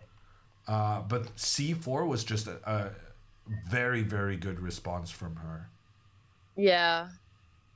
And then after queen takes c2... I honestly thought that after all of these variations, I would be able to just trade off and it would be okay. And that I was just never able to do that. Yeah. No, I mean, I think you were kind of fine here. Like, this is still very interesting, and she's massively struggling getting her king to safety, right? But then you played queen e4, and you played it in 24 seconds. And these other previous moves you did in 2 minutes. And well, because I had been thinking about it. I wasn't playing fast for that move. That was just the move that I had been planning all along. Yeah, but like she was not playing super slow either. Like she took 9 minutes and then 7 minutes. I don't know. It feels to me like you played a bit fast here, but was there a better move than queen e4? Queen e4 is just after queen e4 you're just dead lost. But if that's you go crazy. Knight takes c5, you have very interesting counterplay. I thought, what was I? And then after bishop b4. Well, bishop b4 you can actually go a5, but you could also go b6. But a5 okay, so is bishop much b5 was better not for a black. threat. Yeah. And the thing is, if she goes rook c1, then queen e4 is now much better because she can't block due to the knight joining the attack. True. And if she tries to advance the pawn, yeah, pushing d6. Okay, apparently here you can give a check, and it's much better for you. But there were like some variations where she could go queen e2, and then pawn to d6. Because queen e2, she's threatening rook c1, which loses the knight. So here you have to go b6, and then she can go d6. And like the computer says this is better for white, but frankly, even though she has this pawn, how is she getting her pieces out? And you can go bishop b7, you have the long diagonal. It's going to be a nightmare for her to get the f1 bishop into the game. and your queen is actually rather annoying, which is why it was such. Yeah. I don't Yeah. know. The computer's saying this is winning for white, so like maybe I'm just talking. Maybe I'm just full of it, but this felt to me like there were some. It felt unpleasant in a practical game for white. Yeah. But what you did kind of worked, right? Because after Queen E4, you had to take a lot of time for Queen C6, but she just made a massive blunder with Queen F2. And after B6, you're Really? right back into the game. Oh no, what did I miss? She needed to make sure that you couldn't play this B6 move. So she needed to go like Rook D1 so that she had Rook D6 and C6. And this was just completely over. Wait, how was I okay after? I don't know what I missed after. So after Queen F2, you played all the right moves. B6 was good. Knight takes was good. Bishop B7 was the best. And then you needed to go G6 instead of Rook C8. Damn. Because you I was needed to thinking prevent about this it attack. too. Yeah. That's so sad. But, I like- honestly didn't realize how bad F5 was until after, but I was also getting in time pressure, so. Yeah. We could go back to Andrea's game too if you want. I see Yeah. chat complaining. I assume nothing big happened though. Yeah, I don't think so, but it's okay. They're basically still stuck in the same formation they had earlier. Got it. Andrea's just moving her rook back and forth. So she got the right idea. She's basically just trying to wait him out. And she's got a good setup now with her bishop in the center. Her bishop is pointing towards one of the pawns, which is very nice. And in some cases, like right now, for instance, if he moves his king up, then rook b5 is just an instant draw because she can start targeting the black central pawn. So, yeah. Well, It's looking hopefully pretty good. Andrea can save her game, and then it'll be a nice, happy ending. Yeah. Yeah, I know. My opponent was high rated. It's just I've scored 0 points in the double rounds, other than when my opponent decided not to show up. So it doesn't feel very great, but it's You did okay. face an average of like 23.50. No, 24 actually. No, Yeah. 23.50 maybe. Yeah. I mean, it's not. There's a reason why you're losing this game, and it's not just the double round. Is what I'm saying. I know. And it's okay. I can't change it. Yeah. But okay, Andrea's opponent made a little question mark move here. Yeah, but it doesn't really change anything because he's just making sure all his pawns are protected. So, like, Yeah. if we get a double question mark, then I'll start paying attention. But in fact, what he just did, I was just showing, right, how King G5, Rook B5 is just a draw instantly. Yeah. So he's just making sure that he doesn't lose the pawn, which makes a lot of sense. And then he's going to move the king up. And it's not really clear how Andrea is going to deal with this. So I think calling it a question mark move is way too far. It's still making progress over time for black. Fair. Well, Hammer, I will let you get back to the rest of the commentary. How was your lamb yesterday? I only tasted it today, but I will say that yesterday I experienced some trouble with my lack of skill and equipment. The knife I carved into it with was not sharp enough, and my carving skills were lacking some finesse. Oh. So, Well, I'm it's okay. working on it. I'm working on it. I'll be better. At least you're trying. I'm trying. Yeah, I'm trying to be a good chef. Good, There you go. Okay, House. well, chat. I will also Homebody. be tuning to check on how Andrea's game is doing, but I hope everybody has been enjoying the commentary, and we'll see you guys again tomorrow, 1 hour later than usual. Wait, what? Yeah, the game tomorrow is at 4, not at 3. Ah, because of the tourist thing they were doing. Yeah. Yeah. Well, actually, that's the same starting time as this round, since because of the double round. Got it. But yeah, I'll keep that in mind. I'll make sure to remind everyone. Okay, sounds good. I'll talk to you later then. Bye. Bye.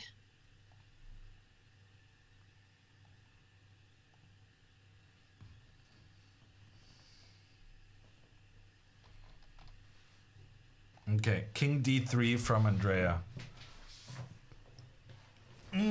I think she kind of understood that I think this endgame is super boring and I needed to be entertained for a couple of minutes. Right now, I'm basically just waiting for someone to get into Time Scramble so that it gets a bit more exciting. Sitting here, watching them just gradually, so gradually improve their position. It's getting a bit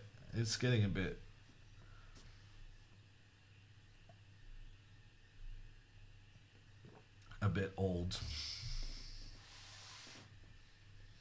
But in 10 minutes, people, someone will be in time trouble. And unfortunately, that someone is going to be Andrea. But what are you going to do?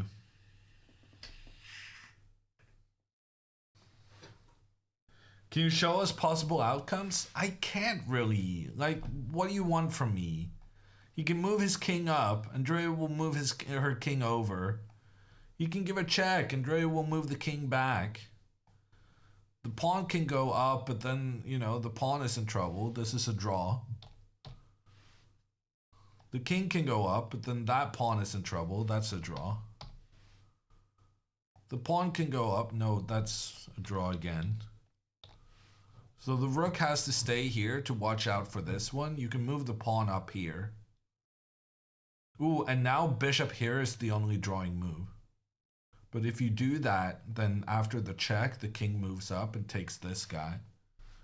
And then you can go pawn f4, but then you sacrifice your bishop and you get this endgame, which is a draw with correct play.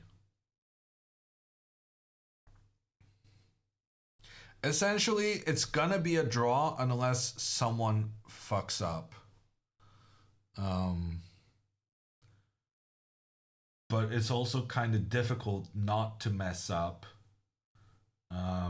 when you're down to not a lot of time on the clock.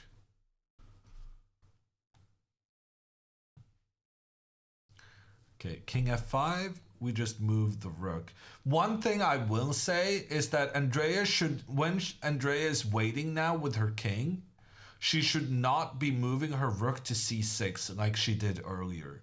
Because this means whenever her rook is here on c6, it means she's not in a position to attack the pawn on d5 because this black knight is taking away those squares. So it would be much better for her to just be moving the king around. And she can move around in a circle, she can move around in a triangle, she can move back and forth, up and down. All the different variations of moving back and forth within a small area she can do. But just keep the rook here, because once black moves the rook up, then we can start targeting the black pawn in the center.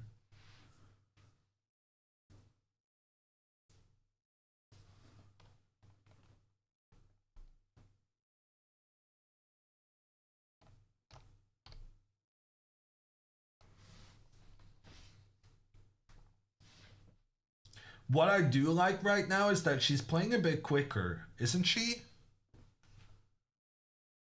Like, if I check the move timer for the last couple of moves, 24 seconds, 3 minutes 30, 1 minute 50, 1 minute 30, 20 seconds, 4 minutes 12. Yeah, no, she's spending a bit too much time. She needs to make every move within like a minute max. Her opponent has been spending 214, 319, 226. So he's spending like an average of 2.5 minutes per move. So Andrea needs to play on an average of 1 minute per move. The next, I want to say 10 moves, and then she's going to have the time advantage. And that's going to put a lot more pressure on him. Because right now, he's not seeing any way to win this game, because frankly, there aren't any ways to win this game. But we need him to kind of both be panicked about how am I going to win this, while at the same time being stressed about his time. We need to hit him with a double press, double stress. There are ways for Andrea to lose it though. Oh, there certainly is. But at this point, you're more likely to lose because you make a mistake in time trouble than you are to lose because you didn't understand the nuance of some very nuanced thing. So, my recommendation right now, just play quick. Just what is the difference between these two squares for the king? That's what Andrea's now spending a minute on. And she's got to just chill out, stop doing that, and just move. That being said, this is actually a bad move because then the knight can maneuver to this square. So don't do that. Go to e3. Much better. Okay, actually it does matter where she goes. Never mind. Forget everything I just said. She needs to go to this square. Avoid checks from the knight.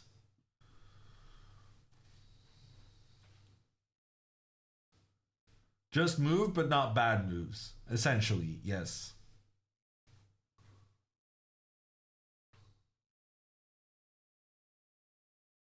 Okay, but she's now spending like 3 minutes on this move, and she started out only having 10 minutes. So, yeah, time is going to be a massive problem. And the more time you spend on these not necessarily life-changing decisions, the less time you're going to have when the stakes are really high and your king is tucked in towards the edge of the board. And you only have one key move to survive. At least here, like, she can make inaccuracies. Like, this is not great. I'd rather she didn't do it, but it's not the end of the world.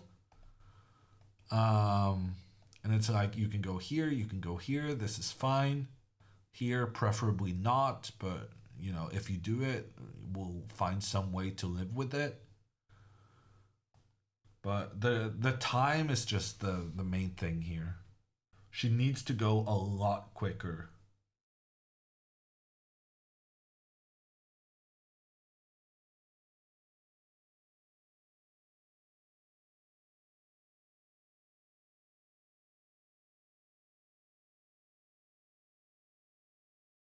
We could have another hour left in this game. They still have 25 minutes left on the clock. So that's 25 minutes. And then if they play another, let's say 70 moves from here, that's an additional 70 minutes. So we could easily have another hour and a half left in this game. And the shops close in an hour and a half. Oh, damn it. Andrea, I need to go to the shop after the game. Could you make sure to not play a 120 move game?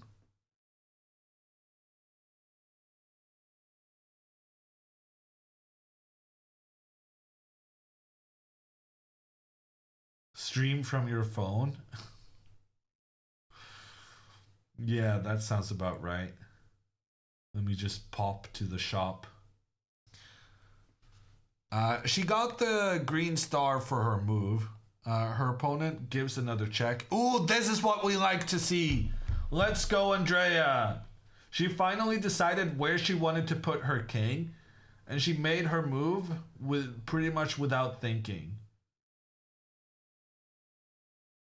Honestly, that one is so important.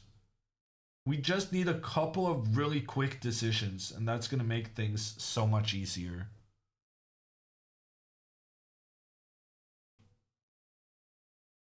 Because he has no idea what he's doing.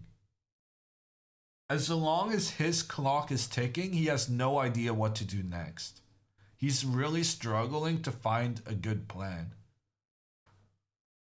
So as long as Andreas stays above like 6-7 minutes, it's not like he's gonna find a good plan. Damn it, he found a good plan.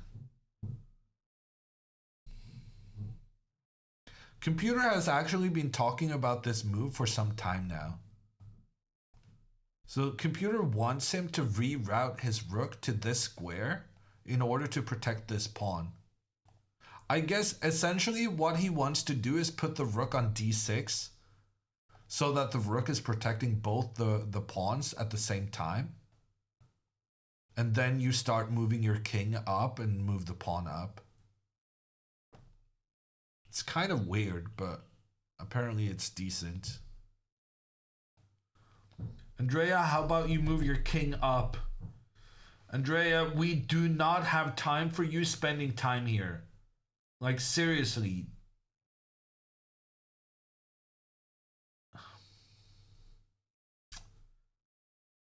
She needs to move.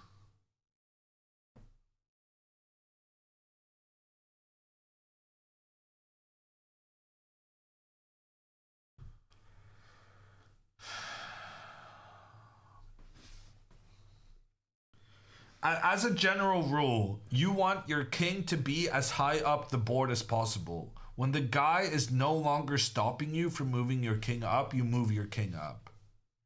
We have to establish that as a ground rule. Because you don't have time for these thinking.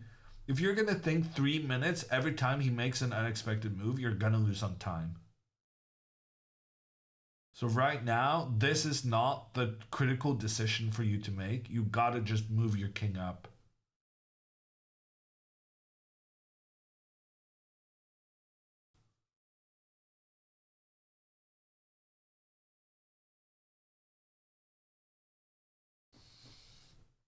He's gone and she's still not moving. He's moving away. Is he going to the bathroom? Sometimes I get up from my board just to provoke my opponent into moving. But in this case, he's provoking her into moving when we want her to make a move. Like, she spent 4 minutes already on this. You don't have 4 minutes to spend. It's not that complicated. When you have the ability to move your king closer to the action, you move the king closer to the action. Oh, Andrea. Please just make a move.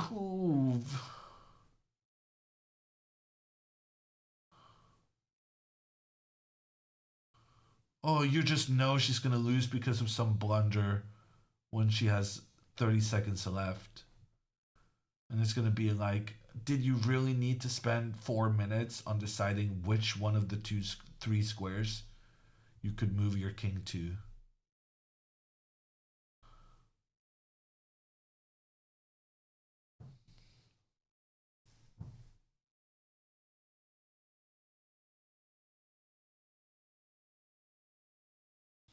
Okay, how's the time?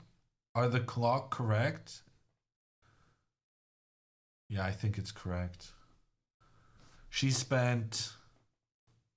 Wow, she spent 2 minutes 56 on that move. It felt like 6 minutes. My sense of time is really completely out there, huh? It felt like an eternity.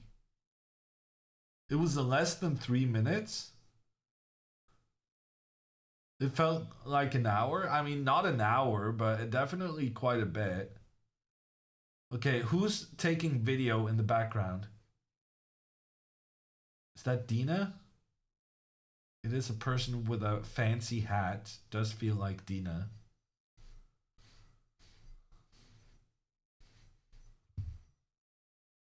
Dina wants to know when Andrea can come out to play. She has to sit here defending this endgame down 2 pawns for another hour.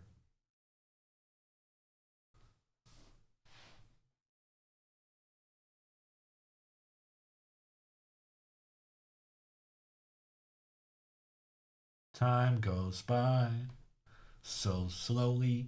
Time goes by so slowly. You're gonna learn why I was banned from singing.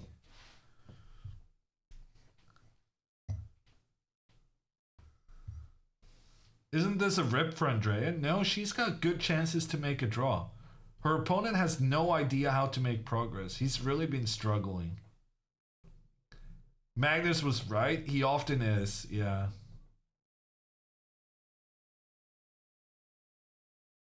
He's losing it. I really am. I really, really, really am. But at least now we're approaching the exciting point. But these minutes after move 40, I gotta admit, I hate them so much. When the players got additional time and they just end up thinking forever in a position where you know everything's gonna be decided when someone gets low on time and blunders. So why can't we just skip to the point when you get low on time and see which one of you makes the blunder? Looking like Anna Kemling's first game today, 98 moves. This is going to be way more than 98 moves. Unless someone does something stupid.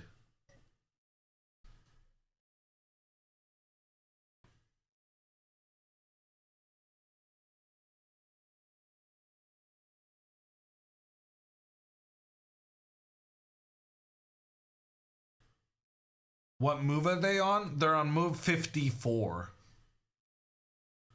So actually, like by move 20, they were already in a really... an endgame with very few pieces left. But for the last 15 moves, they've just been shuffling around.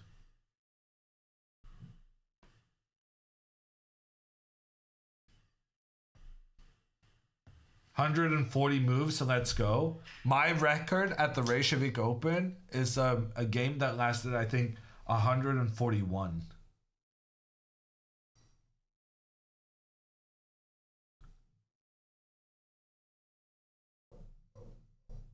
How is her rating so low? I don't know. We didn't know she was this good, though. I think Andrea has surprised a lot of people with her performances.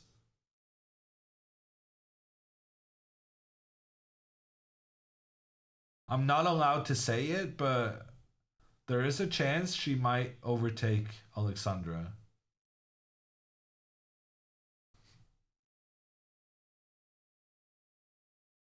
How long did that match go? Oh, the one lasting 141 moves. I just remember that everyone else had left, including most of the organizers.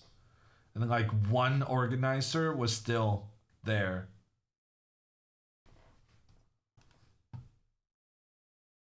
To drive me back. Oh, guys. You guys started spamming and I thought Alexandra had caught me. But she's not in chat.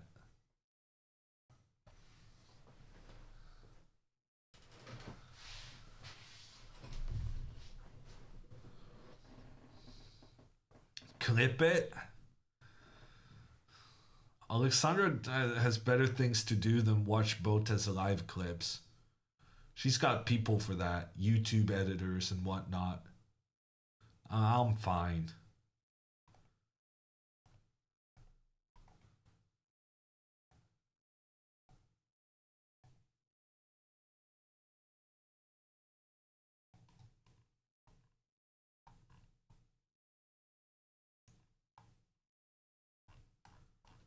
Okay, so he moved his rook to d8. Andrea, why are we moving the bishop out of position? Why? Why?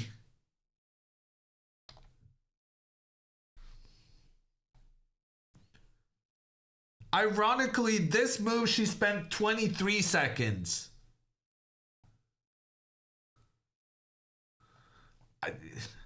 Do I have to praise her for making quick decisions?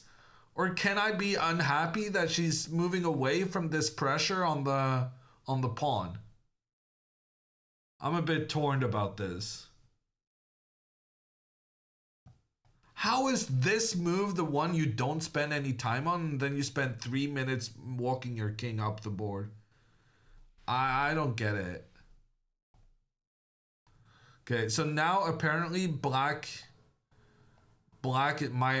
is winning again.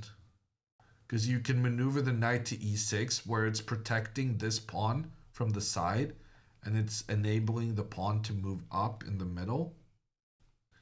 So apparently preventing black from getting the knight to e6 was one of our main things to do.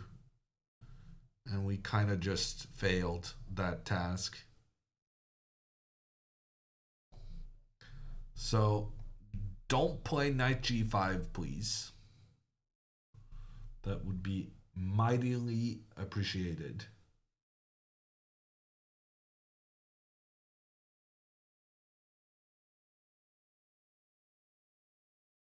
Knight g5 and you don't even have the king up. Yeah. Knight g5 makes a lot of sense, which is kind of a problem.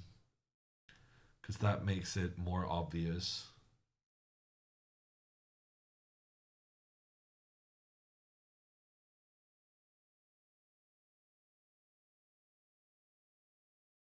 The good news is that he's spending so much time. He might be yeah, he's behind.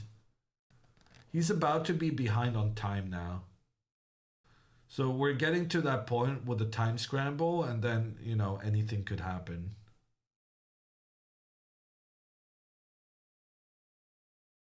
How many games are still going? Probably a couple.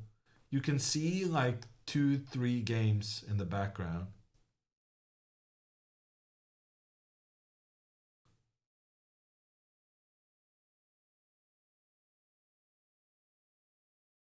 I'm really amazed this is the move she plays quickly.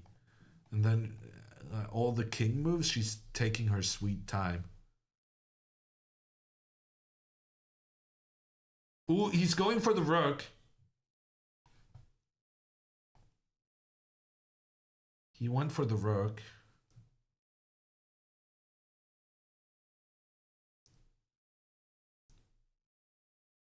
I mean, this was clearly his plan.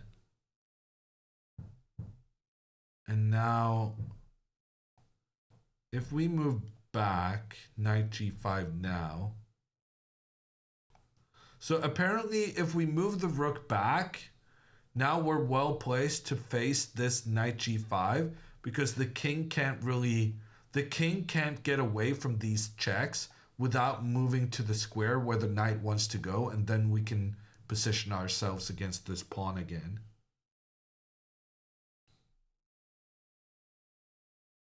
So rook b1. Rook b1 is the move here, but that's going to be difficult to find. Never mind. That is, of course, what Andrea will do. And now knight g5 is not good anymore. He played king e6. So Andrea could move her bishop back to d4, and then she could move her king over here. So she got another opportunity to put her bishop in the center. She was wrong to move the bishop away, but now she can correct that mistake. And then after bishop here, if the guy tries to start giving checks, then she's able to move her king up here. And then it's a draw. It's quite clearly a draw.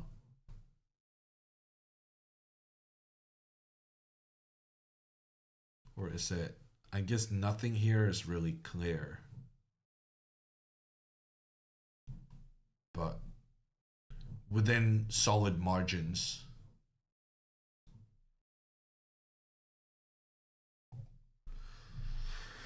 Just put the bishop back in the middle, Andrea, and also don't spend this much time. I guess we're not really that concerned anyway, because right now he put his king where he wanted to have his knight.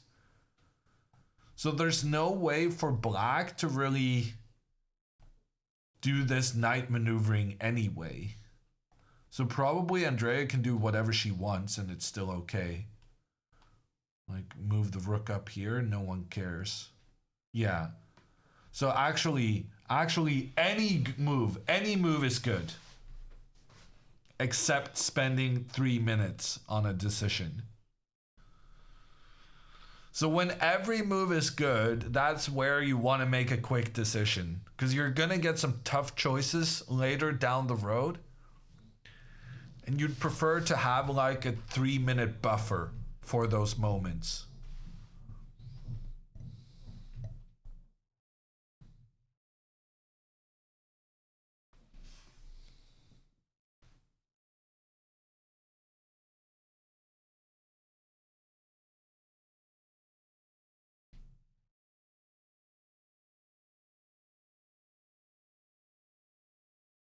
But how do we know that any move is good here? Yeah, I suppose that's the issue, isn't it? Yeah, sometimes you just gotta trust your instinct. I don't know. Or if you have like a clear way to improve your pieces. I mean this. We just want her to go bishop d4.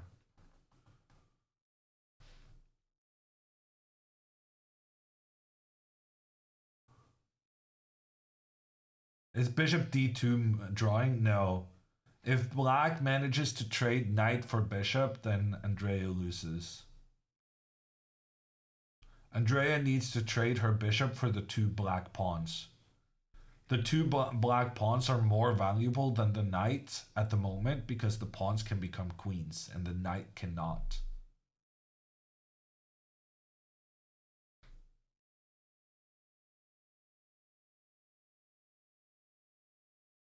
She's really taking her sweet time here.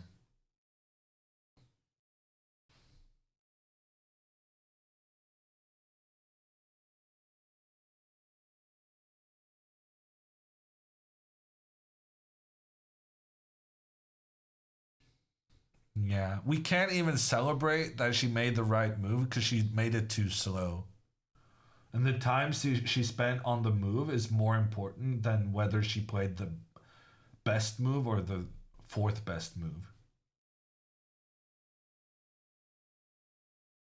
I was really hoping to see her make some quick decisions in a row. Because soon she's gonna have to make them. There's just no choice.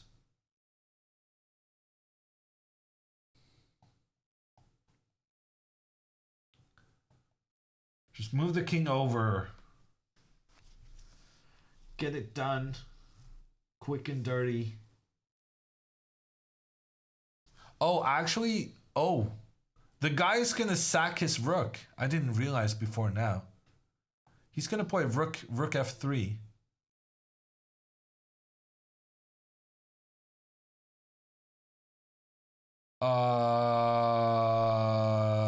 That's a bit of a problem, no? Computer's saying this is a draw. Ooh, bishop b2. That's beautiful. Bishop b2 and it's a draw because the knight is trapped. Bishop b2, she would probably see if she had 5 minutes left, but not with 3 minutes left. If only she'd been a bit quicker.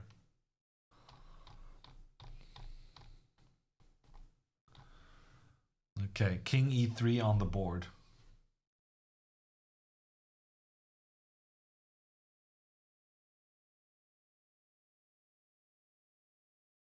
Bishop b2 is not that hard to find. It's not hard to find when you have the position in front of you. But do you find it when you have to make the decision of whether to take the black rook? That's the question. And probably you don't. because you have an alternative to move your king away. Ye of little faith. I just find that it's... my mood swings less when I'm constantly pessimistic. I can be happy about the good things. And when the bad things happen, it was just, you know, as expected.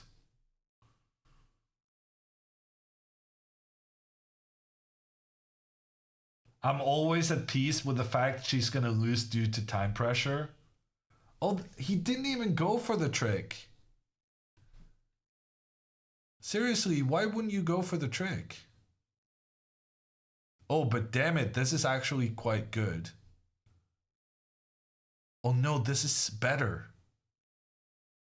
Oh, that's not great.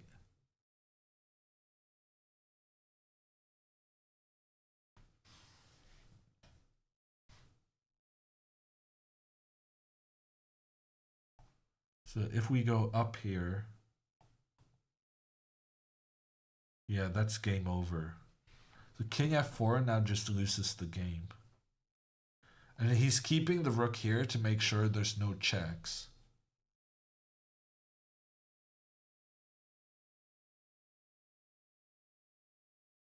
Okay, computer's saying Andrea needs to find rook e1, but that's an impossible move to find. Basically, she needs to go rook e1 because what she wants to do is king here, knight here, and then check and get the king out of position. But she can't move king here because then the rook will win due to the pressure on the bishop and on the king. If the king moves back, then you have the fork. So in order to get the situation you want, you need to go rook here so that now if the knight, for instance, tries to double attack, then you respond with a check and a threat against the knight in return. And similarly, if the knight moves up here, then we get the position we wanted in the first place. But other than rook e1 now, she loses. Yeah, this is the problem. This is such a tricky position. You're always going to stumble into something where you have to find some freaky defensive idea.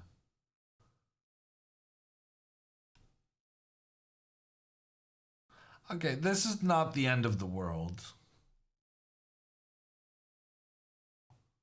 Unless...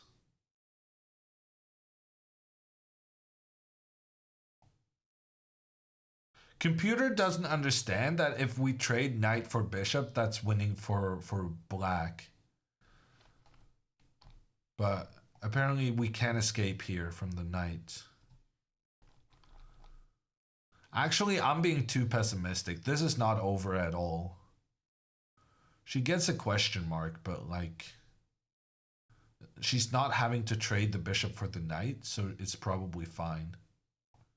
The guy's going to get his knight to the e5 square, but we can probably live with that. So he's going to go knight c4 check. We're going to move the king. He's going to go knight e5. Maybe we go like rook d1. This is not the end of the world, right? Ooh, this is the end of the world. That's checkmate. How did that happen? Out of nowhere, the white king has suddenly ended up in some kind of checkmating net, where every square next to the king is actually under control. How did that happen? Oh, it's because the knight got here. Yeah, actually, Andrea should move her king back. That's difficult to understand. She should actually keep her king. She should actually... no, she should maybe something like this. Like, have this king far away from this pawn and that hole. Stay away from this square.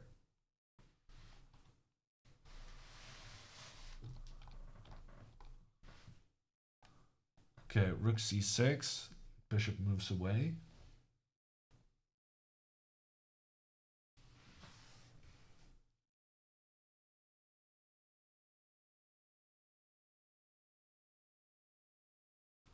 How did Andrea end up being down to 1 minute? When did that happen? Is that like a fresh development?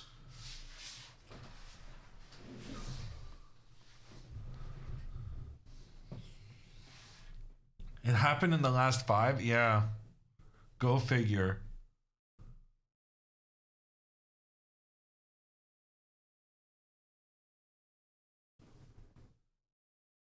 While you were yammering? Yeah, sounds about right.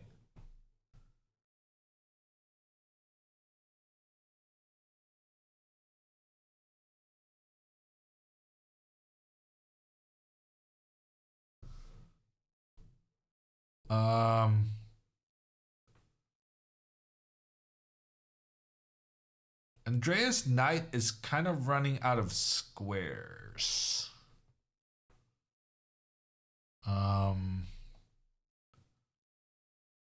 But we can go bishop here or rook here. It's fine. We're not losing the bishop. Rook a1 played. Andrea's knight. Oh, it's a bishop. Never mind.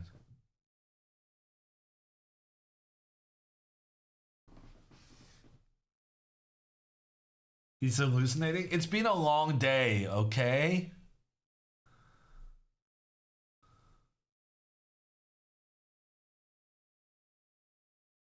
He's down to 3 minutes.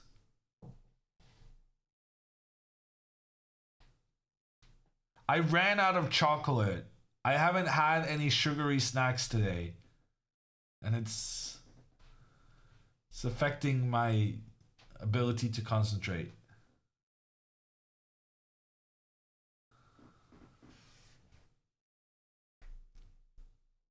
Hangry hammer? Not angry, like more frustrated. Unenergized. No carrots? I have had a couple of carrots, yeah.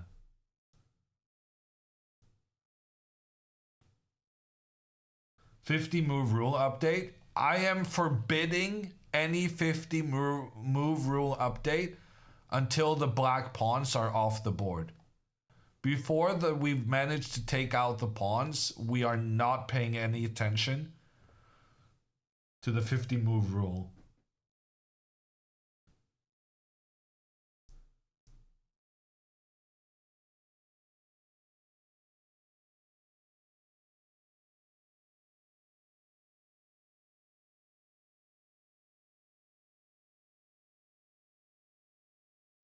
I mean, now they're both less than 2 minutes. This is getting interesting. This is kind of getting interesting. Andrea's not been playing pretty well. There's not been any like massive mistakes so far. And it's gonna happen. Right now, it's a question, who has the most energy after a 12-hour chess day?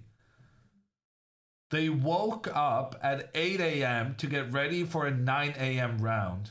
Actually, thinking about it, probably Andrea. Well, 8 a.m., I think that's a fair estimate. And that is 13 hours ago.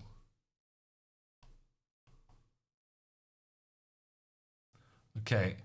This is a trick for everyone. When a knight gives a check on your king, if you place your king 2 squares diagonally from the knight, that is the square where it will now take the most time for the knight to get to the king or to check the king.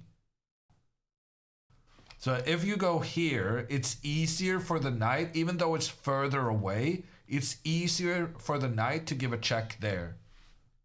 So 2 squares diagonally from the knight, that's always going to be the perfect placement for your king.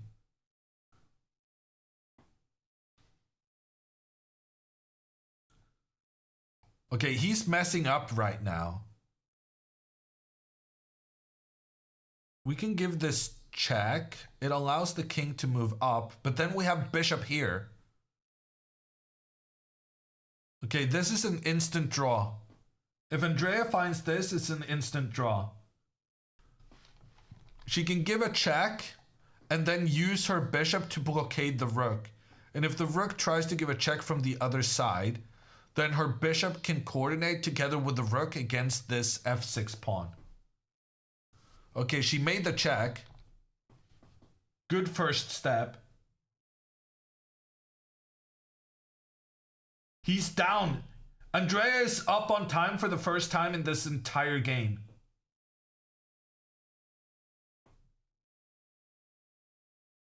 Her opponent is thinking about going up.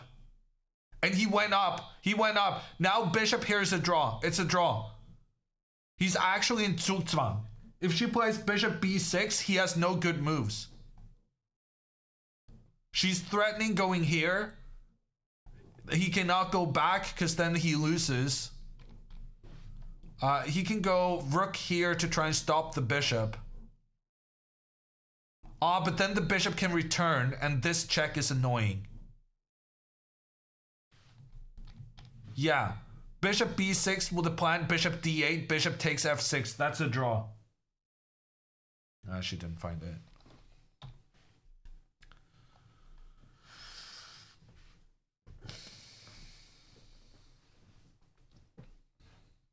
I mean, it's still a draw. It's just more difficult.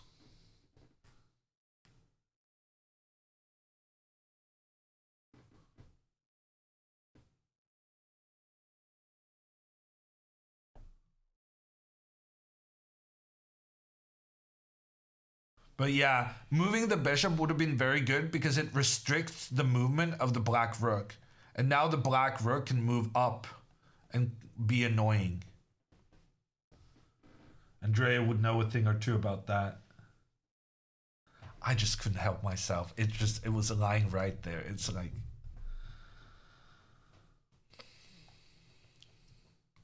Knight d6. That's not a good move. Now Andrea can get her bishop into the center and she can get her rook pointing in here. Bishop back to d6. Good move. No, bishop back to d4. There's no reason not to do it. She's doing it.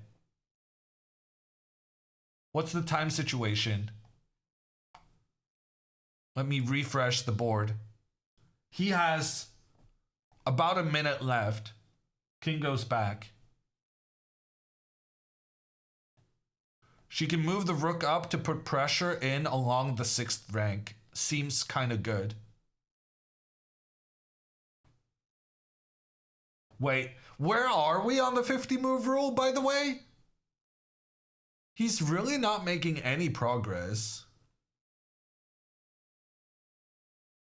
Last pawn, last capture or pawn being moved is 38. We need an additional 27 moves. Okay, that's not gonna happen.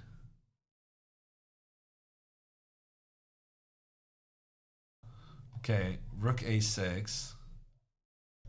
Rook d7 is the only move to avoid an immediate draw. Oh, I didn't realize how effective it was going to be to move that rook up. What happens if f5? Oh, apparently this is just a draw because black can never get away from the pin. Oh, and he did it!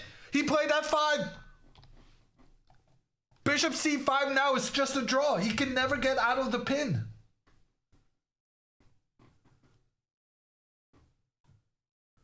So no more counting pawn moves because the clock just reset. But bishop c5 is a draw. Bishop c5 has been played. Rook d7, the only defensive move. And now king up, and it's a draw.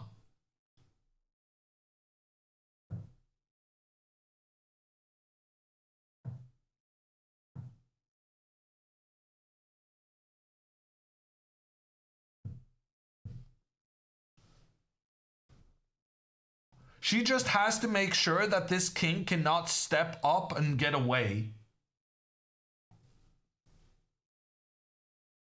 So she needs to move the king up. King to the side is also good. Actually, king to the side is even better. Because now if the king moves up, then the bishop gives the check, forces the king back, and we're at the same point. And the difference, oh, not right now, chess.com. And the difference is that king e3, the reason it's even better is because she's also preventing the black pawn from moving forward. That was excellent. Rook steps back, and now king up.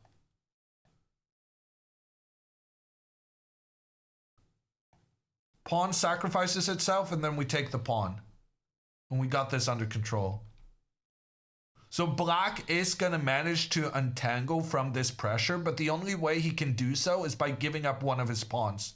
And then, of course, our ability to make the draw is much easier.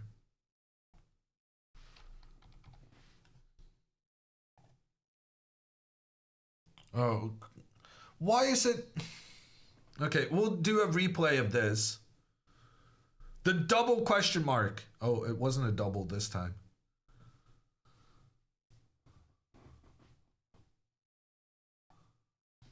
King f4 has been played. Her opponent has to play d4.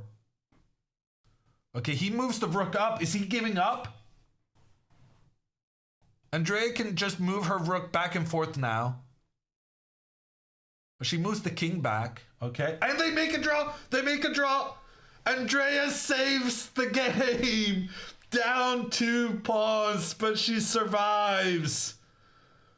What a performance. What a resilience. I wasn't sure she was going to make this. Especially when she was so low on time, but that was great. And especially this king to e3 move was very, very good. In the time trouble, anything could happen.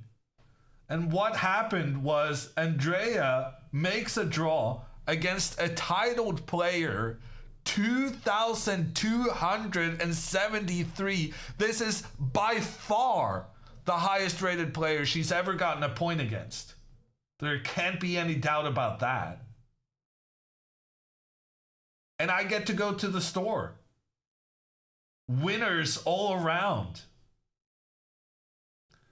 Except Alexandra, who is now facing the very real possibility that her baby sister knocks her out of the Chess Olympiad Canada team.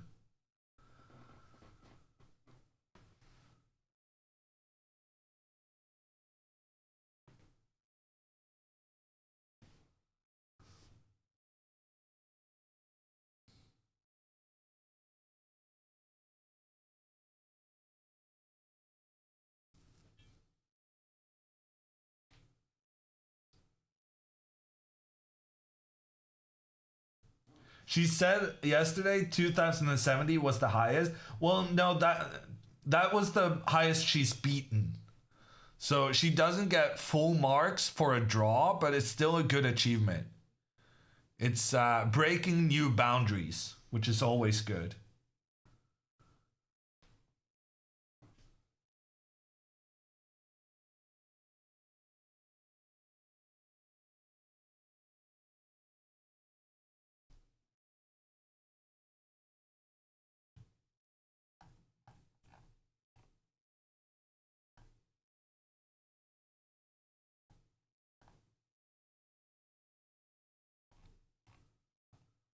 Okay, there goes the camera.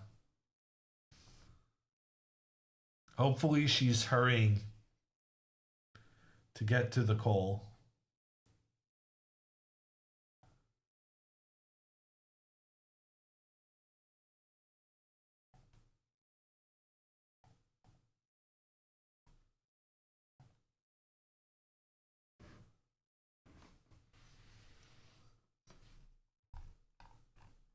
Wait, what?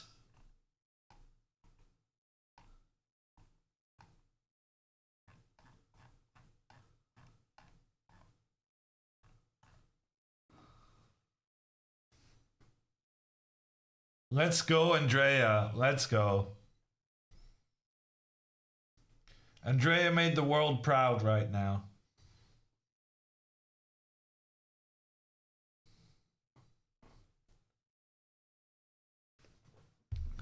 Honestly, what she just did was legitimately difficult. Down 2 pawns, having to kind of just stay alive and then take the opportunity when it presented itself. Very, very nice performance from her.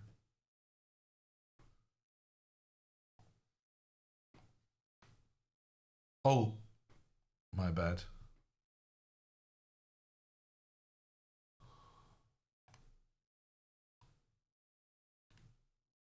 You don't get to see that.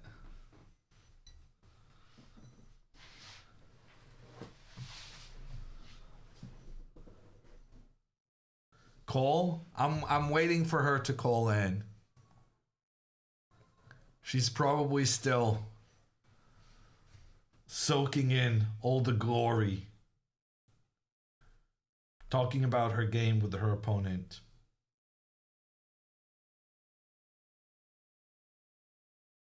Benzea, proud coach in the chat.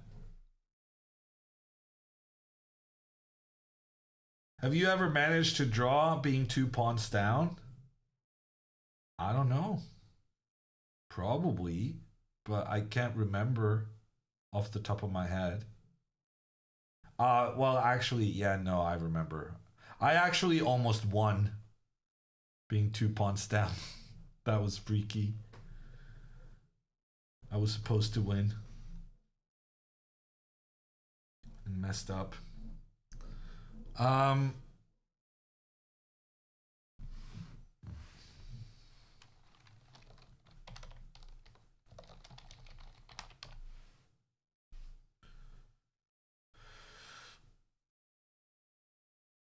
Hammer loves a cheeky flex. You know it, Willie.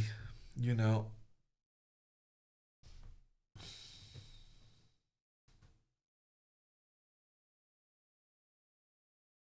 How much will her rank go up?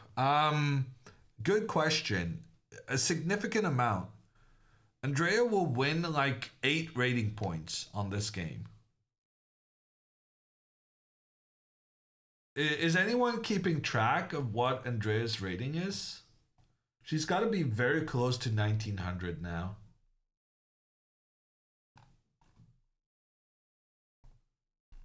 How much did she win in Prague? So far, she won.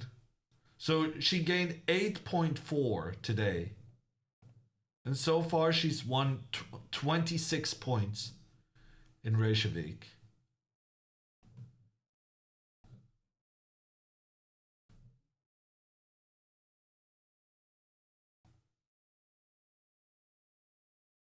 About 40 points in Prague.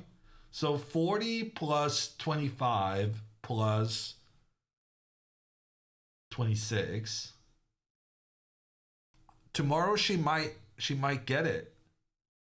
I think she needs to win tomorrow. Well, actually,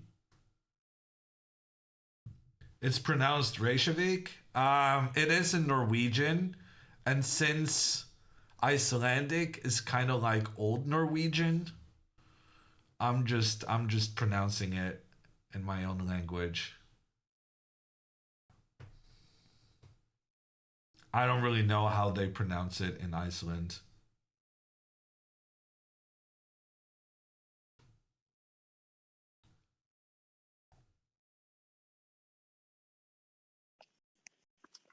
Can you hear me? Yeah. Okay, let me put my camera. Go. All right, hello chat. I can't read you guys. I'm alive. I've lived 1,000 lives. Chat is very excited. I don't know if I'm sad. I'm not. I feel like very unsad. Okay, I mean a draw is good. I don't know what the hell I did in the opening. Like I definitely rushed. There was a lot going on. It was a very chaotic beginning of the game. And then I feel like my endgame technique had to be extremely flawed, but you know what, he couldn't beat me, so that's all that matters. But I'm sure I made like 100 mistakes. Sure, but so did he, and it's not that easy to play perfectly. And as far as kind of fighting go, you really fought very well to manage to hold on there. Yeah.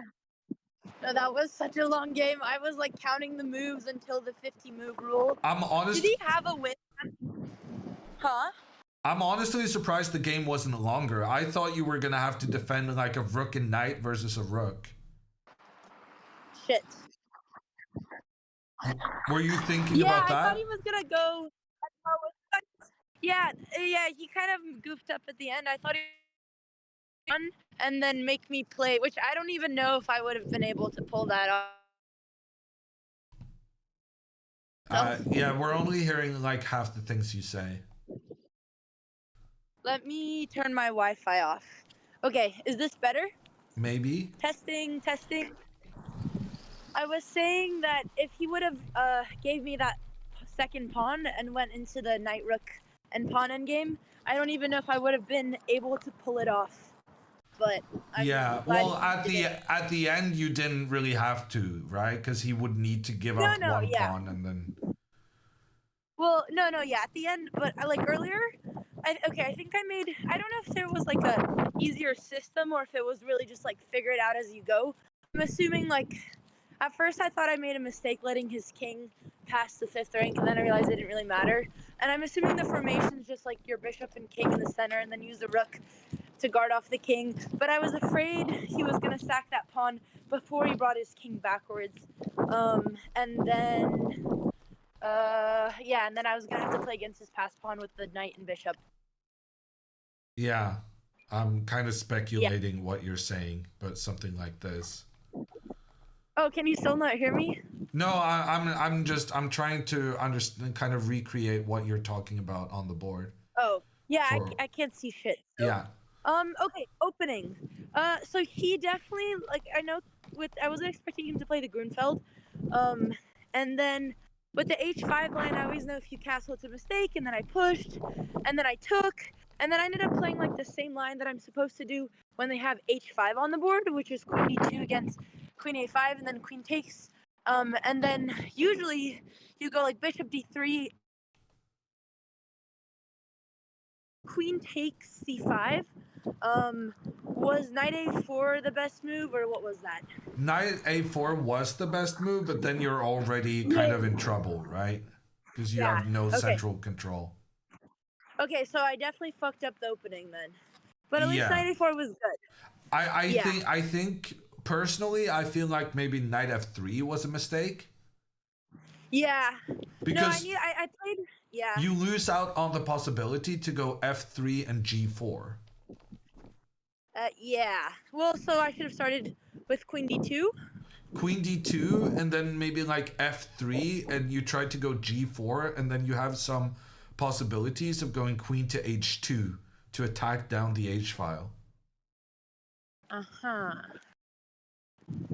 then you also prevent his knight from ever getting to E4, and you prevent his bishop from getting to F5.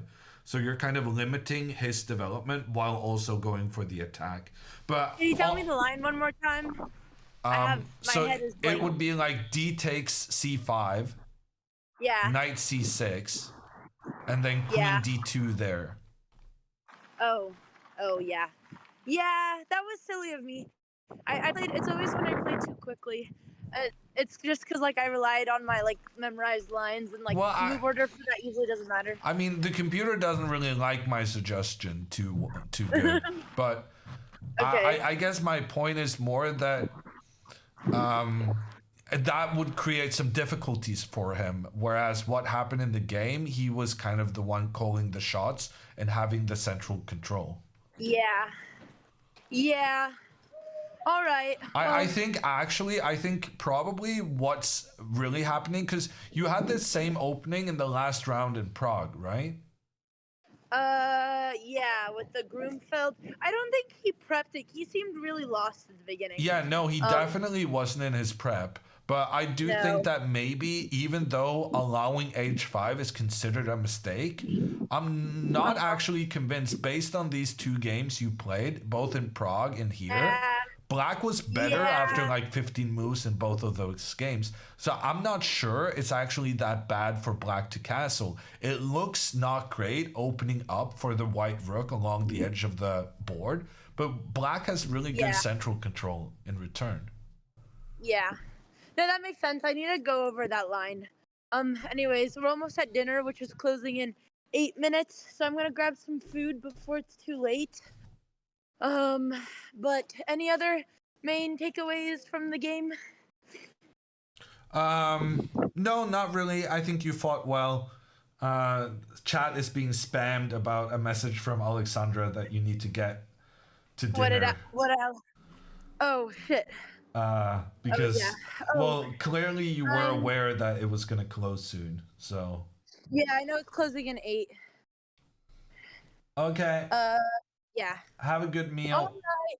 Congratulations on the draw. Is this the highest rated player you've made a draw against? For sure. I don't think, well, okay, maybe when I was like a young kid, a young talent, I'm sure I drew some I beat a FIDE master when I was like 15, but I don't think he wasn't FIDE. Yeah, I guess not FIDE master, FM. So American master. So actually he might be the highest rated draw. Yeah. Well, congratulations. It was well fought, and you kind of deserve to get something out of it, staying alive through that two pawn down endgame. Oops, my video. The entire time my thought process was like, I can't wait to play this 4-hour game just to lose. So I'm glad that at least squeezed the draw. Didn't give up. I didn't know you had that mentality in you to think such thoughts. Yeah, no, I was trying really hard. I didn't know I did either. Okay, but you survived. We're gonna give you time to rush to the dinner. Yeah, okay, no. And send a raid. Okay. Well, thank you, everyone. I can't read chat right now, but we will be back tomorrow at 9 a.m. PT, and hopefully we cheese some more titled players. I'm gonna ask Alex about it again. I'm not gonna ask on stream, but I'll ask her. But thank you, Hammer, for the commentary as always. Yeah. Hello. No, I'm listening. I just didn't think you were done. I was done. Okay. That's all. Congrats, Andrea. Okay. Good luck tomorrow. You're probably going to get another tough opponent, so that's cool. I'm going to take him down until they put me against Ivanchuk. Yes. I want to play Ivanchuk. Are you going to get the black pieces tomorrow? Ah, shit. Yeah, but listen, we dominated with black today, so I believe. Okay. Okay. We believe. Dinner. It's going to turn around. Alexandra's going to start winning some white games, and Andrea's going to start winning some black games. Okay. All right. Bye, chat. See you guys later. Bye. Bye, Hammer. Thank you. And that was Andrea, and we're going to raid Anna Rudolph. We'll be back tomorrow. Please note that it's a different starting time than it's been for some of the games. Tomorrow's round is at 4 p.m. local time. That's 5 p.m. Central European, noon Eastern, and 2 a.m. Pacific. Bye.